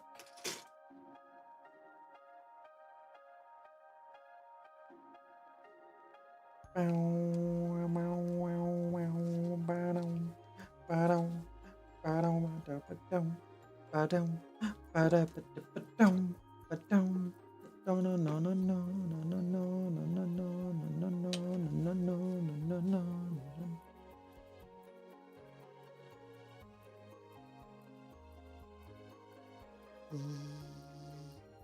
don't want to look down at what you're doing.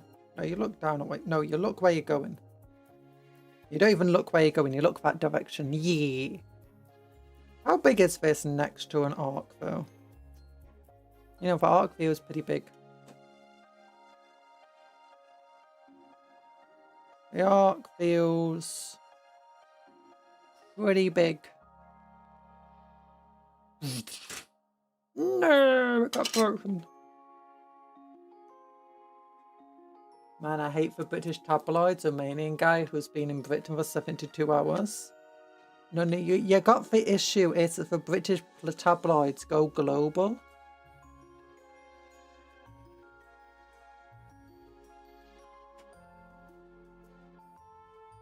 In fact, many worldwide newspapers are just, like the worst ones, are just expansions of British tabloids.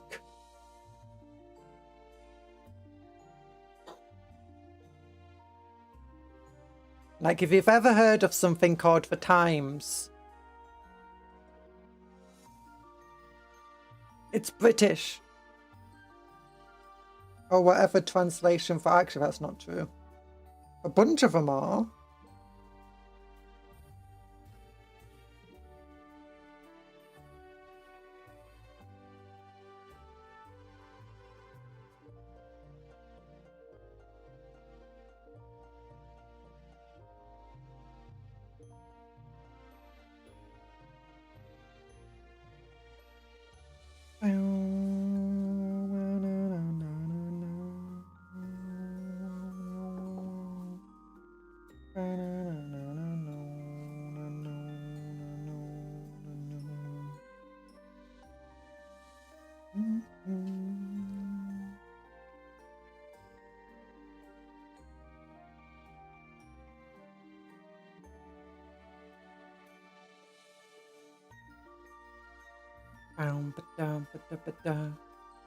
A very big goblin army that includes Black Templars and other stuff. What other armies do you have beside? I don't.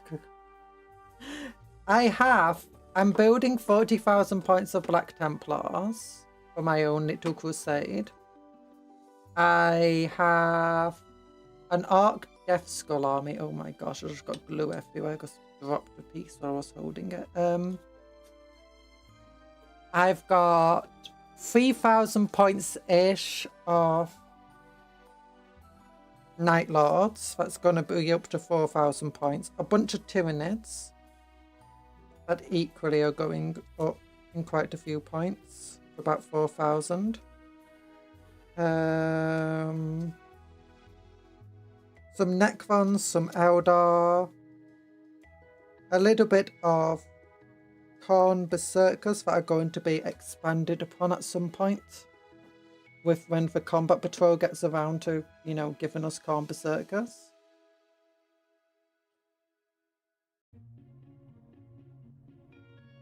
World Eaters, that's the name of them.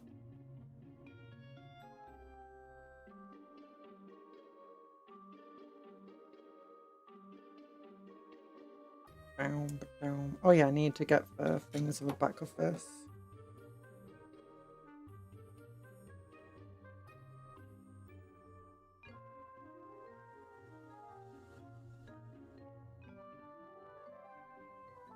Okay, I need this. I also need specifically one of these fish, probably.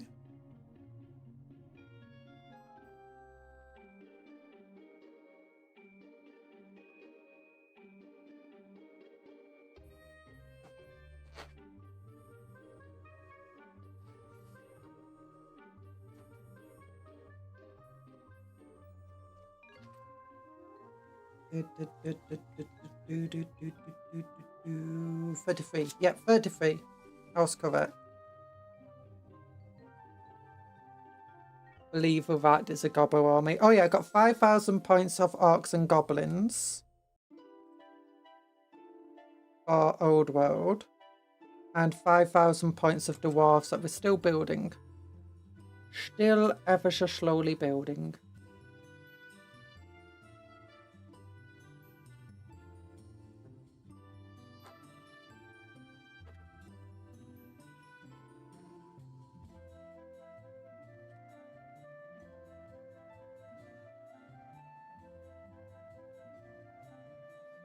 Okay, there we go. Then this would go on like that.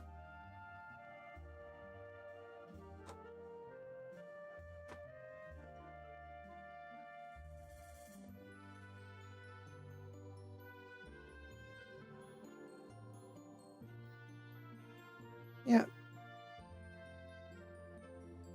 And this one goes on the other side. What else is there in the list? I feel like I'm missing something. Oh yeah, Guardsmen! I've got like 8,000 points of Guardsmen needing to be built. I've built a little bit of them, and then a little bit of AdMech stuff. Oh, I also found a really cool Inquisitor. I need to show you guys. I forgot about it.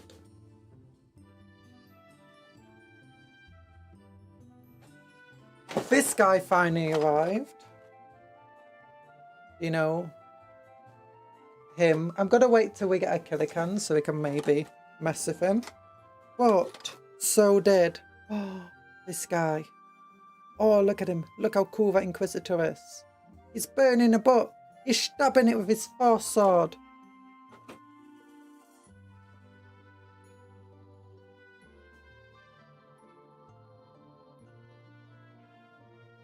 It is a big collection. It's gone crazy at the moment. I have no self-control. It's fine. Don't worry about it.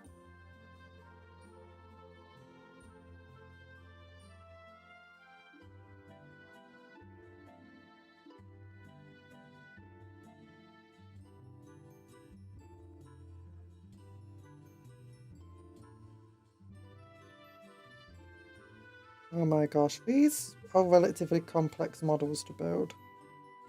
The Cupcake Defender was easier to build than these guys, surprisingly enough.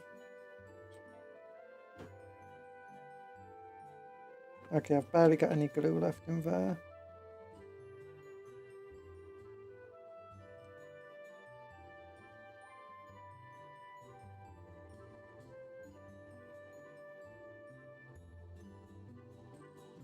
They gave Aslan the ability to stop units mid... Yeah, no, they did. We went over it yesterday. You were here. Conjuror predicted the future again. Wait, I did? Did I predict that?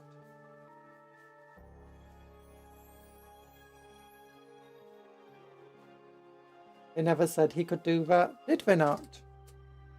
Maybe I just saw the future. They just released gameplay footage. I'm sure I read something on it about him doing that.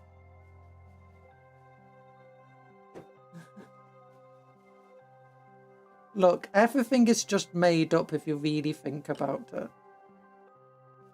Like, didn't you send something where it showed all of his faction abilities and stuff? You know what, I'm going to bring up the picture and I'm going to show you exactly what happened. I'm going to go over here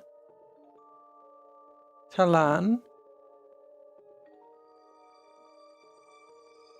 There we go. Open a new page. Bring this over to here. Click here.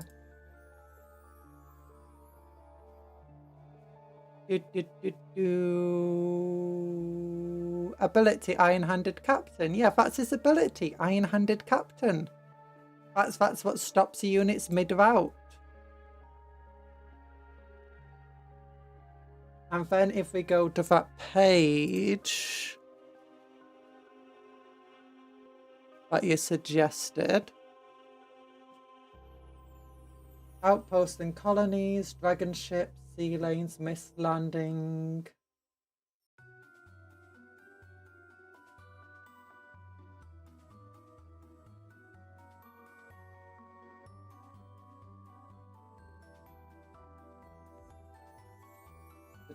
And has unique skills.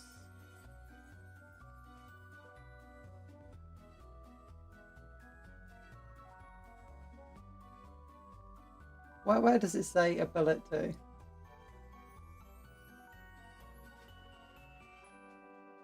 Oh, here it is. Iron-Handed Captain ability. Instantly rally a routing unit. There we go. Iron-Handed Captain, which he uses to bellow at and instantly rally a routing unit. See, they did say it. That's not just me predicting. That's me reading to LAN. Did he not read it? Oh my goodness. You added that there. I saw you change your website code. No.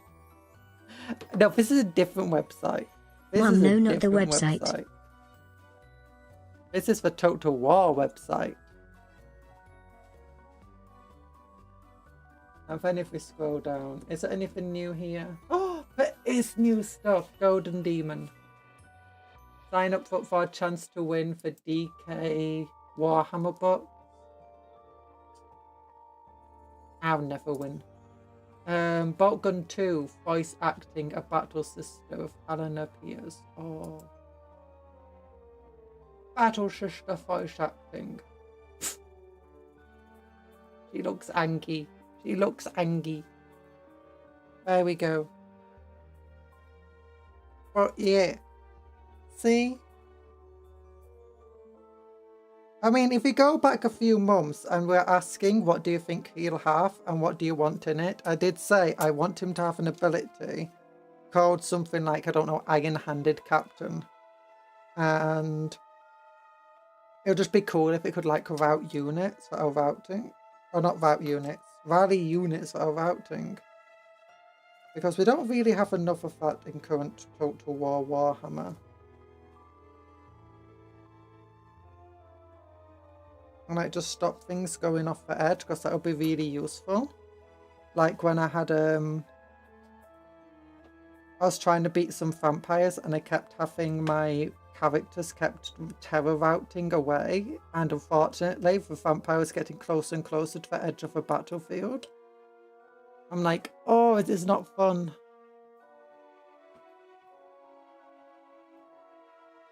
If only I had an ability, some sort of iron-handed ability. I think there was a CA person in chat, if they're like, you know what, I'm stealing the idea. I'm like, no! I bet I'm gonna edit the stream so it looks like you never said that exact thing.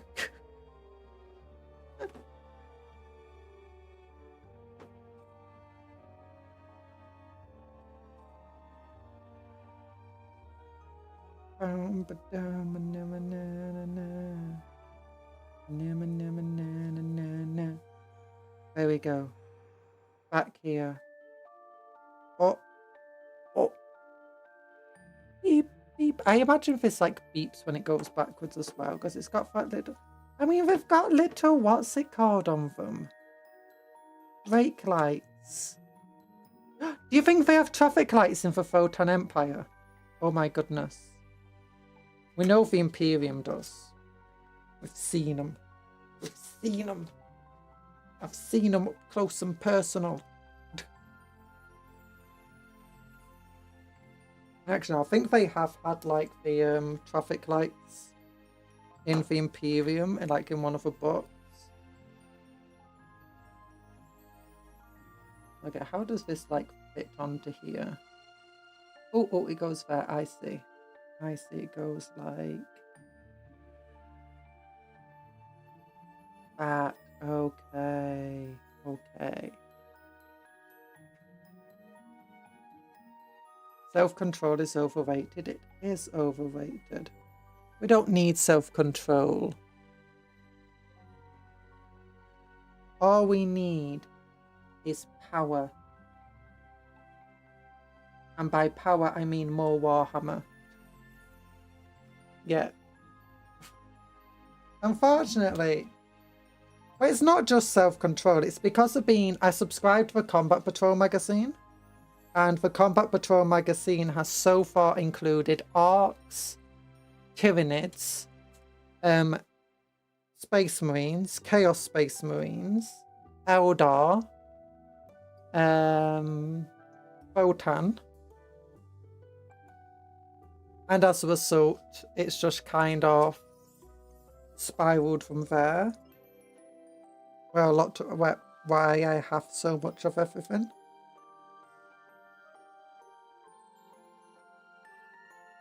Like, because obviously I'm gonna have lots.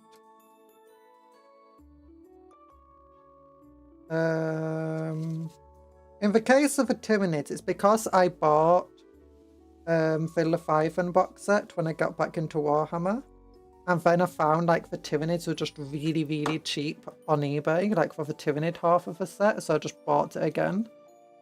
And then I got the Combat Patrol magazine, which included basically the same set again. And I got the Nana Simulator before even subscribing to the Combat Patrol because I just thought it's such a cool model.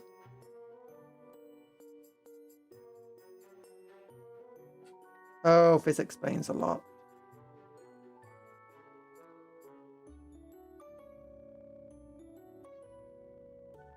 This explains a lot. You've got the wrong coat on. If it's a wrong coat, why does it fit perfectly?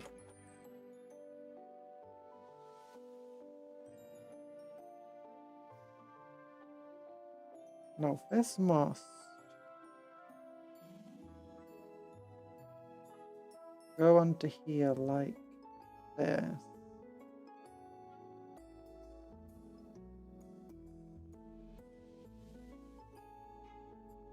No, this must be his coat. Okay, can he still come off this?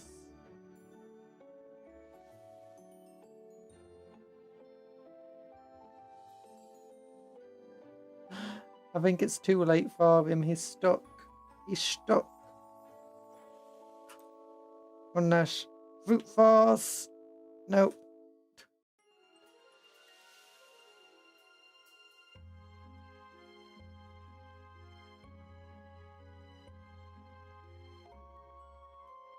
Actually, I don't think it is wrong. I just think these things are bent a bit out of shape. And it was in a magazine after all. Yeah, it's just bent out of shape, that's why. Easily bends back into shape. You can see the white there where it did get bent heavily. So just try bending it back without snapping it. And glue it together.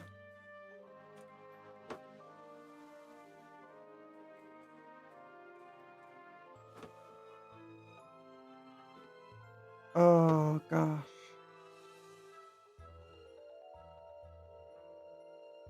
Who needs self-control when you have Warhammer? Okay, so these two pieces go like that. If I just hold them a little bit, make sure they stay.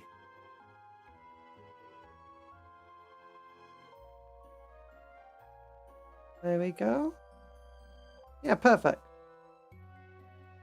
Okay, then the legs go onto this. Like that. I wonder if there's a way to play Warhammer 40k online, like roll d20 with D&D. If you play Tabletop Battle Simulator, not Tabletop Battle, Tabletop Simulator, you can play basically 40k there. It's not an official way to play. Otherwise, the closest we've got is probably Battle Sector. I think it's got... No, is it Battle Sector? No, it's not Battle... No, it might be Battle Sector.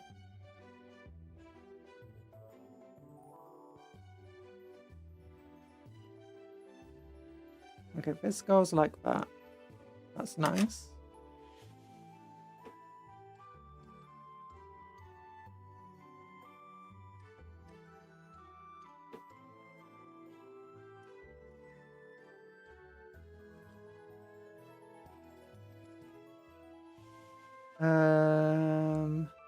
Well, Battle Sector definitely plays differently from actual 40k.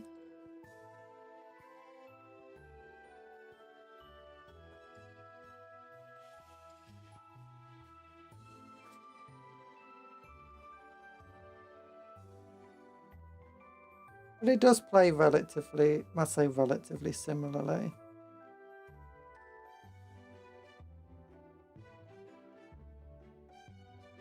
It's got quite a lot of similarities.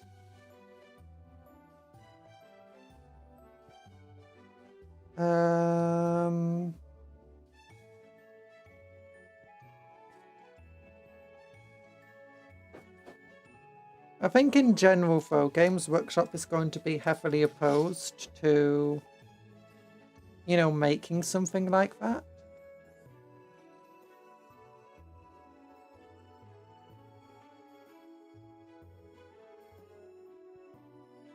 Because they want to sell models, they don't want to sell you digital files.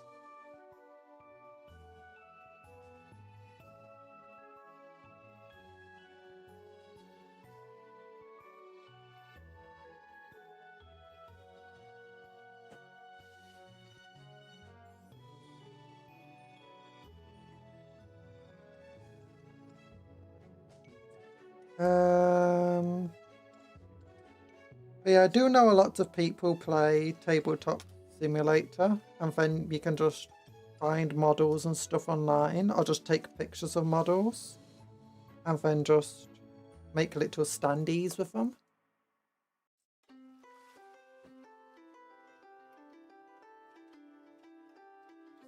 And all you have to do is get a big enough table in the game, set up your models on it. There's plenty of ways to measure distances, or you can just put in a ruler model into it. It's a bit clunky of a mess because I played D&D in Tabletop Simulator before and it's very clunky.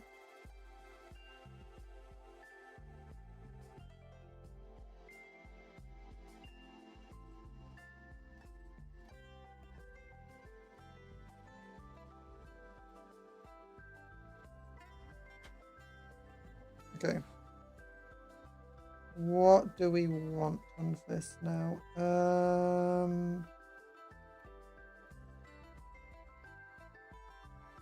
No, no, no, no, no. No, no, no, no, no, no. Is that it?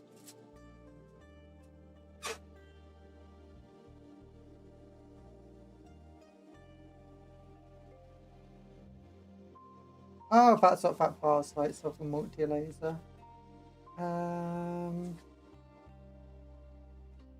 Okay, there must be extra parts. Like those 2 bits go onto that, that's fine. Do they go onto that? No, they, oh no, they do go here.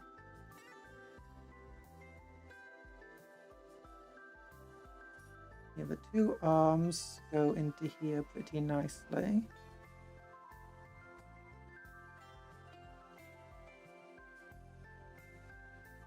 Why does the entire weapon feel upside down? It's because it is upside down. Okay, they go like that. Doesn't feel as nicely though. It definitely feels like there's meant to be something else there. Gonna have to look through here, maybe this piece.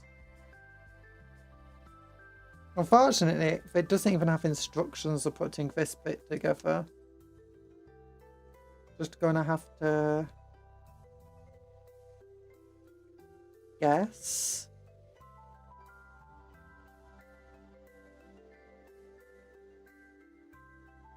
Ooh, I think I know what part is meant to go there. Because it only gives you the instructions for constructing the combat patrol. And the combat patrols have very specific weapon loadouts. Okay, so that definitely goes there. As far as I can tell. Hello, Severidvin. I wish for a Tau XCOM. Tau XCOM could be cool. I know Mechanicus is adding Votann to it, and it seems to be as a playable faction. So I could see Tau coming into like Mechanicus 3 or DLC for Mechanicus 2.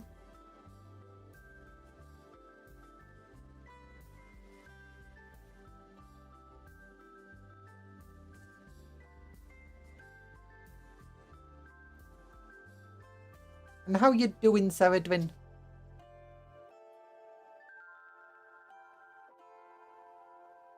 Okay, so need to look for like this thing has on the back of it. Yeah, that's green.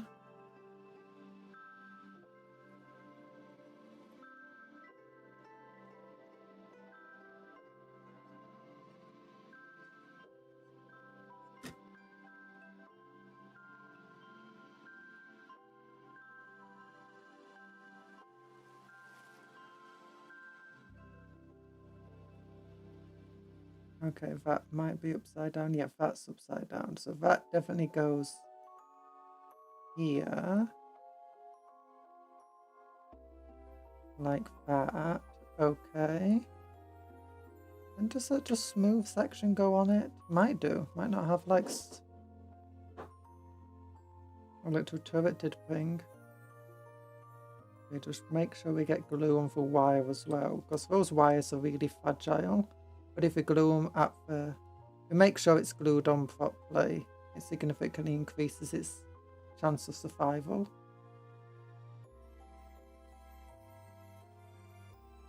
We just have to make sure it's glued on, because that little thing at the end does not hold a lot of glue.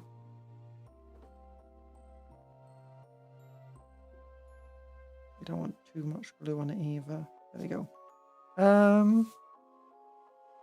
Yeah, does this just go like that? I wonder. Must do.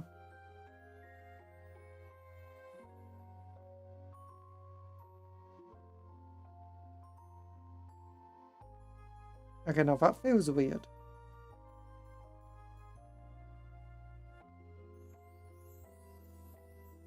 Like, why is it on his head?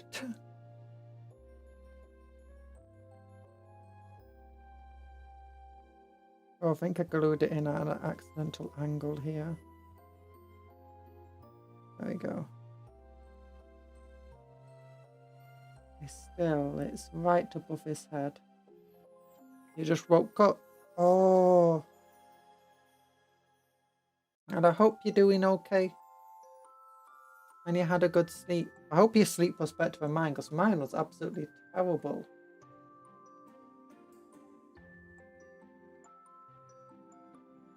Okay, what am I doing? Is that seriously it? I think it is. It must be. Okay then. We'll just glue these on then.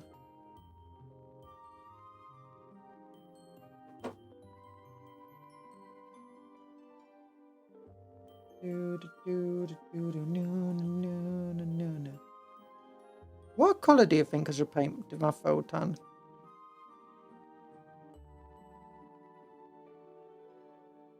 I'm definitely partial to painting them in multiple colours, like have different Votann from different leagues, representing that they are all mercenaries being hired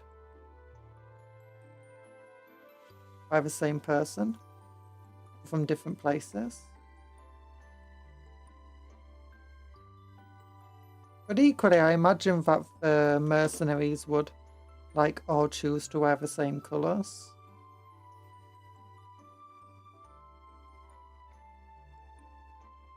Just so that it's easier.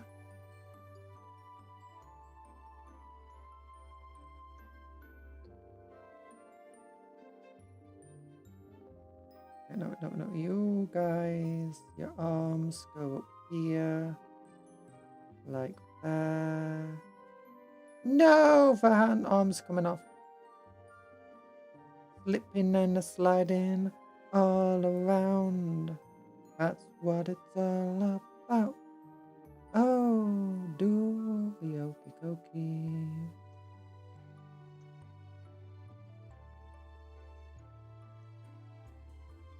No, why? Why? Why don't you want to go together?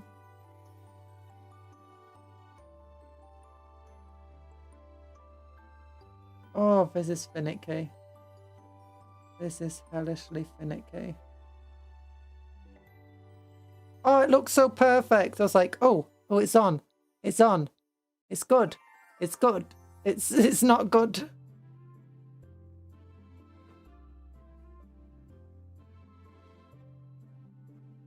Okay. There we go. No! Oh, I had it. No! For arms. For arms. Just stay. Just stay on the model. Is it really too much to ask? I don't want it to be armless. He's dangerous. He's got the weapon. It's a big old plasma cannon.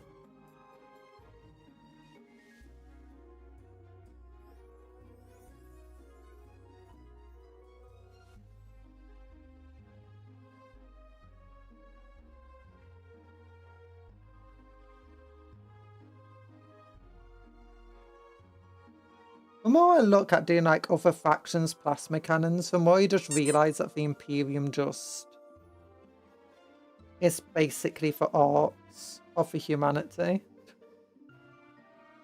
It's like, okay, these guys, their plasma guns don't overheat. Why do the Imperium plasma guns overheat so much? It's like, what do you mean your plasma gun only does 1 damage? Like, only does 1 damage? You mean yours does 2? Yeah, if I overcharge it. Like, what? Overcharging?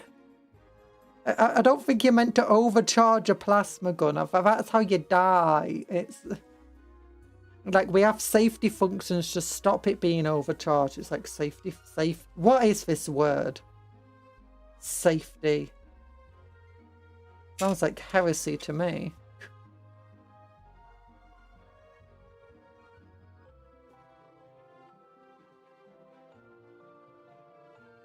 Oh. But yeah, the Imperium is definitely just the orcs of humanity. There we go. Okay, I need another head. Which one of these heads do I want to go for? I don't know.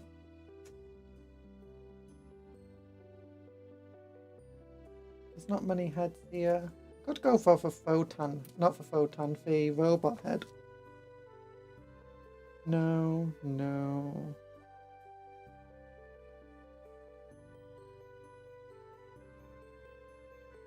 Nah.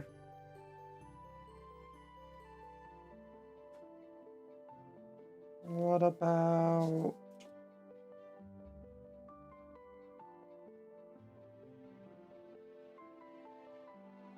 No, I'll go with a hooded head. It's cool enough. I imagine the guy on the back of here will be like, I need my hood up. It's cold. It's cold back here. Oh. You know, one of the funny things that we make fun of hi Tony the Tanuki. We make fun of the Imperium, well, Games Workshop for having all these weapons, right? Like, do you know, shooting right above someone's head. It's like, wouldn't that make the person deaf? It's like, probably. Probably. It happened in real life. It's like, what do you mean it happened in real life? Do you think Games Workshop has any original ideas? No, they're just based with some real life weapons and configurations. Like, have you ever had a Browning machine gun just going off in your left ear? Soldiers did. You'd think they'd learn after 100... Hi, Hensler! You smell like cheese. Stay away from Talan. Hensler is here and he smells like cheese. Talan's gonna eat you. Well, they care so little for each other, it's funny. The Iceland gameplay showcase was awesome. Oh, I hope it was fun. I'll have to check it out. I'll check out like highlights from it. Oh gosh. So was it a live stream or was it just like proper video? And based on the looks of things, there's quite a lot. It does look like it'll be a fun DLC.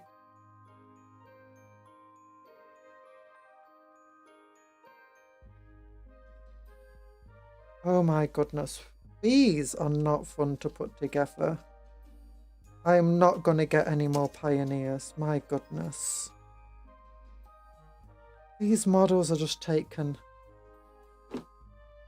for absolute ever. I want some pepper jack cheese or mozzarella. Oh, I don't want any cheese. My tummy doesn't feel good. It's one of those things where... Because I've been trying to have cheese and stuff recently, but... I say recently. I usually eat cheese. I thought with my tummy being bad, maybe some cheese would be good. I don't know. But no, no. Because cheese is really high calorie, so you don't need a lot to get, well, a lot of stuff from it. Nutrients, calories, all sorts. There we go. Oh. Together.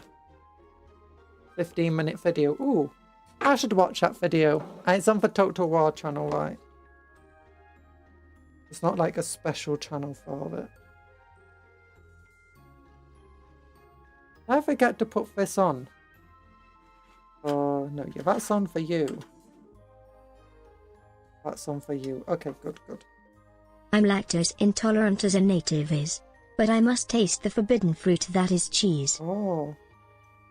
I never knew. I never knew that was a thing.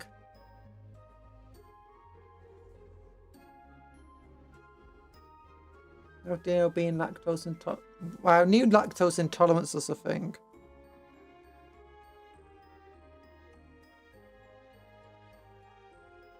but native lactose intolerance.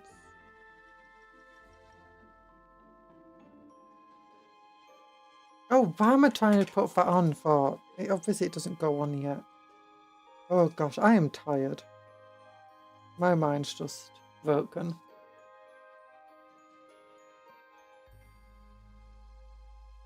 Isn't a lot of cheese actually lactose free though?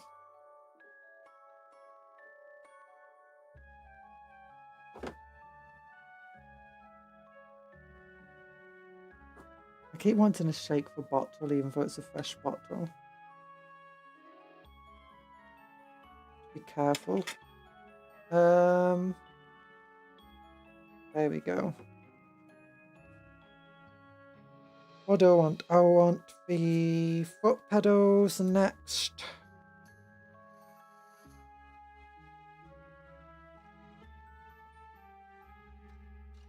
We got the last cannon done.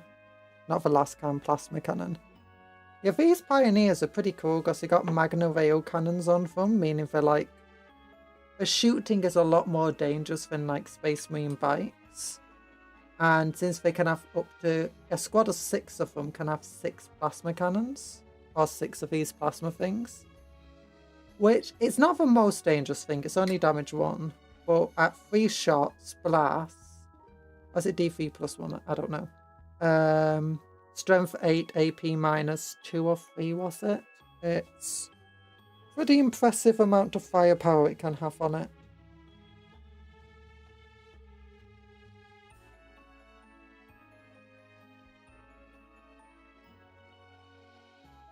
I believe Parmesan is mostly lactose free because it's heavily aged and fermented. Yee. A bunch of creams are also lactose free because I was looking it up because I'm not lactose intolerant. But lactose is apparently like basically pure fiber, and with my stomach condition that's not good. Like I was trying to drink like more milk and stuff because I'm like, you know what, maybe milk would be really good to drink. And then I'm like, why am I getting so seriously bad tummy pains now again? It's like, oh, it's basically fiber. That makes sense.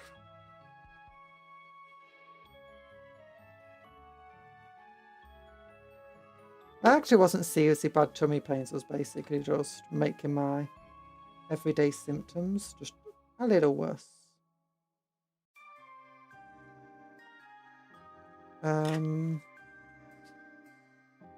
So...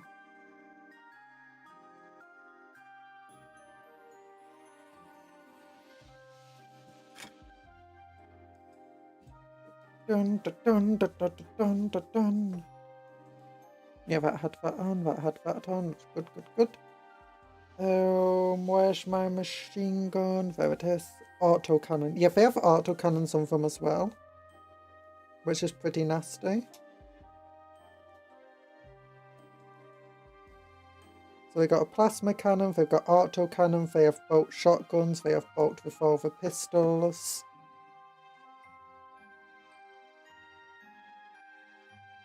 Compare that just to twin-linked bolt guns that normal Space Marines have.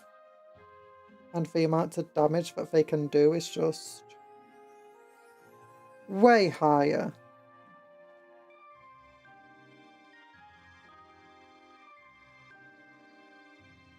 Space Marine though, they have bikes with chainswords. And what makes them dangerous is the charge, because they become strength 5, damage 2, I believe. They get quite a few attacks.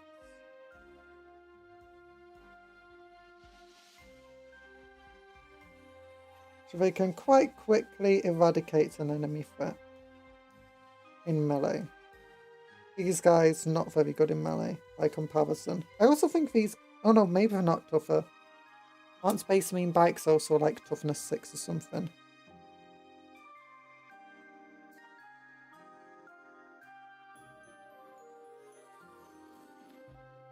Oof.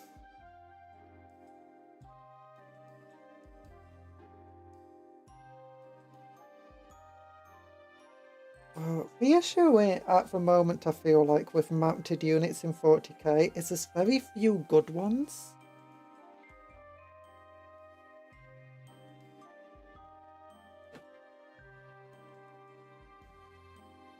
Like, Space Marine bikes are okay. And the fact that you can put the ATV with them to give them a bit more firepower is nice. But they're still really far from great. And struggle being worth the amount of points that they actually cost. Lactose dies of old age in Parmesan. It's generally due to how, as far as I'm aware, due to the way that like a lot of various cheeses and creams are produced, the lactose effectively is moved off from the cheese or creams during the process. Now the thing is the difference between lactose free and then like foods that generally shouldn't have lactose in them, as they shouldn't in the process, they're likely going to remove the lactose, like destroy it. Is that like when you're lactose intolerant, it's different from just not liking fiber. Is that lactose free, they basically make sure there's no lactose in it. And that's like one of the processes. So they basically overboil it to get rid of the lactose. Or boil is probably the wrong word. Where stuff that's generally lower in lactose, there's a good chance that some of the lactose is still within it. Like the process didn't fully get rid of it. And there's no reason for them to fully get rid of the lactose. In fact, sometimes the lactose helps. But generally, yeah, a lot of cheeses are going to have a lot less lactose in than like just drinking milk, which is why a lot of people who are lactose intolerant can have a mediocre amount of cheese without most certain cheeses without making themselves ill. Or at least that's what like coughing. That's at least what I kind of read up and heard. I didn't read up too much on it because it's like I'm not lactose intolerant. I was like, oh, things that have a lot of lactose in is bad for me, but cheeses generally have a lot less lactose in them. Okay. Depends on the process and the cheese type though.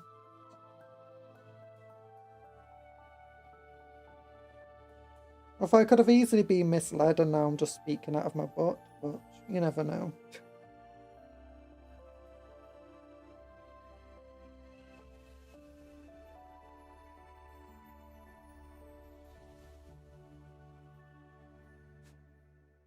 Oh gosh. I wonder why we like cheese so much. Imagine it's because it's just filled with loads of stuff, like it has calcium in it, it has various vitamins in it, it is... Oh gosh, I just need to stop shaking this full I have a bottle. quote. If I say, "Ha like," 4 times, Palas don't say never mind. Please do go up on me. I'm trying my best, man.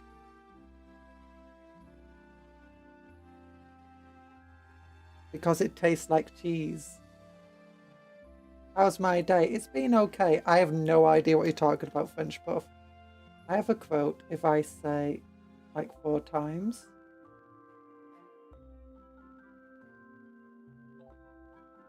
Oh gosh, so many cupcakes. Yeah, there's so many cupcakes today. So many people. Cheese is notoriously cheese flavoured. It is. I'm imagining maybe the reason we like cheese so much is because, you know, it's full of protein. It's got calcium in it. It's very high in calories. Eat all the cupcakes. Which is actually good in food. Like, you want high calorie food a lot of the time. Don't eat all the cupcakes. Bad. Cupcakes are friends, not food. But yeah, because you actually kind of want high-calorie food. It's good. Hee cute silly face cupcake. Thank you. It sounds silly, especially if all it's like, you don't want high-calorie food. It's bad for you. It's like, no, high-calorie food is great for you. It's just if you eat too much of it, and it's very easy to eat too much high-calorie food. But it's like, it also depends, like, if you're very active, like, I think it's they figured out soldiers need to eat around 4,000 to 5,000 calories a day to stay, you know, fit. Like a soldier that's on duty and doing marching and stuff like that. So things like cheese is incredibly important for a soldier's diet. It stays around for a very long time. It doesn't go off that easily. It's incredibly high calorie intake, and it's just filled with things that the soldier needs to maintain themselves. And the same just goes for like a person normally. But then you just get to the point of, wait, you're not burning 2,000 extra calories on top of your daily calories burning. So then you eat too much cheese, which is very easy to do and then it becomes bad for you. Also, lots of cheeses are salted, you know, to help preserve them and stuff. Or do you know have other preservatives in them? Which doesn't help. It's about getting protein and other key nutrients.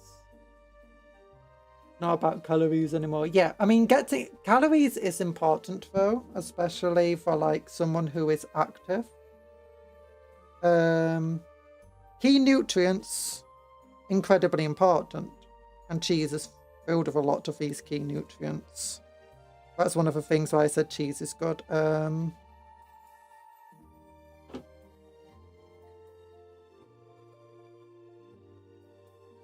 Also, cheese is incredibly cheap to produce. That's one of the reasons why I like military loves cheese. High abundance, cheap to produce compared to meat. While still being very high in a lot of stuff you need. Calcium especially. How long have you been here?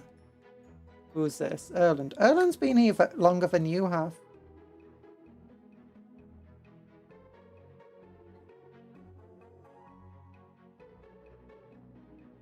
Erland's an oldie to the channel. Can we have a Battle Royale? Yeah, it's been a while since we had a Battle Royale. How much do you think? 15,000? Yeet! Battle Royale. 15,000. I hope it will work.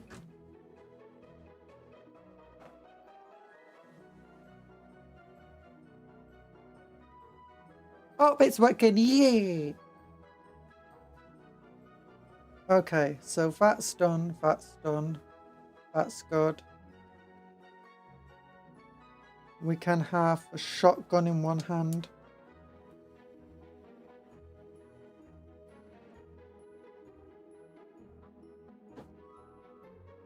Oh my gosh, everyone's dying. Everyone's dying. I hope you're okay. Am I still around? I don't think I am. Native Engineer. Ceridwin's about to be killed off. Oof. Camty just killed someone off, but French Puff killed Camty. Oh no, Douglas is still around, so it's Branry. Oh, Branry just took a big hit. Branry's going to try taking out Douglas, but it might be the end of Branry instead. Oh, Douglas just got the health pack. So it's Adam versus Douglas with... who I can't see, my phone's in the way. Oh, everyone's at similar health. Oh, Douglas is wondering what to do. No! Native Engine wins!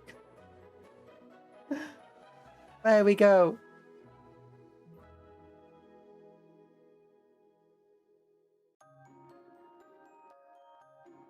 Oh. Well done, Native Engine. You fought hard and well.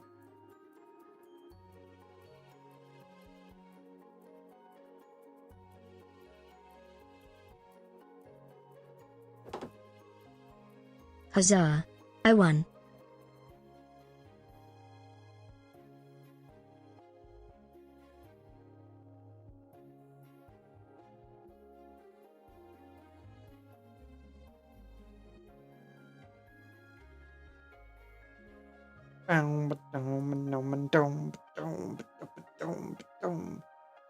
We've got a key under the bike. Oh. Gamble away for losses. No! Don't spend all those sprinkles on cheese. Don't spend them all on cheese. Cheese is love. Cheese is life.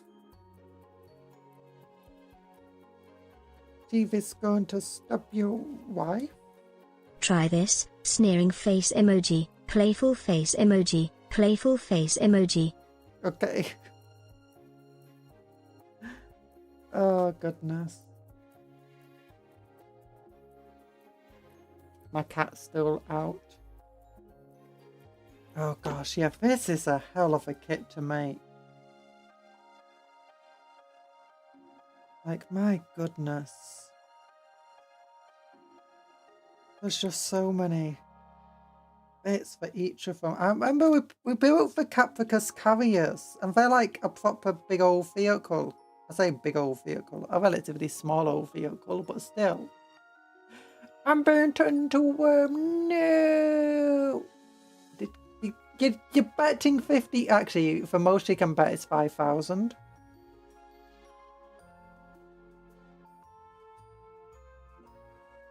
Any desire to bet more is mitigated by your inability to do so.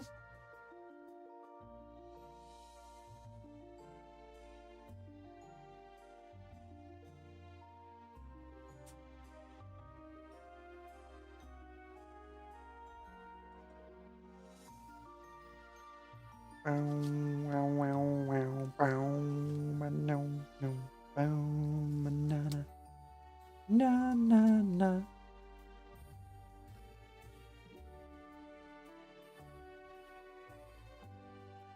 There we go.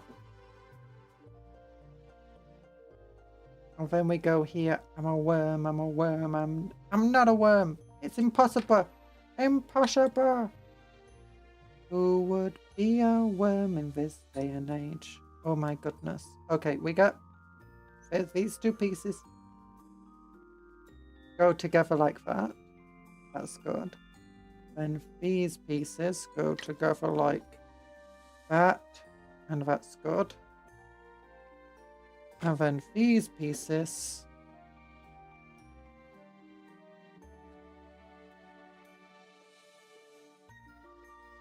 go there.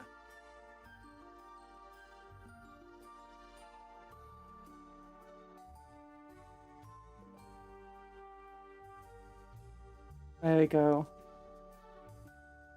Why can't I gamble? How many people have I not seen here? Oh no, I think you might have been gambling. I wasn't paying attention to the screen. I had to see what the head pack looked on the worm. Yeah, it's just a normal head pack. Yeah. Oh yeah, I forgot the worm, the eye, of a smile. The eye becomes big. I made this model myself, this one. And it was just a very quick model, so it's a very rough around the edges.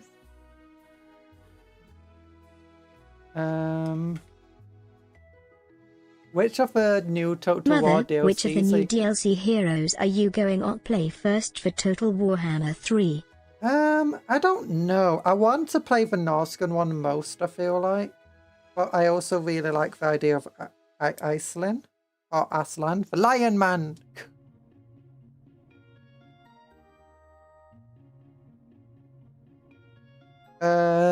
I also like the...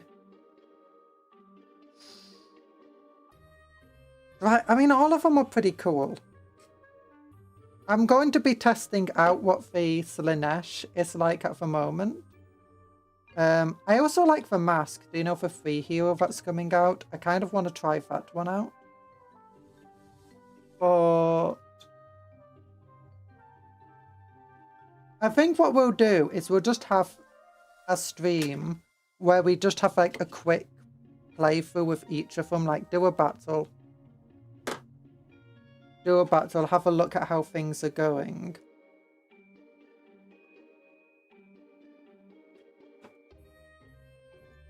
It's very hard for me to decide.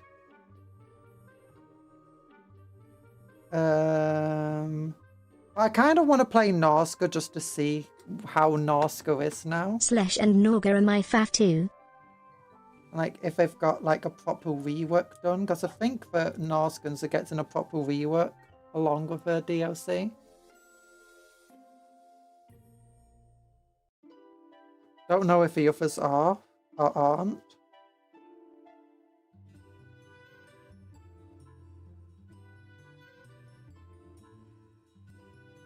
You like Norska?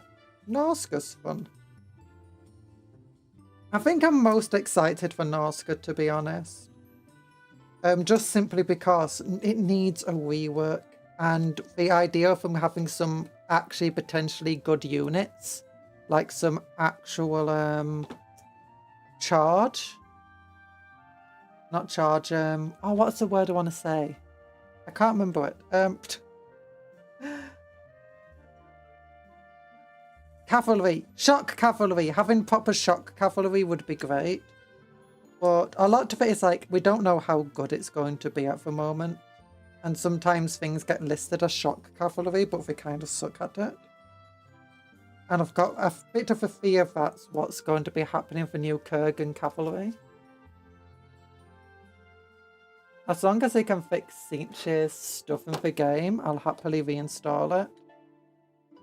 I've not had much issue of Tzeentch doing weird stuff until we played against as Tomb Kings and Kairos was just going absolutely ham on the stuff it does.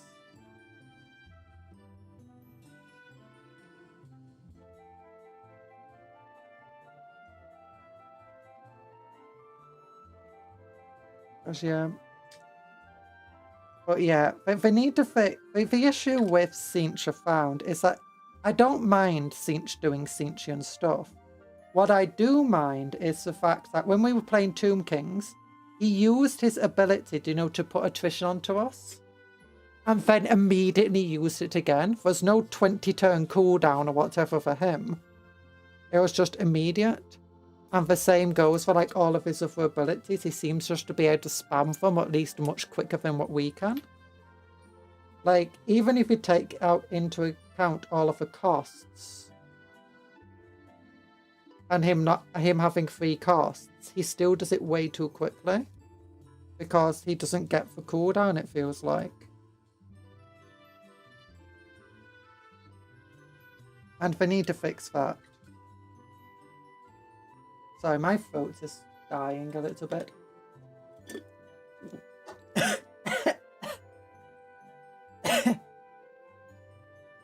Tzeentch was plaguing my cities and I was asking for like 500,000 gold each time to search for cities. Oh, the changeling Tzeentch. I don't know what you mean by searching for cities.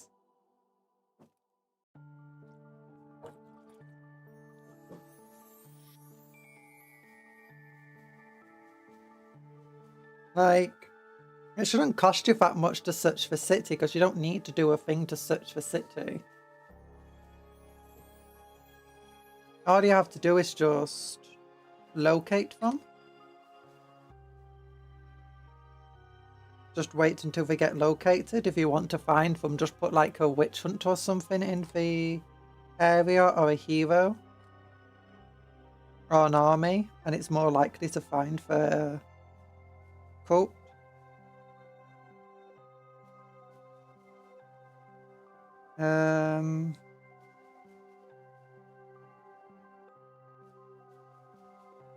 Which only costs like most. How did I win something without even being here?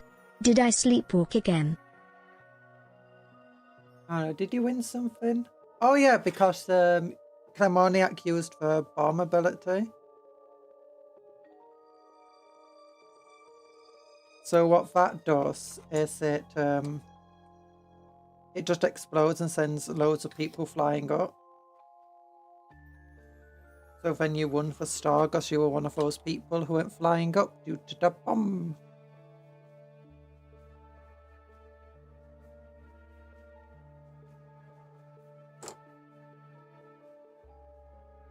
Yeet.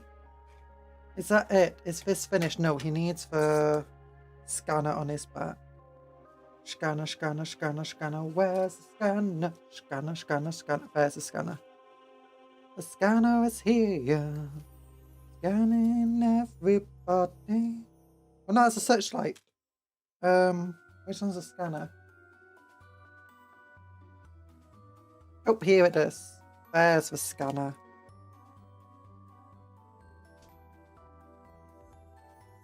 Okay, I also want to find the shotgun sheath that's completely unloaded.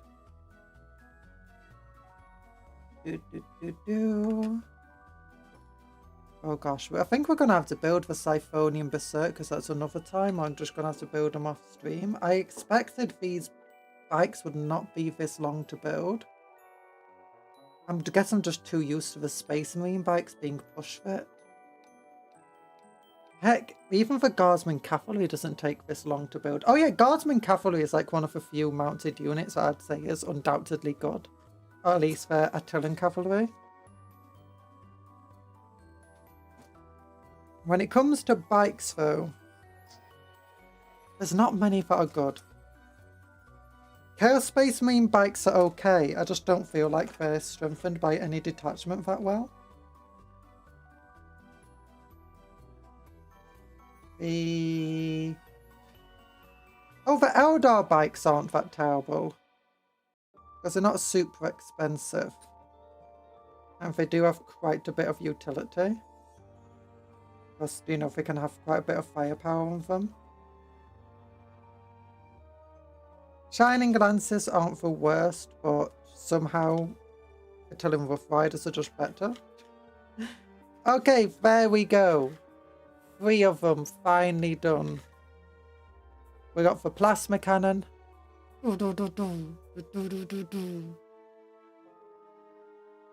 have the comms person with the grenade. Oh yeah, those are archer cannons of the side though.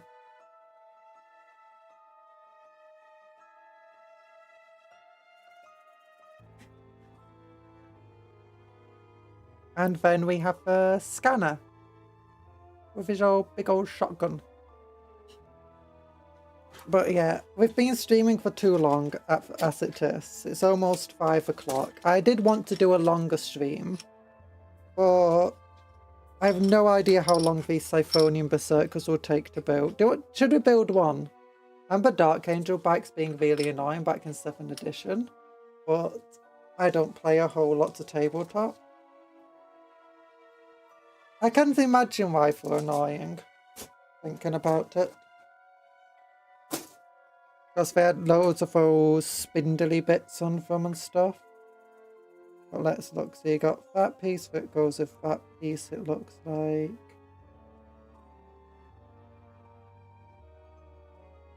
Yeah, 2, 3.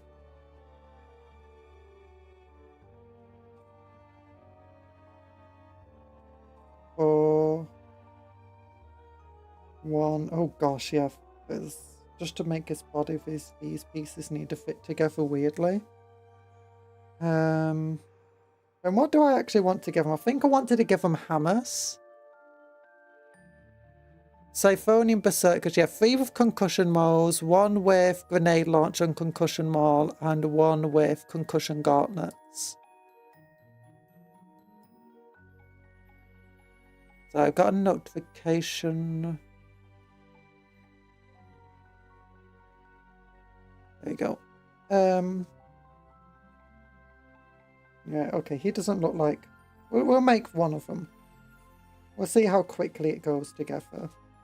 The bikes weren't super annoying, it was just very time consuming with lots of small bits and pieces that go together. Thanks for the head pats.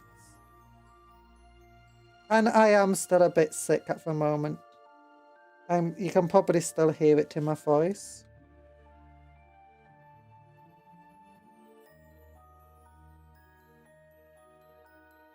There we go.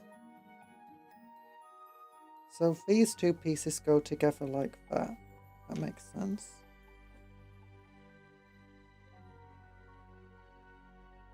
I do like the fact that the grenade launcher is like two guys together on a big base. Although that reminds me of the old heavy weapon squads. They could just have in a normal squad. I'm like, why can't we just have that still? It would be nice.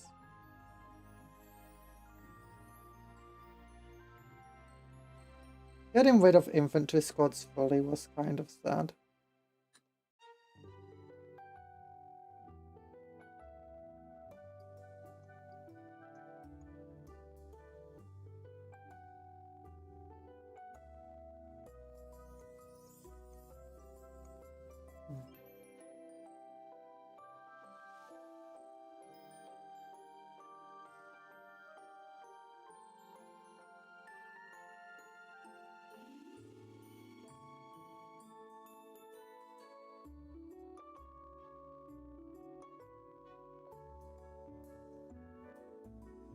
Oh, maybe that's just a bit of sprue. I thought that was part of the model. No, it's a bit of sprue just getting him away there.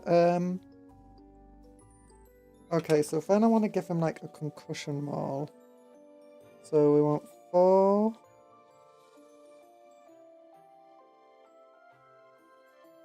Okay, and then 5 or 6. It's this one. Oh, thank you for the big love.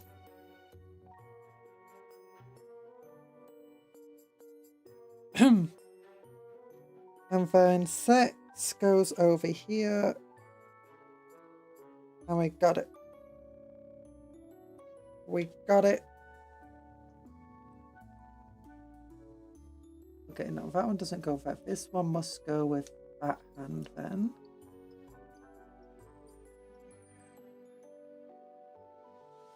Yeah. And this one goes with that arm. Yeah, okay, that's good. That's good. And this goes onto that. Oh, yeah.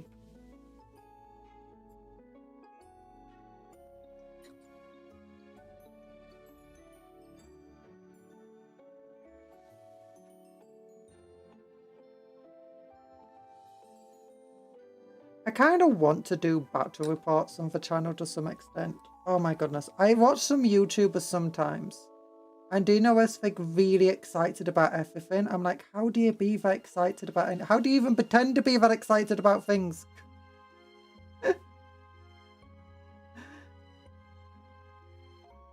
Oh. Like I need to learn how to be more excited about stuff. Like, oh my gosh. Because it does make things a bit more interesting to watch when the person is very clearly excited.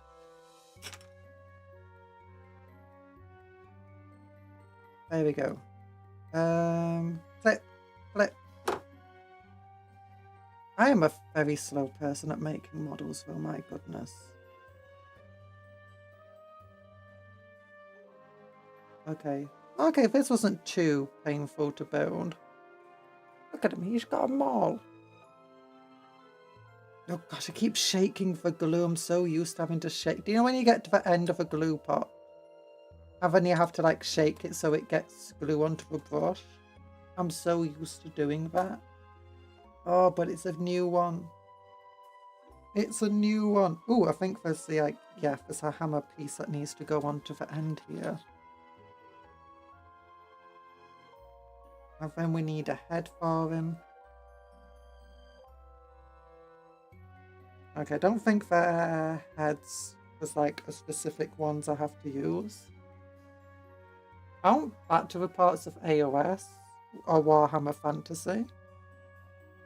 Well, Warhammer Fantasy battle reports are fun, but Warhammer Fantasy battles take absolutely forever. Like, it's been 2 hours. We've done our movement phase, our first movement phase. For my turn.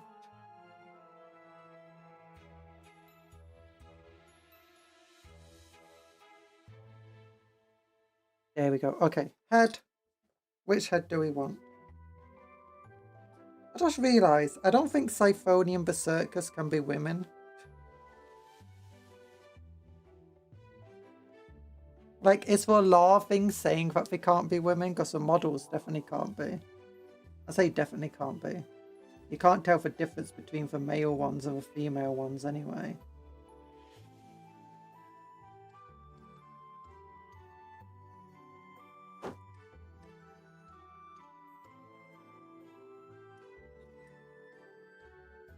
I love AOS more than 40k. Oh.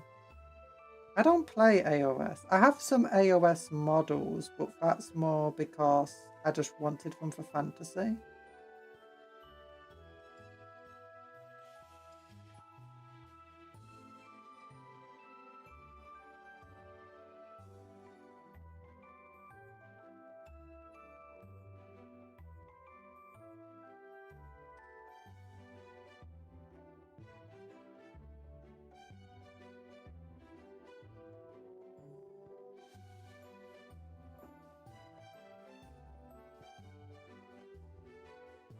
Oh gosh, I keep trying to get his head on, but I keep slipping with it.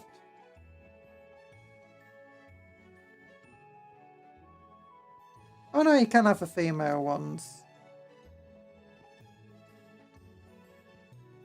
That one's definitely looks like it's meant to be a female head.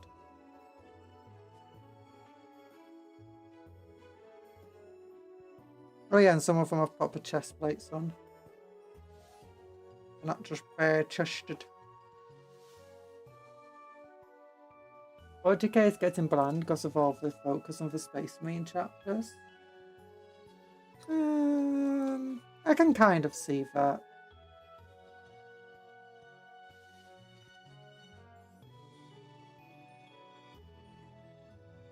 There we go.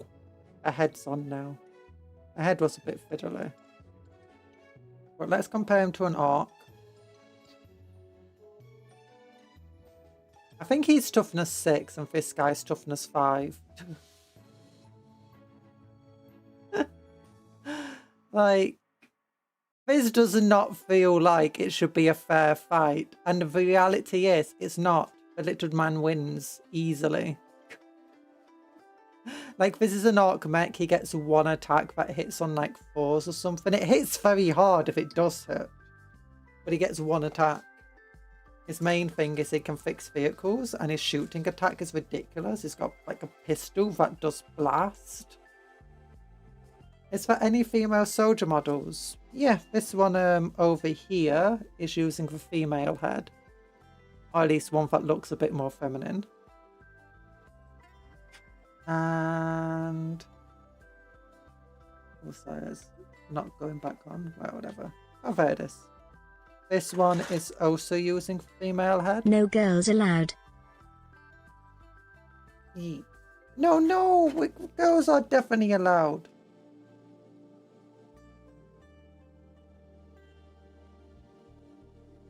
Don't know. I like 40k though.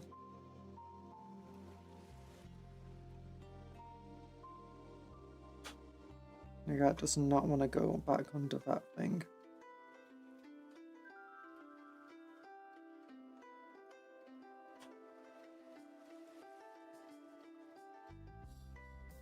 Oh gosh, my tum-tums. My tum-tums is going all means. Okay, we got one Siphonian Berserker done at the very least, but I can't really... Actually, you know what? You know what? I kind of want to build.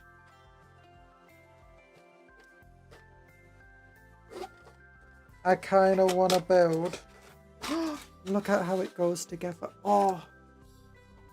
I've got... This is like a commemorative model. I saw it online when I was making the video and was looking through like Warhammer community page for pictures. And I found this model. I'm like, oh my goodness. And then I found out like a local pawnbroker had it in stock for a surprisingly decent price. It's just such a cool model. I'm like, this is when I think of Inquisitors, this is what I think of. Like, do you know that big eye on the back, the red robes with a big old hood, and the Say purity seals tongue going out. all wacky? Oh.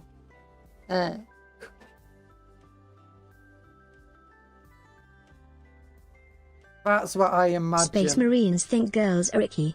Orcs don't know what girls are. Necrons are actually all girls, but nobody can tell. Actually, there are now officially female Necron characters, which is nice. Like, I know people say that it's like, oh, if you want female representation in the game, you've got what's it called? Sisters of Battle and stuff like that. I'm like, yeah, I don't really just want a character for women with boob armor. I just want, you know,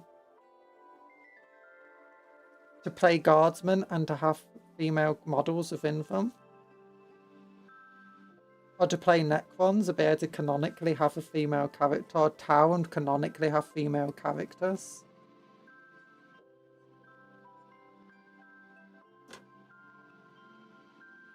And it's nice.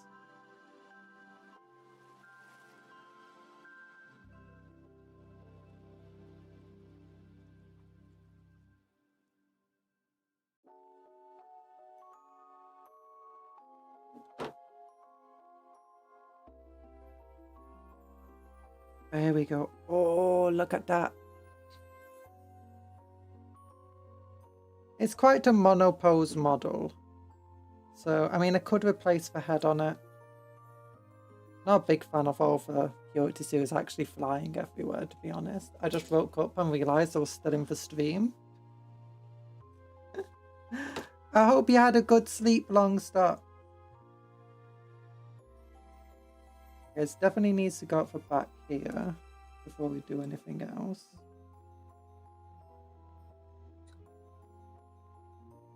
I thought it was an admech. Nah. Inquisitors have been wearing these robes since before admech were a major.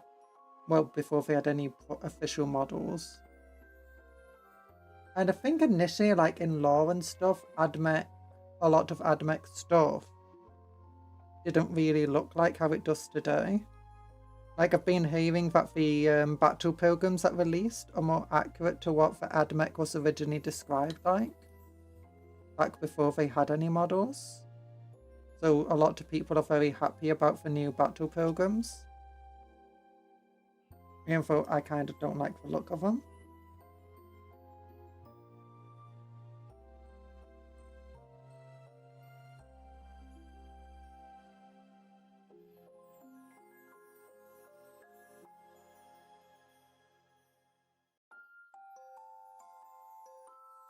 Yeah, I read the lore of the Inquisitor. It could be a problem for Imperial Nellos, as he was too close with few safe routes into it. He was closing the few safe routes into Imperial Nellos. Oh no. Why? Either way, it's a super cool model. Look at him next to the short man. Oh, how does he compare to an orc, though? Taller.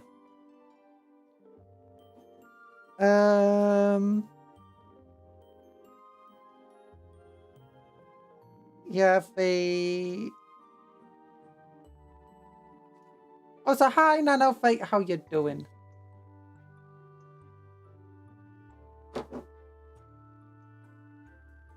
I feel like the Inquisitor will run into a robotic-shaped roadblock, enclosing the routes. Very potentially.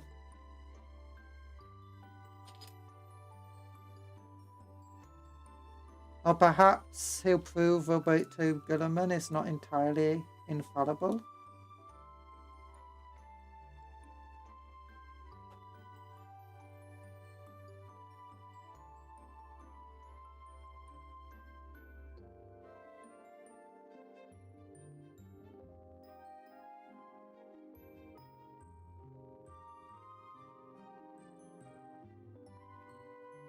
There we go. Oh.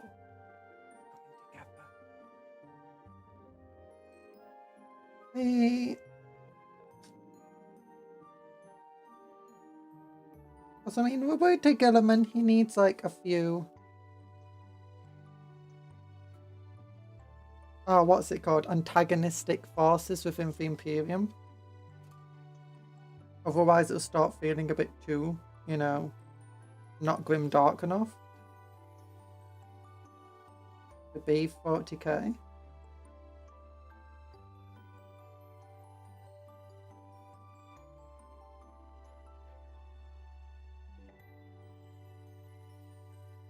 Oh, he's got a bionic arm. That's cool. He could be an Admech guy. Oh, do you think they have any Admech Psychus? That would be a really... If they don't have any Admech Psycho models and stuff at the moment, what they potentially could in lore, that would just be such a good character to add to the game, you know?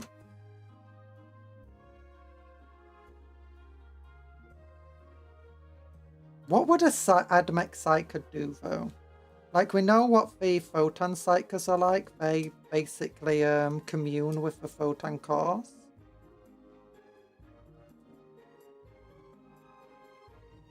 And ones who basically give orders to the kin from the Votann.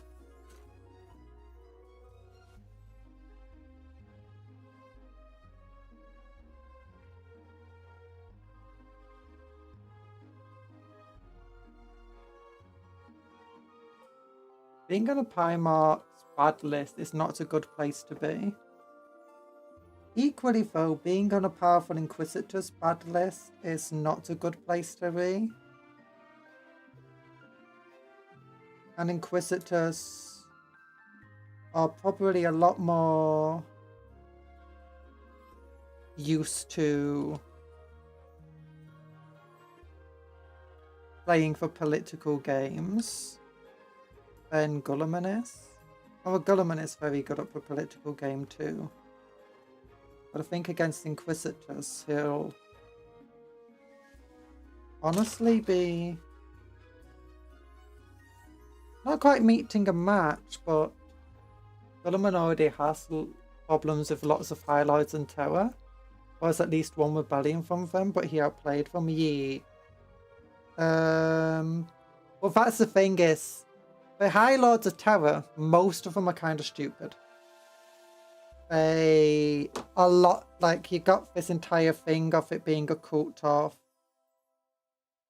you know, who you know, families and stuff like that. A lot of them did not get to that place because they earned it themselves.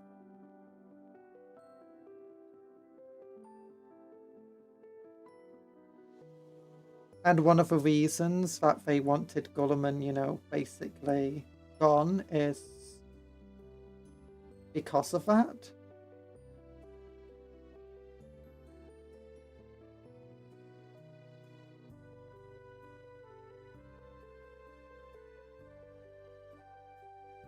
But if they suddenly had an Inquisitor that is a lot more intelligent, a lot more capable, and is willing to support their little rebellions for their own gains,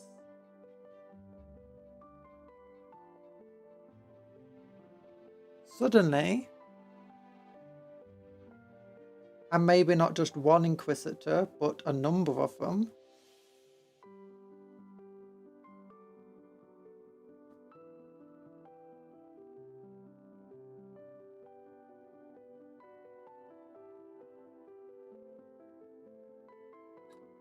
I mean, I doubt that Gulliman would lose, but it would be another, you know, danger, another threat to him. Oh, it's a Chaos book. That's why he's burning it. That's cool. I like it's got the little Chaos symbol on the back.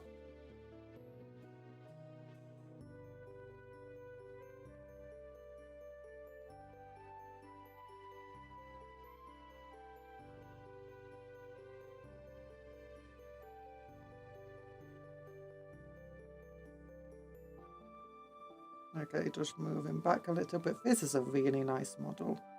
These models like this one That really got me into the, Inquisitors. And wanting to make Inquisitor armies or like add them to army lists. Oh, darn it. He fell off.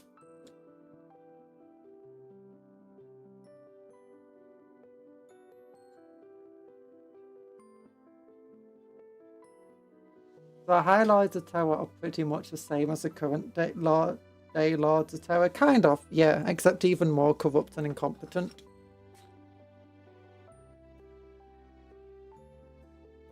Oh, a really cool model though.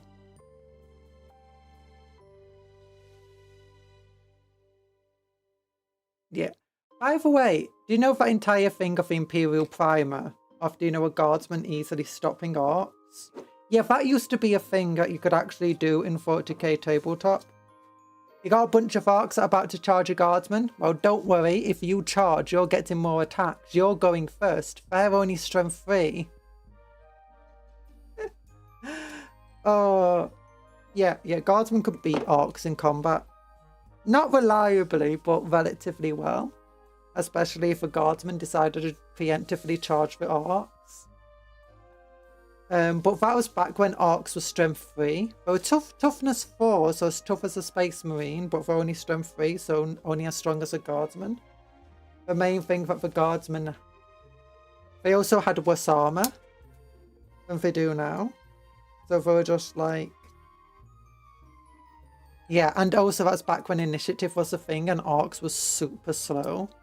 So they only became strength 4 on a charge. They were slow, they had poor morale.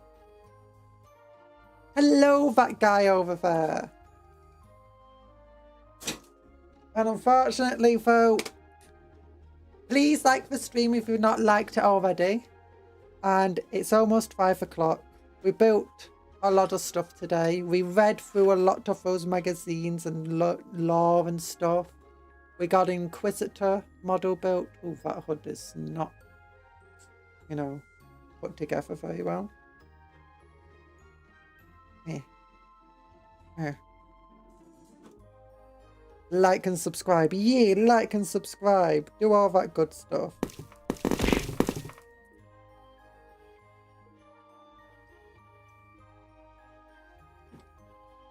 Well, oh, get those dino nuggies off my head.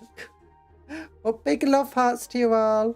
I hope you've had a good day. I hope you have a good rest of your day. And remember to work hard, but play harder. Eat good food. Sleep well. Take care of yourself and be kind to others and vice versa. And remember to dream of cupcakes, but don't eat for cupcakes because they're friends, not food. Yeek!